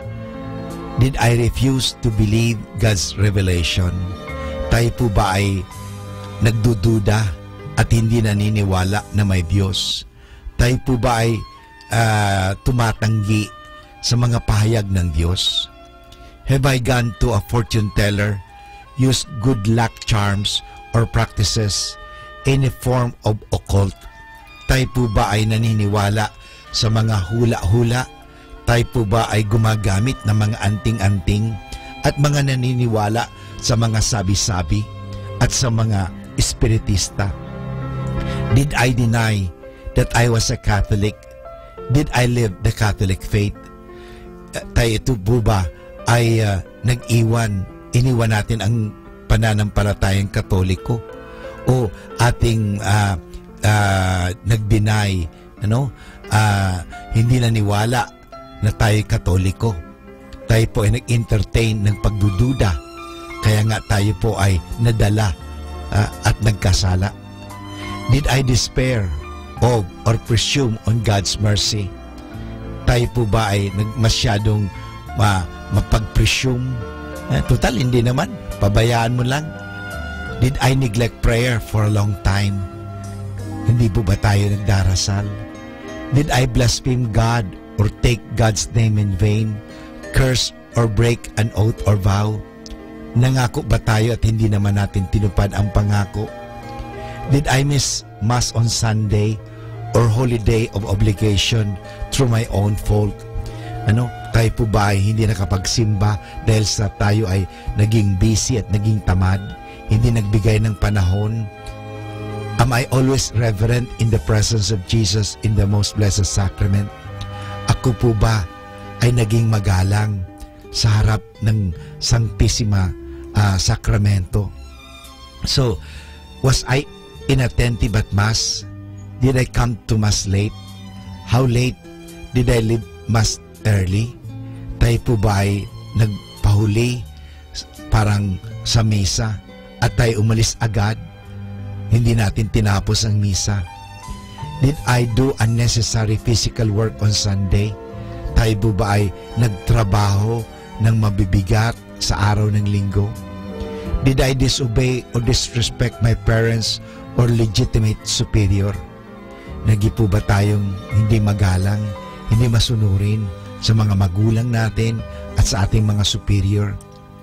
Did I neglect my duties to my husband, wife, children, or parents?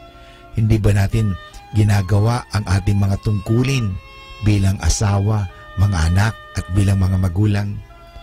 Did I fail to actively take an interest in the religious education and formation of my children? Tinuturuan ba natin ang ating mga anak magdasal ng katekismo o tungkol sa Diyos? O hinahayaan lang natin sila matuto ng anumang kasamaan? Have I failed to educate myself on the true teachings of the church? Tinuturuan ba natin ang ating mga anak? At tayo mismo, tayo ba'y nag-aaral tungkol sa pananampalataya? Did I give a full day's work in return for my full day's pay? Tayo po ba ay nagbibigay ng tamang sweldo o pasahod? Did I give a fair wage to my employee? Did I give a scandal by what I said or did, especially to the young? Was I the cause of anyone leaving the faith? Tayo po ba ay nagbigay ng iskandalo o ng masamang halimbawa sa mga bata, sa kabataan, upang ang mga batang yan ay hindi na maniwala sa Diyos? Was I impatient, angry, envious, unkind, proud, jealous, revengeful, hateful towards others, lazy? Tayo po ba ay naging magalitin, hindi pasensyoso, inggitin, hindi mawain, mayabang, selosa, mapagiganti, at nag-i-entertain po tayo ng katamaran at lalong-lalo na galit sa kapwa? Did I give example, o bad example, abuse drugs, drink alcohol to excess, fight or quarrel? Tayo po ba ay talagang nakipag-away at tayo nagbigay ng masamang halimbawa? Did I physically injure or kill anyone? Have I advised someone na ipalaglag ang kanyang bata na sa kasinapupunan? Did I participate in or approve of the grave evil known as mercy killing? Did I attempt suicide? Tayo po ba ay nakipag-partisipar o tayo po ay nakiisa sa mga taong parang siya'y magpakamatay? Did I willingly entertain impure thoughts and desires? Did I dress immodestly? Tayo po ba'y nag-isip ng malalaswa at masasamang pag-iisip? At sa pananamit, tayo ba'y nanamit parang mag-akit? Did I use impure or suggestive words, tell impure stories, or listen to them? Tayo po ba ay nagbibigay ng mga malalaswang kwento? Nakikinig ba tayo sa kanila? Did I deliberately look at impure things sa internet, sa TV, sa mga bagay-bagay, at sa mga pictures or movies? Or deliberately read impure material? Did I commit an impure act by myself or with another? Halimbawa, tayo po ba ay gumawa ng masama at malaswang gawain sa sarili at sa ibang tao? Yung premarital sex, extramarital sex, at yung masturbation. Did I marry or advise another to marry outside the church? Hinayaan ko ba na magpakasal sila sa West, hindi sa simbahan? Did I abuse my marriage right? Was I unfaithful to my marriage vow? Hindi ba ako naging tapat sa aking asawa? Have I kept company with someone else's spouse? Ako ba'y may asawa na pero naghahanap pa ng iba? Did I practice artificial birth control? Or was I on my spouse sterilized? Did I practice in vitro fertilization? Did I steal, cheat, or encourage others to steal? Have I made restitution for stolen goods? Ako ba'y kumuha ng mga pag-aari na hindi ko pag-aari? Did I fulfill my contracts, give or accept bribes, pay my bills, rashly gamble or speculate, deprive any family of necessities of life? Ako ba'y nagbigay ng pabuya or bribes, suhol, at ako'y taya sa mga masasamang gawain? Did I tell lies? Ako ba'y nagsinungaling? Did I deceive? Ako ba'y nangliling lang ng mga tao? Did I commit perjury? Was I uncharitable in word or deed? Did I gossip? Reveal others' faults and sins? Did I meet on Fridays of Lent or Ash Wednesdays? Did I fast on Ash Wednesday and Good Friday? Did I fail to receive Holy Communion? Did I go to Holy Communion in the state of mortal sin? Did I make a bad confession? Did I fail to contribute to the support of the church? Mga kaibigan, totoo tayo po ay nagkasala. Subalit sa ating mga pagkakasala, mapapanibago natin yan sa biyaya ng Diyos. Aminin po natin na tayo may pagkukulang at pagkasala at tayo po ay tutulungan ng Diyos. Humingi tayo ng tulong sa Diyos at makakagawa po tayo ng mabuti. Asahan po natin dahil may pag-asa lagi. Pwede tayong magbago dahil mahal tayo ng Diyos. Kaibigan, kaya mo yan. Kaya natin yan. Magtulungan tayo upang gumawa ng kabutihan at upang ang kabutihan ang siyang mamalagi at mamayani at mag-iral sa ating lipunan. Naniniwala po ako na ikaw at ako maging kasangkapan ng Diyos sa kabutihan sa pamagitan ng ating mga salita, sa ating mga pag-iisip, sa ating mga mabuting halimbawa. Kaibigan, mapalad ka dahil ikaw mahal ng Diyos. Binibigyan ka ng pagkakataon. Gamitin mo ang pagkakataong ito. Mahal ka ng Diyos, kaibigan. Kaya mo yan.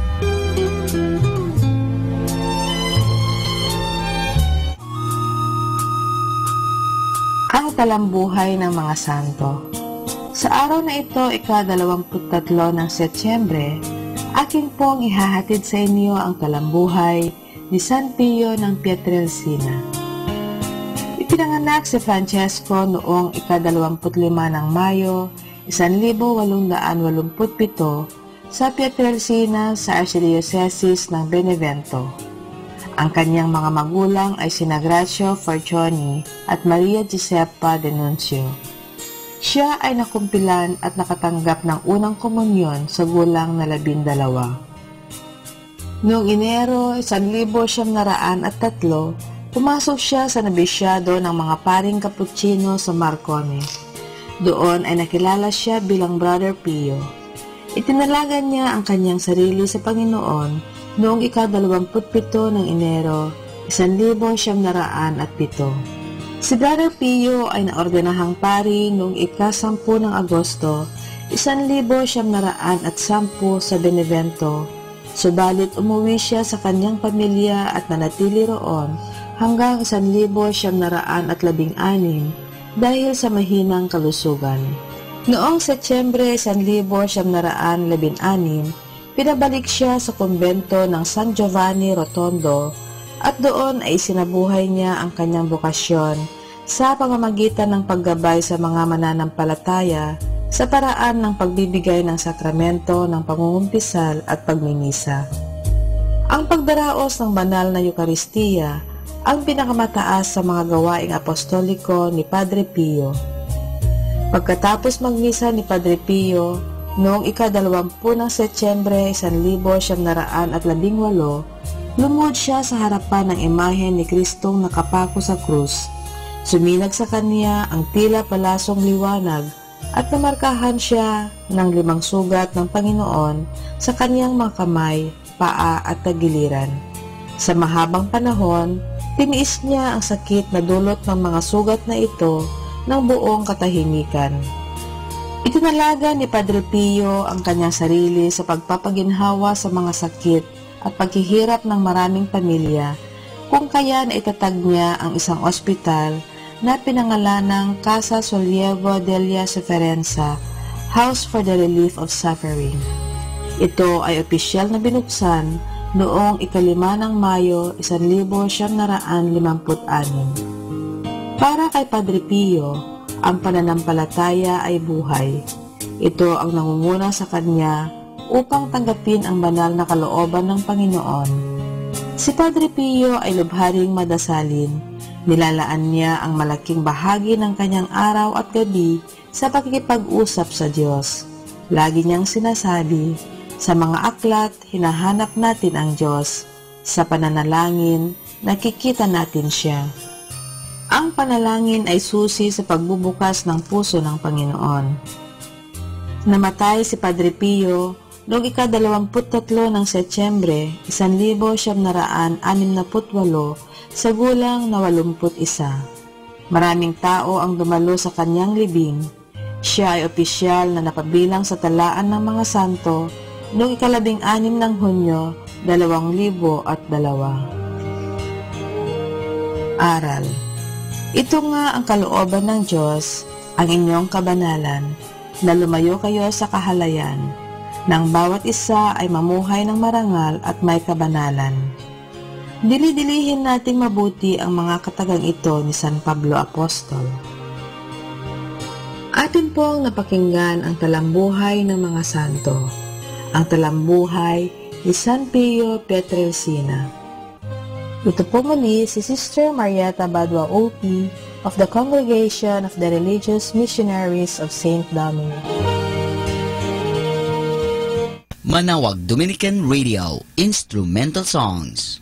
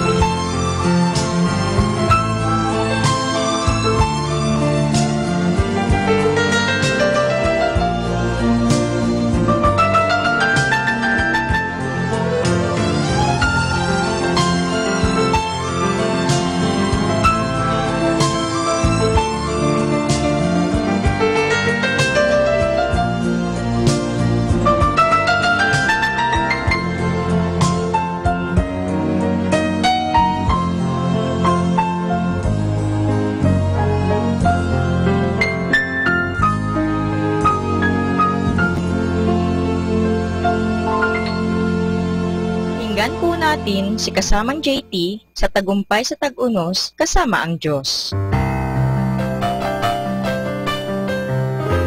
Ngayong Setyembre 23, ating pagnilayan ang kwento na pinamagatang ang nagbabagong ekonomiya.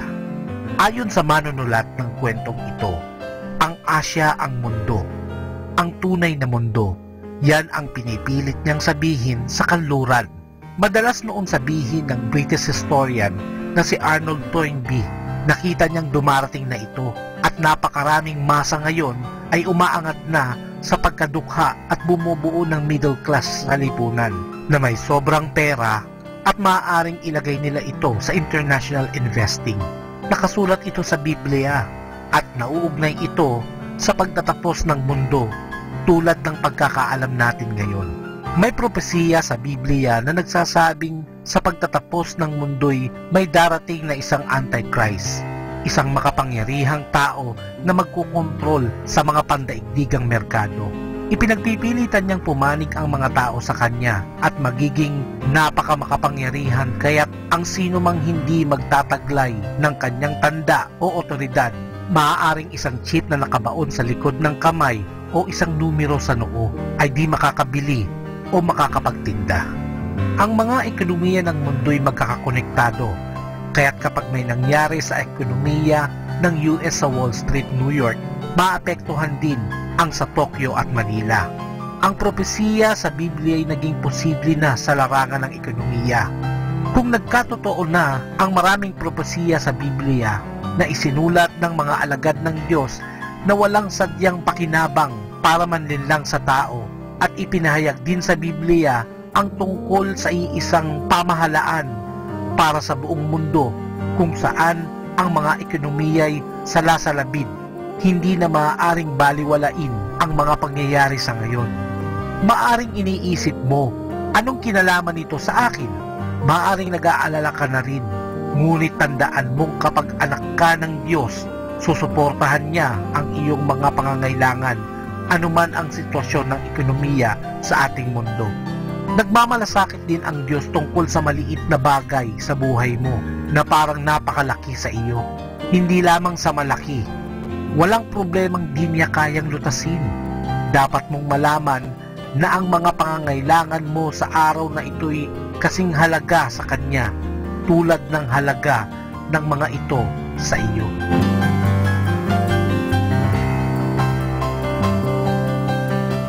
Lord, I humbly asking your guidance and enlightenment for me to understand your words, to be able to live them as a way of life. I don't enhance my mind. That's why I am not intelligent to comprehend every crooked line of life, because I desire to have a heart like yours that understands compassionately. Ito po ang inyong lingkod na si kasamang JT para sa pang-araw-araw nating gabay sa buhay.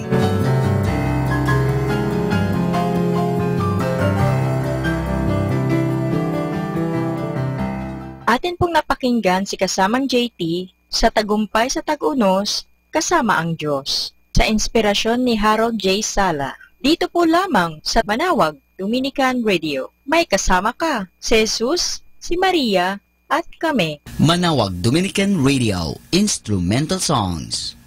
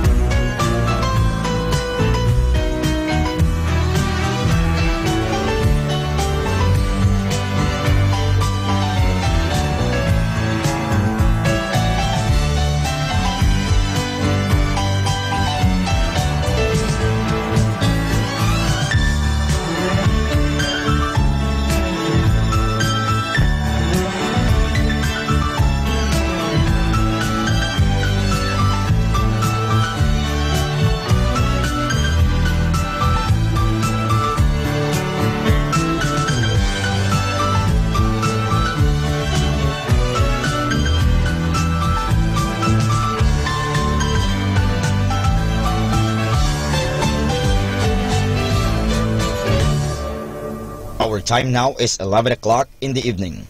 Let us now have our time check prayer. Panalangin para sa kalusugan ng katawan. Ama naming mapagmahal, katulad ng buhay, ang kalusugan ng katawan ay biyayang kaloob mo. Kaya't marapat lamang na ito'y pagyamanin at pangalagaan. Tulungan mo akong umiwas sa lahat ng labis at hindi makakabuti sa aking kalusugan. Ilayo mo ako sa masasamang bisyo na sumisira sa kalusugan ng isip at katawan. Lubin mong sanayin ko ang aking katawan sa lahat ng makapagbubunga ng kalusugang ito. Wastong pagkain, sapat ng pahinga, malinis na kapaligiran, at magandang pananaw sa buhay. At higit sa lahat, pagkalooban mo ako ng kapanatagan ng isip, nagmumula sa pamumuhay ng naaayon sa iyong kalooban. Amen.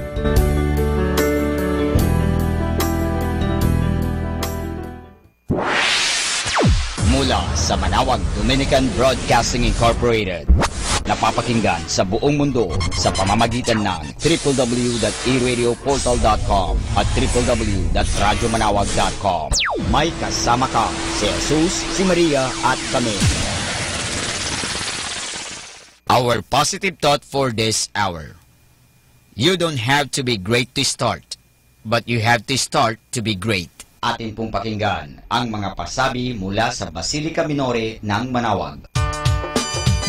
There will be a Barrio Fiesta lunch on October 1, 2017, 8 in the morning at picnic ground at the back of the church. Tickets are available at the ticket booth.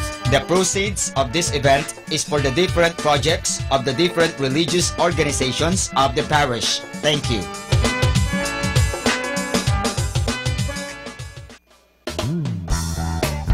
Voice of Manawag. The fifth installment of the annual singing competitions for the Manawagueño young adults, staged in honor of the feast of Our Lady of the Holy Rosary of Manawag. With its brand new look, Voice of Manawag is being spearheaded by the Minor Basilica and Parish of Our Lady of Manawag through the Our Lady of the Rosary Parish Youth Ministry in cooperation with lay volunteers, partner groups, and sponsors, categories, duos, and solo. Live competition night set on stage at the new Manawag Public Auditorium will be on the evening of September 30, 2017, Saturday. Voice of Manawag 2017.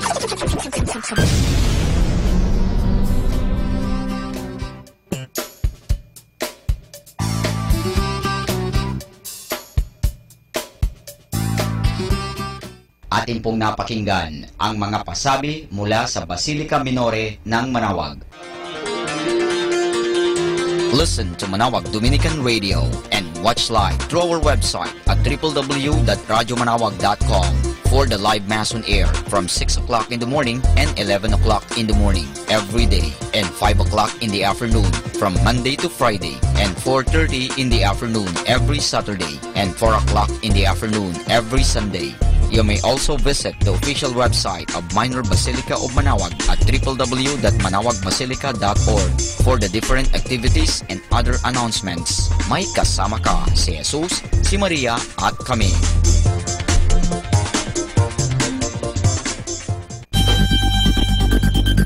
More than ever, we need Catholic radio station like Manawag Dominican Radio FM.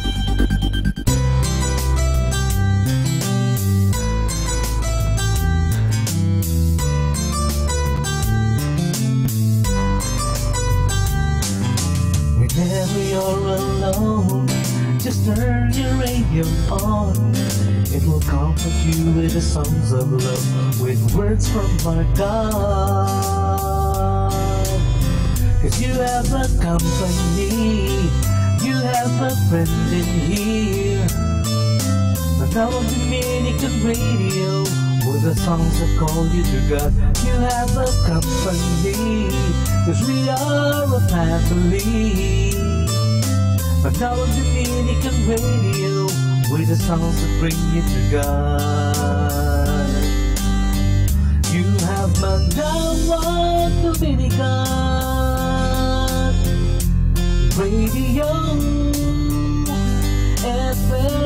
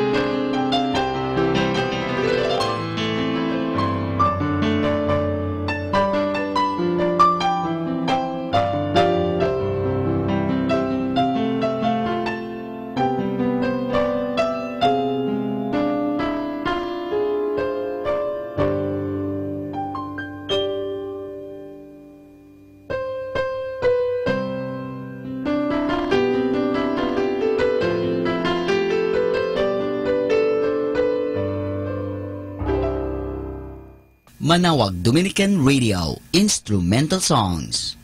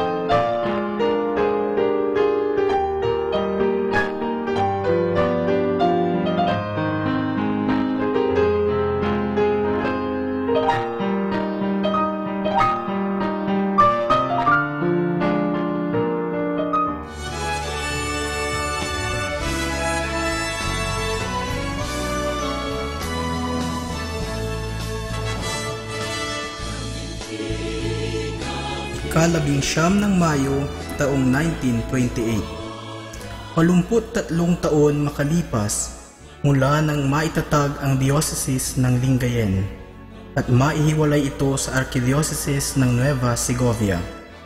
At mahirang ang lubhang kagalang-galang Cesar Maria Guerrero bilang unang obispo. Ang unang pagdiriwang ng piyesta ng Christ the King bilang isang diocesan event ay nangyari sa bayan ng Lingayen noong taong 1930. Sa loob ng 6 na taon, ang mga pagdiriwang ng Cristo Rey ay ginaganap sa bayan ng Lingayen bilang sentro ng diocese at ng lalawigan. Sa bayan ng San Carlos, unang ginanap ang Cristo Rey sa labas ng bayan ng Lingayen noong 1937. Matapos nito, noong 1938 sa bayan ng Malasiki, 1940 sa bayan ng Dagupan, at 1941 sa bayan ng Mangaldan. 1974 nang ang selebrasyon ng Cristo Rey ay idinaos sa bayan ng Alaminos. Matapos nito ay pansamantalang itinigil ang pagdiriwang ng Cristo Rey bilang isang selebrasyong pandiocesis dahil sa pananakop ng mga Hapon.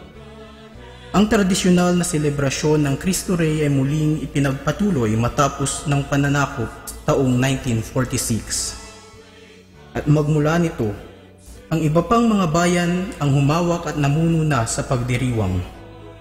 Noong taong 1946, sa bayan ng Manawag, 1947 sa Singan, 1948 Herona Tarlac, 1949 Paniki, 1950, 1951 sa San Fabian, 1952 sa Bayambang, 1953 sa Villasis, 1954 sa Urdaneta, 1955 sa Binalonan, 1956 Kamiling, 1957 Binmaloy, 1958 Santa Barbara, 1959 Cuyapo, 1960 Alcala, 1961 Cosurubio, 1962 Aguilar, 1963 Lingayen, 1964 Dagupan, 1965 San Carlos, 1966 Malasiki, 1967 Mga Tarong, 1968 San Jacinto, 1969 Tayub, 1970 Bani, 1971 San Nicolas, 1972 Mapandan, 1973 Dagupan, 1974 Bulinaw, 1975 Umingan, 1976 Burgos, 1977 San Fabian, 1978 San Manuel, 1979 Agno, 1980 Urbistondo, 1981 San Quintin, 1982 Mabini, 1983 Mangaldan, 1984 Rosales, 1985 Dasul, 1986 Basista, 1987 Calasiao, 1988 Bunuan Giset, 1989 Lawak, 1991 Bautista, 1993 Manawag, 1994 Mangaldan, 1995 Mapandan, 1996 San Fabian, 1997 Lawak, 1998 San Jacinto, 1999 Manawag, 2000 Dagupan City, 2001 Mangaldan, 2002 Mapandan. Isang malaking pagbabago ang naganap noong Enero 1985 nang ang Archdiocese ay mahati sa tatlo, nang ang Alaminos ay maging diocese, gayon din ang Urdaneta at ang Lingayen Dagupan. Magmula nito ipinagdiwang na ang Cristo Rey sa bawat diocese ng Pangasinan. Ngunit muling nagsama sa pagdiriwang ng Cristo Rey ang Lingayen Dagupan at ang diocese ng Alaminos sa bayan ng Dasol. Isa ring malaking pagbabago ang naganap sa taong 1992 nang ang Arsobispo ng Lingayen Dagupan, Oscar V. Cruz, at ang Arkidiocese ay magdesisyon na ipagdiwang ang Cristo Rey sa mga bikarya. Ayon sa sulat ng Arsobispo, ang layunin nito ay una, upang mahikayat ang aktibong pakikiisa at paghahanda sa nasabing pagdiriwang. Ikalawa, upang matukoy ang higit na interes, higit na pagkakaisa at higit na pakikilahok sa bawat pagdiriwang ng kapistahan. At pangatlo, upang unti-unting magkagawa ng mga mas malalim na pagninilay sa mga agenda ng simbahan. Ang bayan ng Mapandan ay isang bayang dating parte ng bayan ng Mangaldan na itatag bilang parokya taong 1905 at kumikilala kay San Jose na may titulong patriarka bilang patron nito. Ang bayan ng Mapandan ay unang nagdaos ng Cristo Rey sa Arkidiocese taong 1972 sa pumumuno ng nooy Kura Paroko Segundo B. Gutok. Panahon ng Pangasinan ay meron pa lamang iisang Arkidiocese. 57 parokya ang dumalo at nagtipon sa nooy pinakamaliit na parokya upang makiisa sa pagdiriwang ng Cristo Rey. Isa sa mga pinakakaibang selebrasyon ng Cristo Rey ang naganap sa bayan nang ang dalawang arsobispo ay parehong dumating. Ang nooy arsobispo ng Lingayen Dagupan, Mariano A. Madriaga, at ang bagong talagang arsobispo, Federico G. Limon, SVD. Kasama rito ang rights of succession. 1995, nang muling magdaos ng Cristo Rey sa bayan ng Mapandan.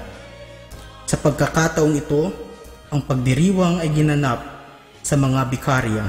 Ang kura paroko sa panahong iyon ay si Padre Emmanuel Mandapat. Sinundan ito ng mag-host muli ng Cristo Rey ang Mapandan noong taong 2002 sa pamumuno noon ni Padre Victor Z. Imbuido na kura ng bayan.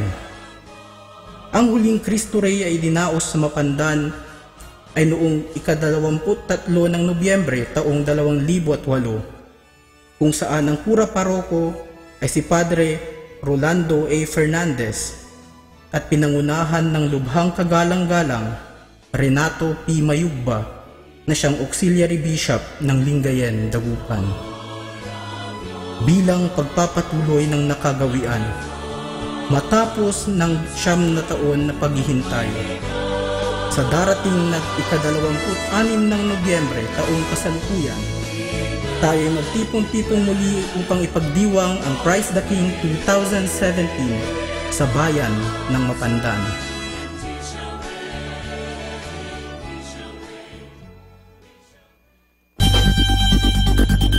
More than ever, we need Catholic radio station like Manawag Dominican Radio FM.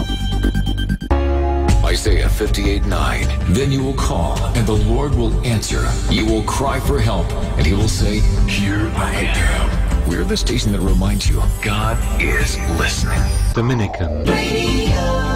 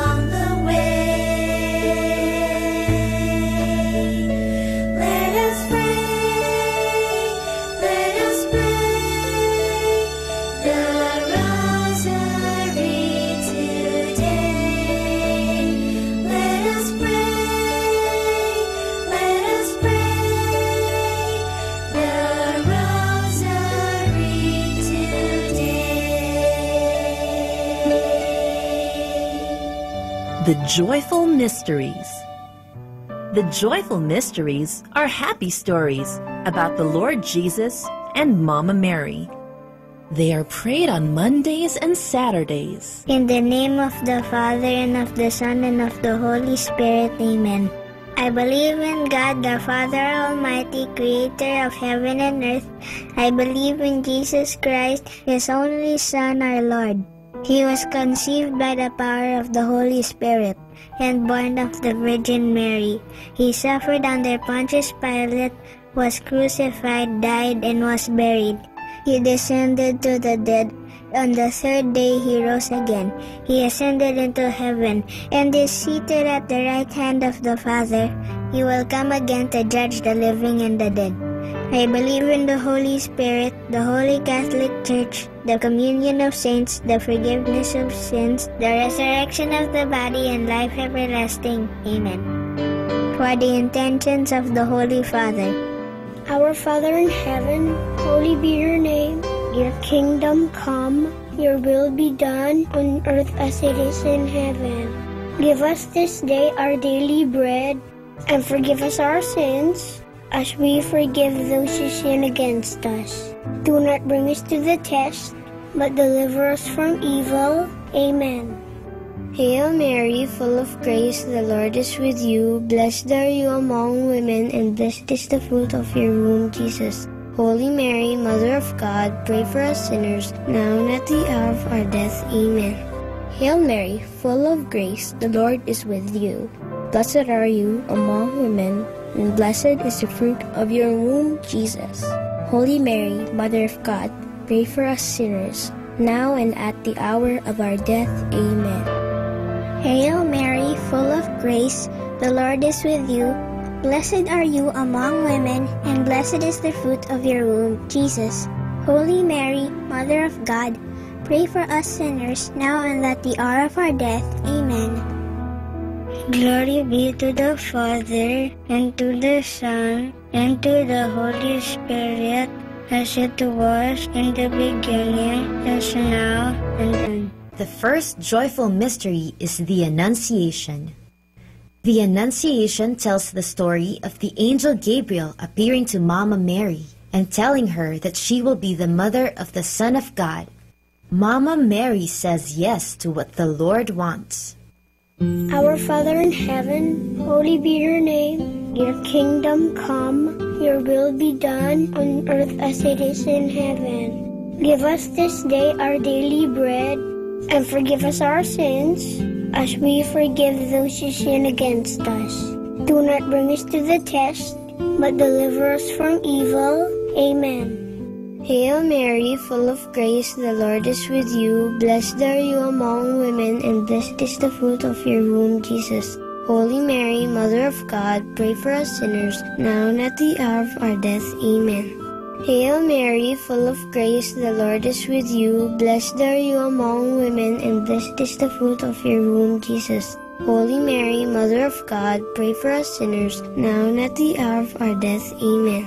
Hail Mary, full of grace, the Lord is with you. Blessed are you among women, and blessed is the fruit of your womb, Jesus. Holy Mary, Mother of God, pray for us sinners, now and at the hour of our death. Amen. Hail Mary, full of grace, the Lord is with you. Blessed are you among women, and blessed is the fruit of your womb, Jesus. Holy Mary, Mother of God, pray for us sinners, now and at the hour of our death. Amen.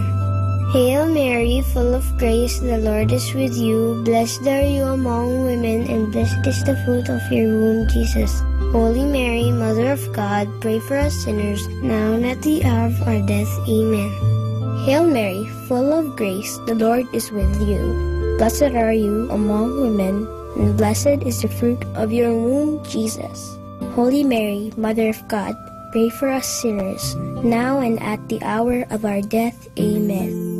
Hail Mary, full of grace, the Lord is with you. Blessed are you among women, and blessed is the fruit of your womb, Jesus.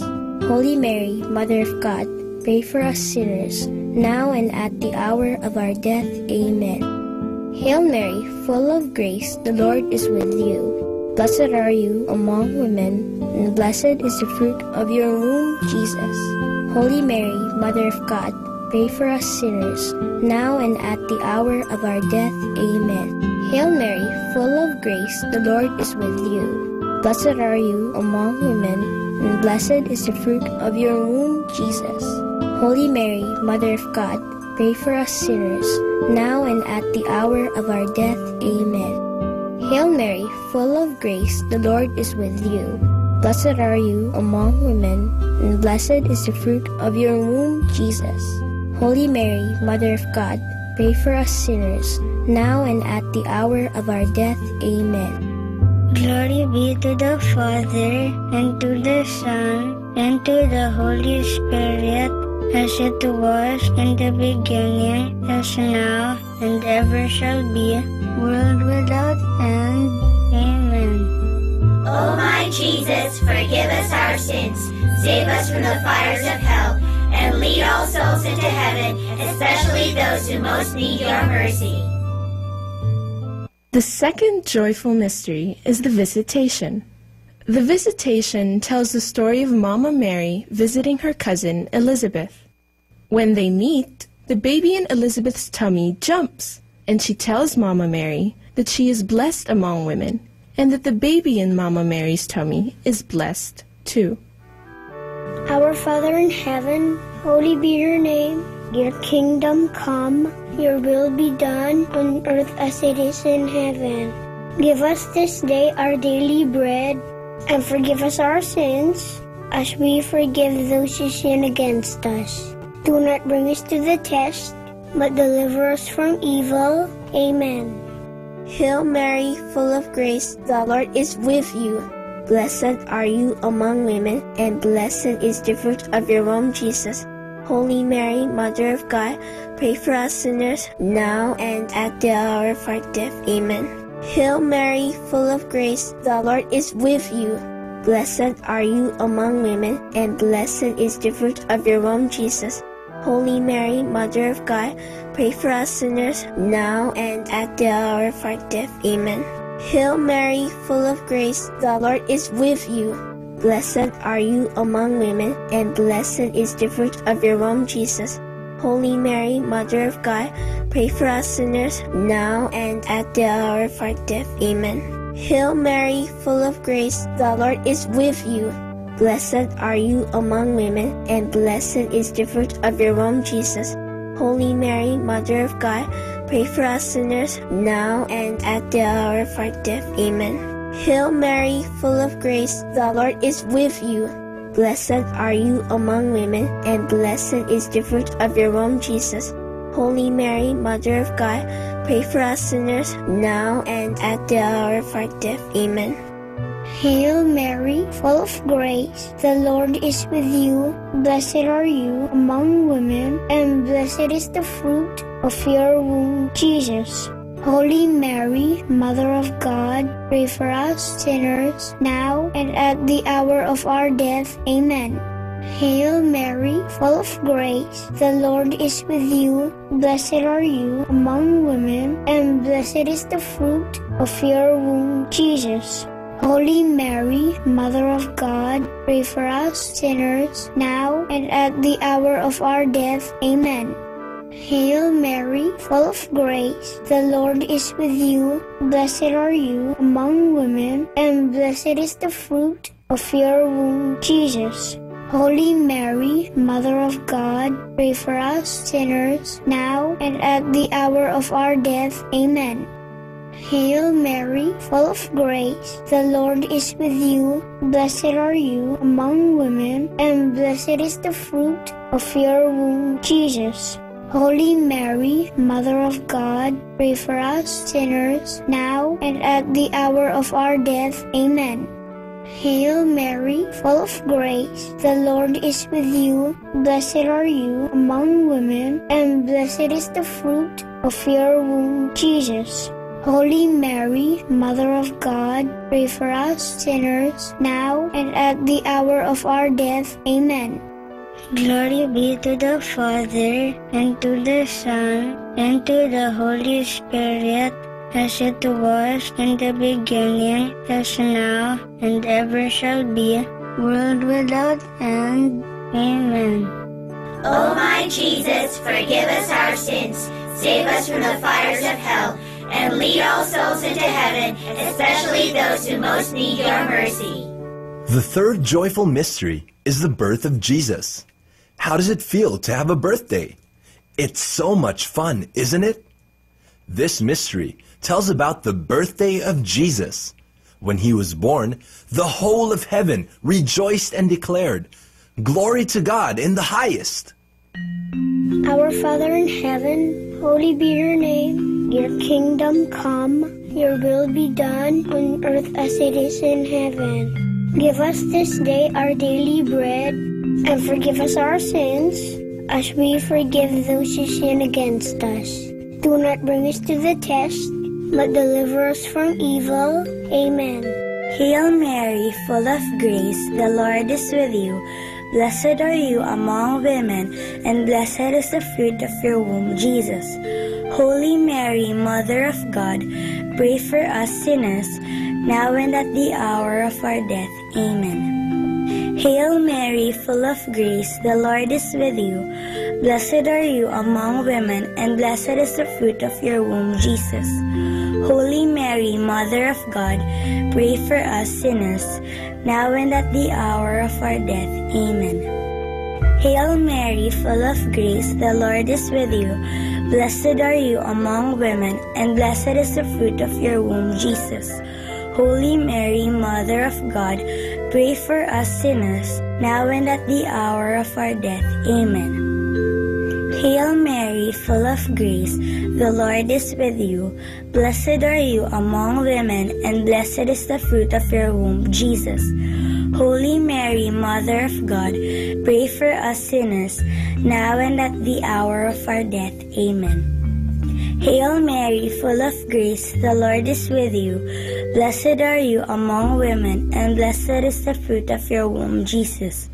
Holy Mary, Mother of God, pray for us sinners, now and at the hour of our death. Amen. Hail Mary, full of grace, the Lord is with you. Blessed are you among women, and blessed is the fruit of your womb, Jesus. Holy Mary, Mother of God, pray for us sinners, now and at the hour of our death. Amen. Hail Mary, full of grace, the Lord is with you. Blessed are you among women, and blessed is the fruit of your womb, Jesus. Holy Mary, Mother of God, pray for us sinners, now and at the hour of our death. Amen. Hail Mary, full of grace, the Lord is with you. Blessed are you among women, and blessed is the fruit of your womb, Jesus. Holy Mary, Mother of God, pray for us sinners, now and at the hour of our death. Amen. Hail Mary, full of grace, the Lord is with you.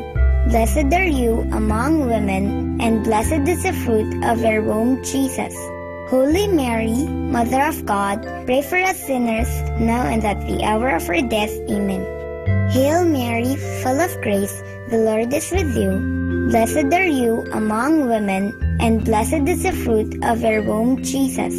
Holy Mary, Mother of God, pray for us sinners, now and at the hour of our death. Amen. Glory be to the Father, and to the Son, and to the Holy Spirit, as it was in the beginning, as now, and ever shall be, world without end. Amen. O my Jesus, forgive us our sins, save us from the fires of hell, and lead all souls into heaven, especially those who most need your mercy. The fourth joyful mystery is the presentation of Jesus in the temple. When Jesus was still a baby, Saint Joseph and Mama Mary brought him to the temple, which is like our church. There, he was set apart as holy to God.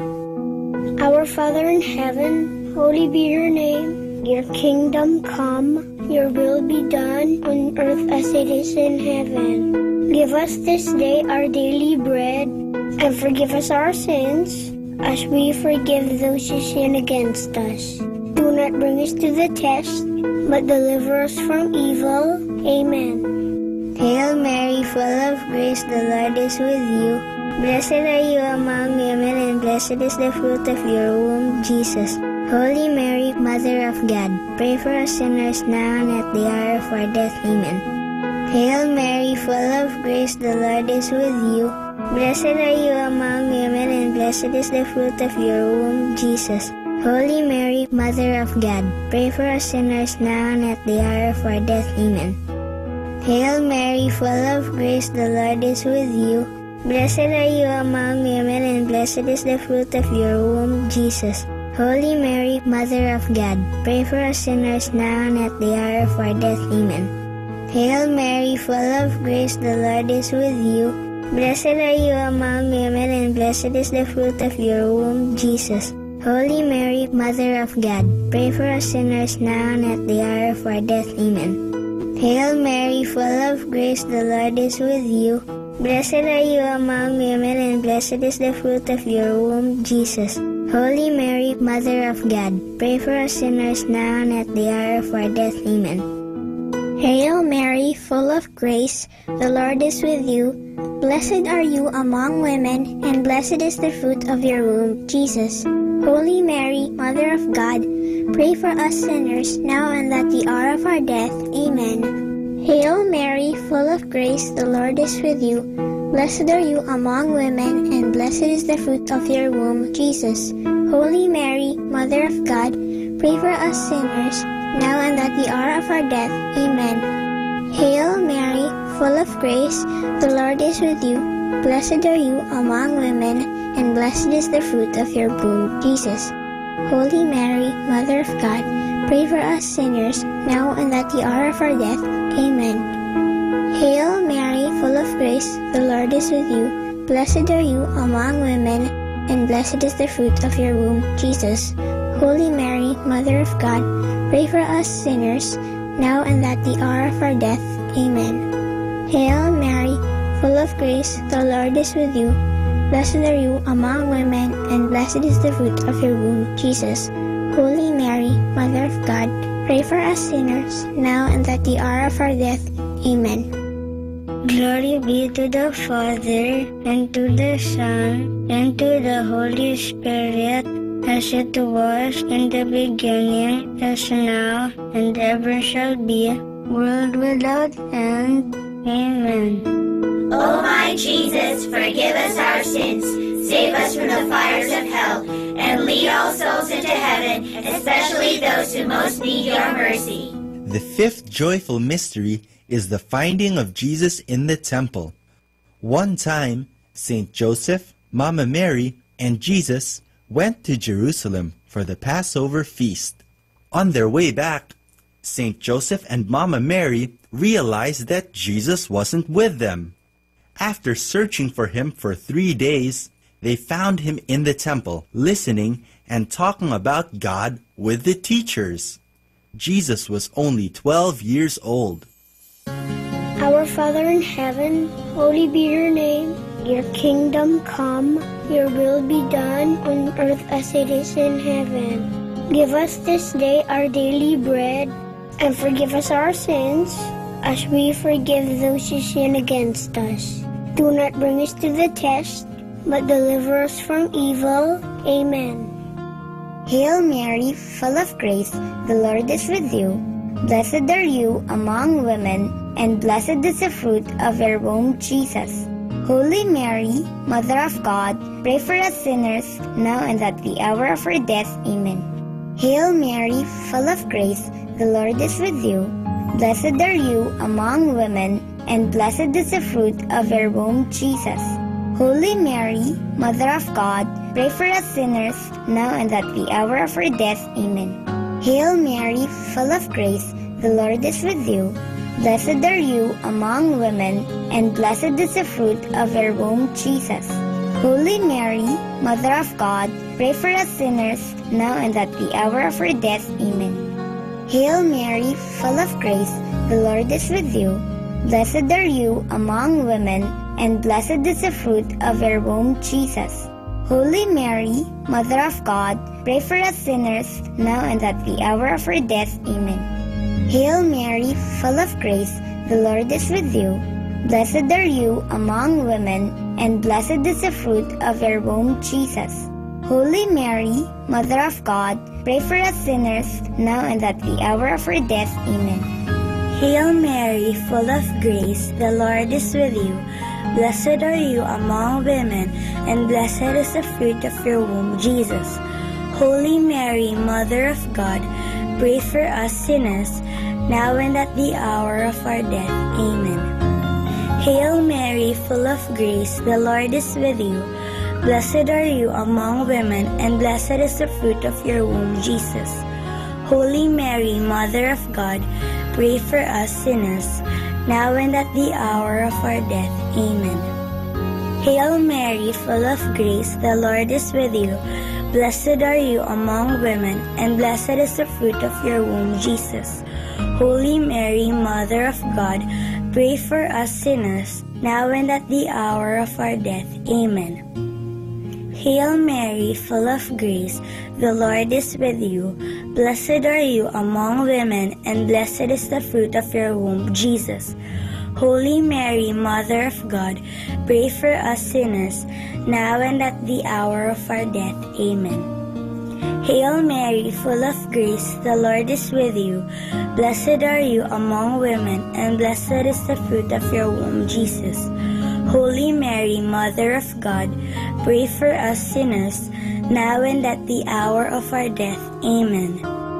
Glory be to the Father, and to the Son, and to the Holy Spirit, as it was in the beginning, as now, and ever shall be, world without end. Amen. O my Jesus, forgive us our sins, save us from the fires of hell, and lead all souls into heaven, especially those who most need your mercy. Hail, Holy Queen, Mother of Mercy, hail our life, our sweetness, and our hope. To you do we cry, poor banished children of Eve. To you do we send up our sighs, mourning and weeping in this valley of tears. Turn then, O most gracious Advocate, your eyes of mercy towards us, and after this our exile, show unto us the blessed fruit of your womb, Jesus. O clement, O loving, O sweet Virgin Mary, pray for us, O Holy Mother of God, that we may be made worthy of the promises of Christ. Let us pray. O God, whose only begotten Son, by his life, death, and resurrection, has purchased for us the rewards of eternal life, grant, we beseech you, that meditating upon these mysteries of the most holy rosary of the Blessed Virgin Mary, we may imitate what they contain and obtain what they promise, through the same Christ our Lord. Amen. In the name of the Father, and of the Son, and of the Holy Spirit. Amen.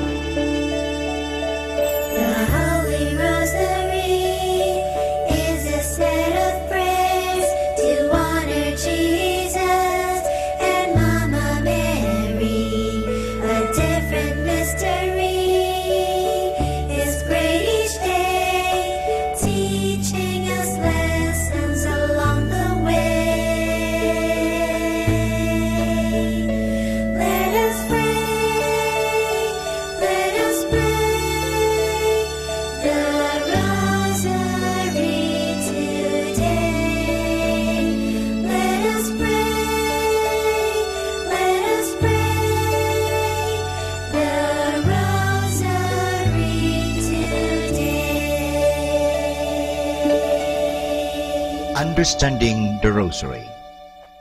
The use of prayer beads in the Rosary is not specifically Christian, but we find them also in many pre-Christian and non-Christian religions. Some of them shall be mentioned without going into details. Hinduism recognizes the use of prayer beads. In the writings of the Jains, a very old ancient religion, they are listed as one of 10 objects a pious man must have. Some even believe that the Christian name Rosary could have had its origin in the religion of the Jains, from the word japa, which means a murmured prayer.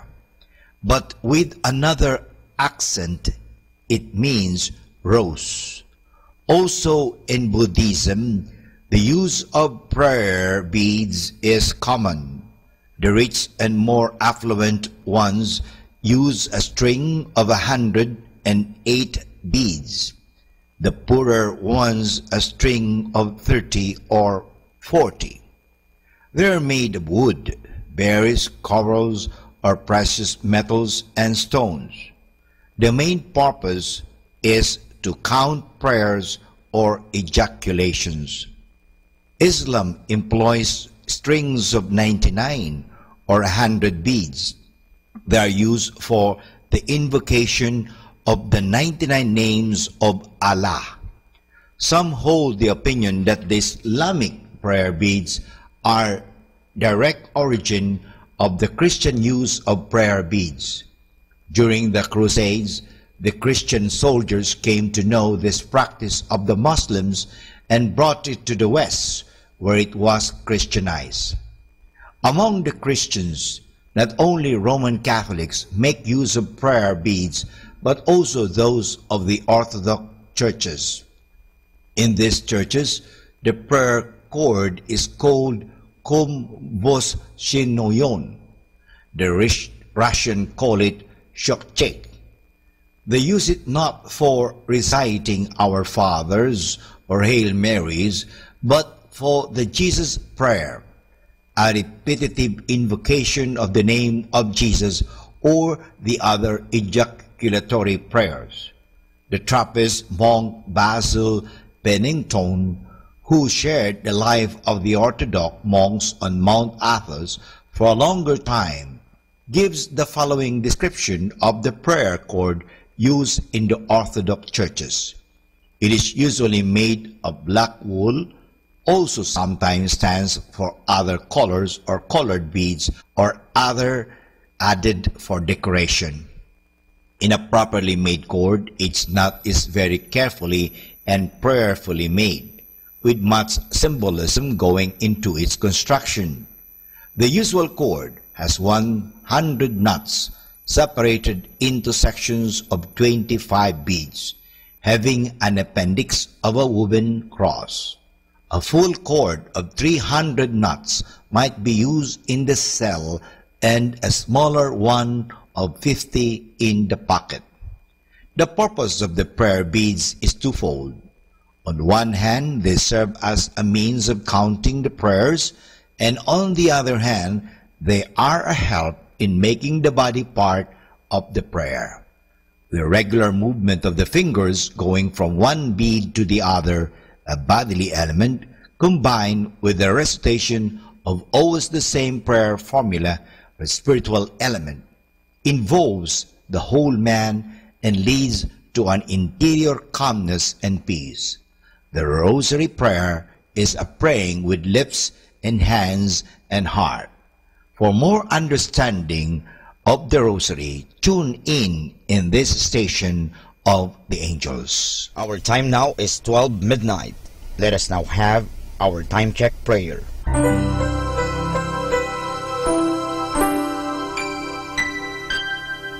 Panalangin ng pagsupil sa nga puwersa ng kasamaan. Sa ngalan ni Jesus, sinusupil ko at iginagapos ang lahat ng kapangyarihan at puwersang nasa hangin, sa lupa, sa tubig, sa ilalim ng lupa, sa impyerno, sa kalikasan at sa apoy.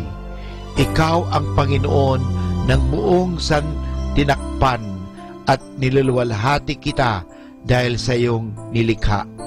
Sa ngalan mo, iginagapos ko ang lahat ng puwersa ng diablo na kumikilos laban sa amin at sa aming mga pamilya.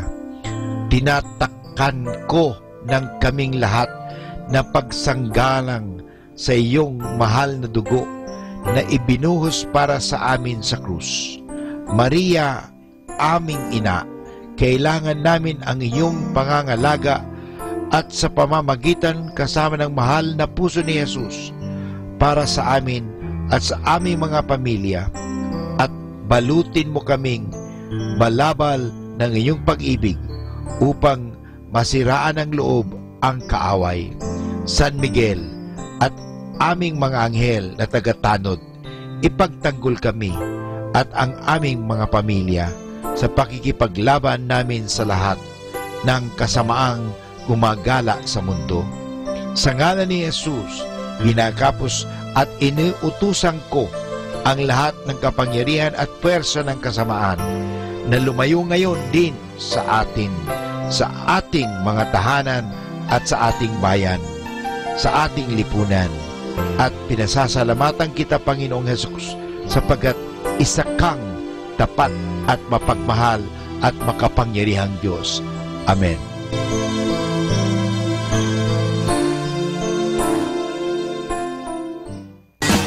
You're listening to Manawag Dominican Radio. 100% pure Christian and inspirational songs throughout the day. May kasama ka. May kasama ka. May kasama ka.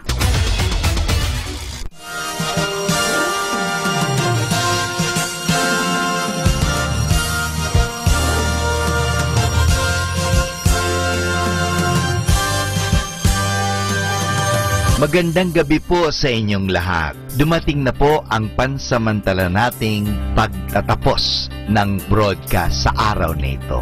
Maraming salamat po sa pagtangkilik ninyo sa Manawag Dominican Radio o dating Radyo Dominico ng Manawag.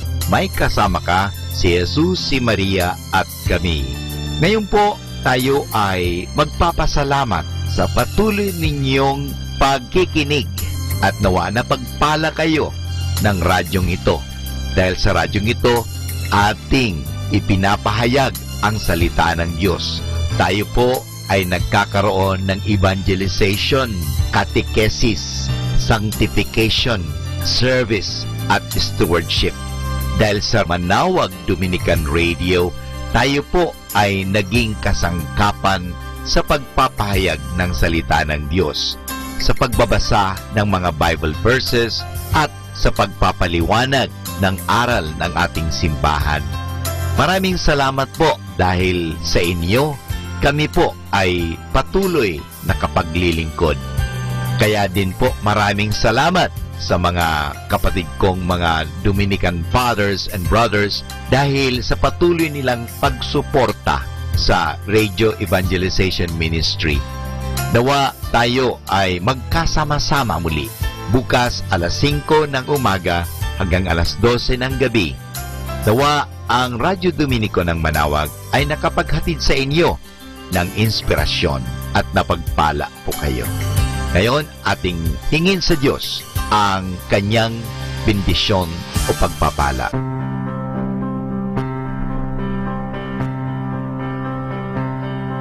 Sa ngalan ng Ama at ng Anak at ng Espiritu Santo. Amen. Maraming salamat, Panginoong Diyos, sa patuloy ninyong pagsubaybay, sa patuloy ninyong pagkalinga, at sa patuloy ninyong pagmamahal at paglalayo sa amin sa anumang mga kapahamakan at masama. Nagpapasalamat po kami dahil sa patuloy ninyong pagsuporta at pakikisa sa gawain ito ng pagpapahayag. Nawa, Panginoon, ilayo mo kami sa anumang mga masasama. Tulungan mo kami na gamitin namin ang aming mga talino, oras at ang mga kakayahan namin upang ikaw ay aming dakilain at ikaw ay aming purihin. Nanawa ang mga pinatutugtog namin na Christian religious Catholic music ay makapag-inspire sa mga tao. At lalong-lalo na, Panginoon, na kami ay maging banal sa pamagitan ng pakikinig sa iyo. Kaya bago mag-sign off ang Manawag Dominican Radio, ikaw ay aming pinasasalamatan. Samahan po ninyo kami palagi. Naniniwala po kami na hindi niyo kami pababayaan, lalong-lalo na sa tulong ng aming mahal na Our Lady of Manawag, Apabaket. Kaya nga po, nagpapasalamat kami dahil sa pamamagitan ng Manawag Dominican Radio na itinatag ko po si Father Butch Bombase, OP, na ito po ay nagiging kasangkapan upang mapalapit ang Diyos sa mga tao, lalong-lalo na ang mga malayo. Naniniwala po kami na sa pamagitan ng Manawag Dominican Radio, kami po ay nagiging kasangkapan mo. Kasangkapanin po ninyo kami. Hinihingi po namin ito kay Kristo, na aming Panginoon at tagapagligtas, ngayon at magpasawalang hanggan. Manawag Dominican Radio, signing off. See you tomorrow. Good night. God bless us all, and something good is going to happen to us all.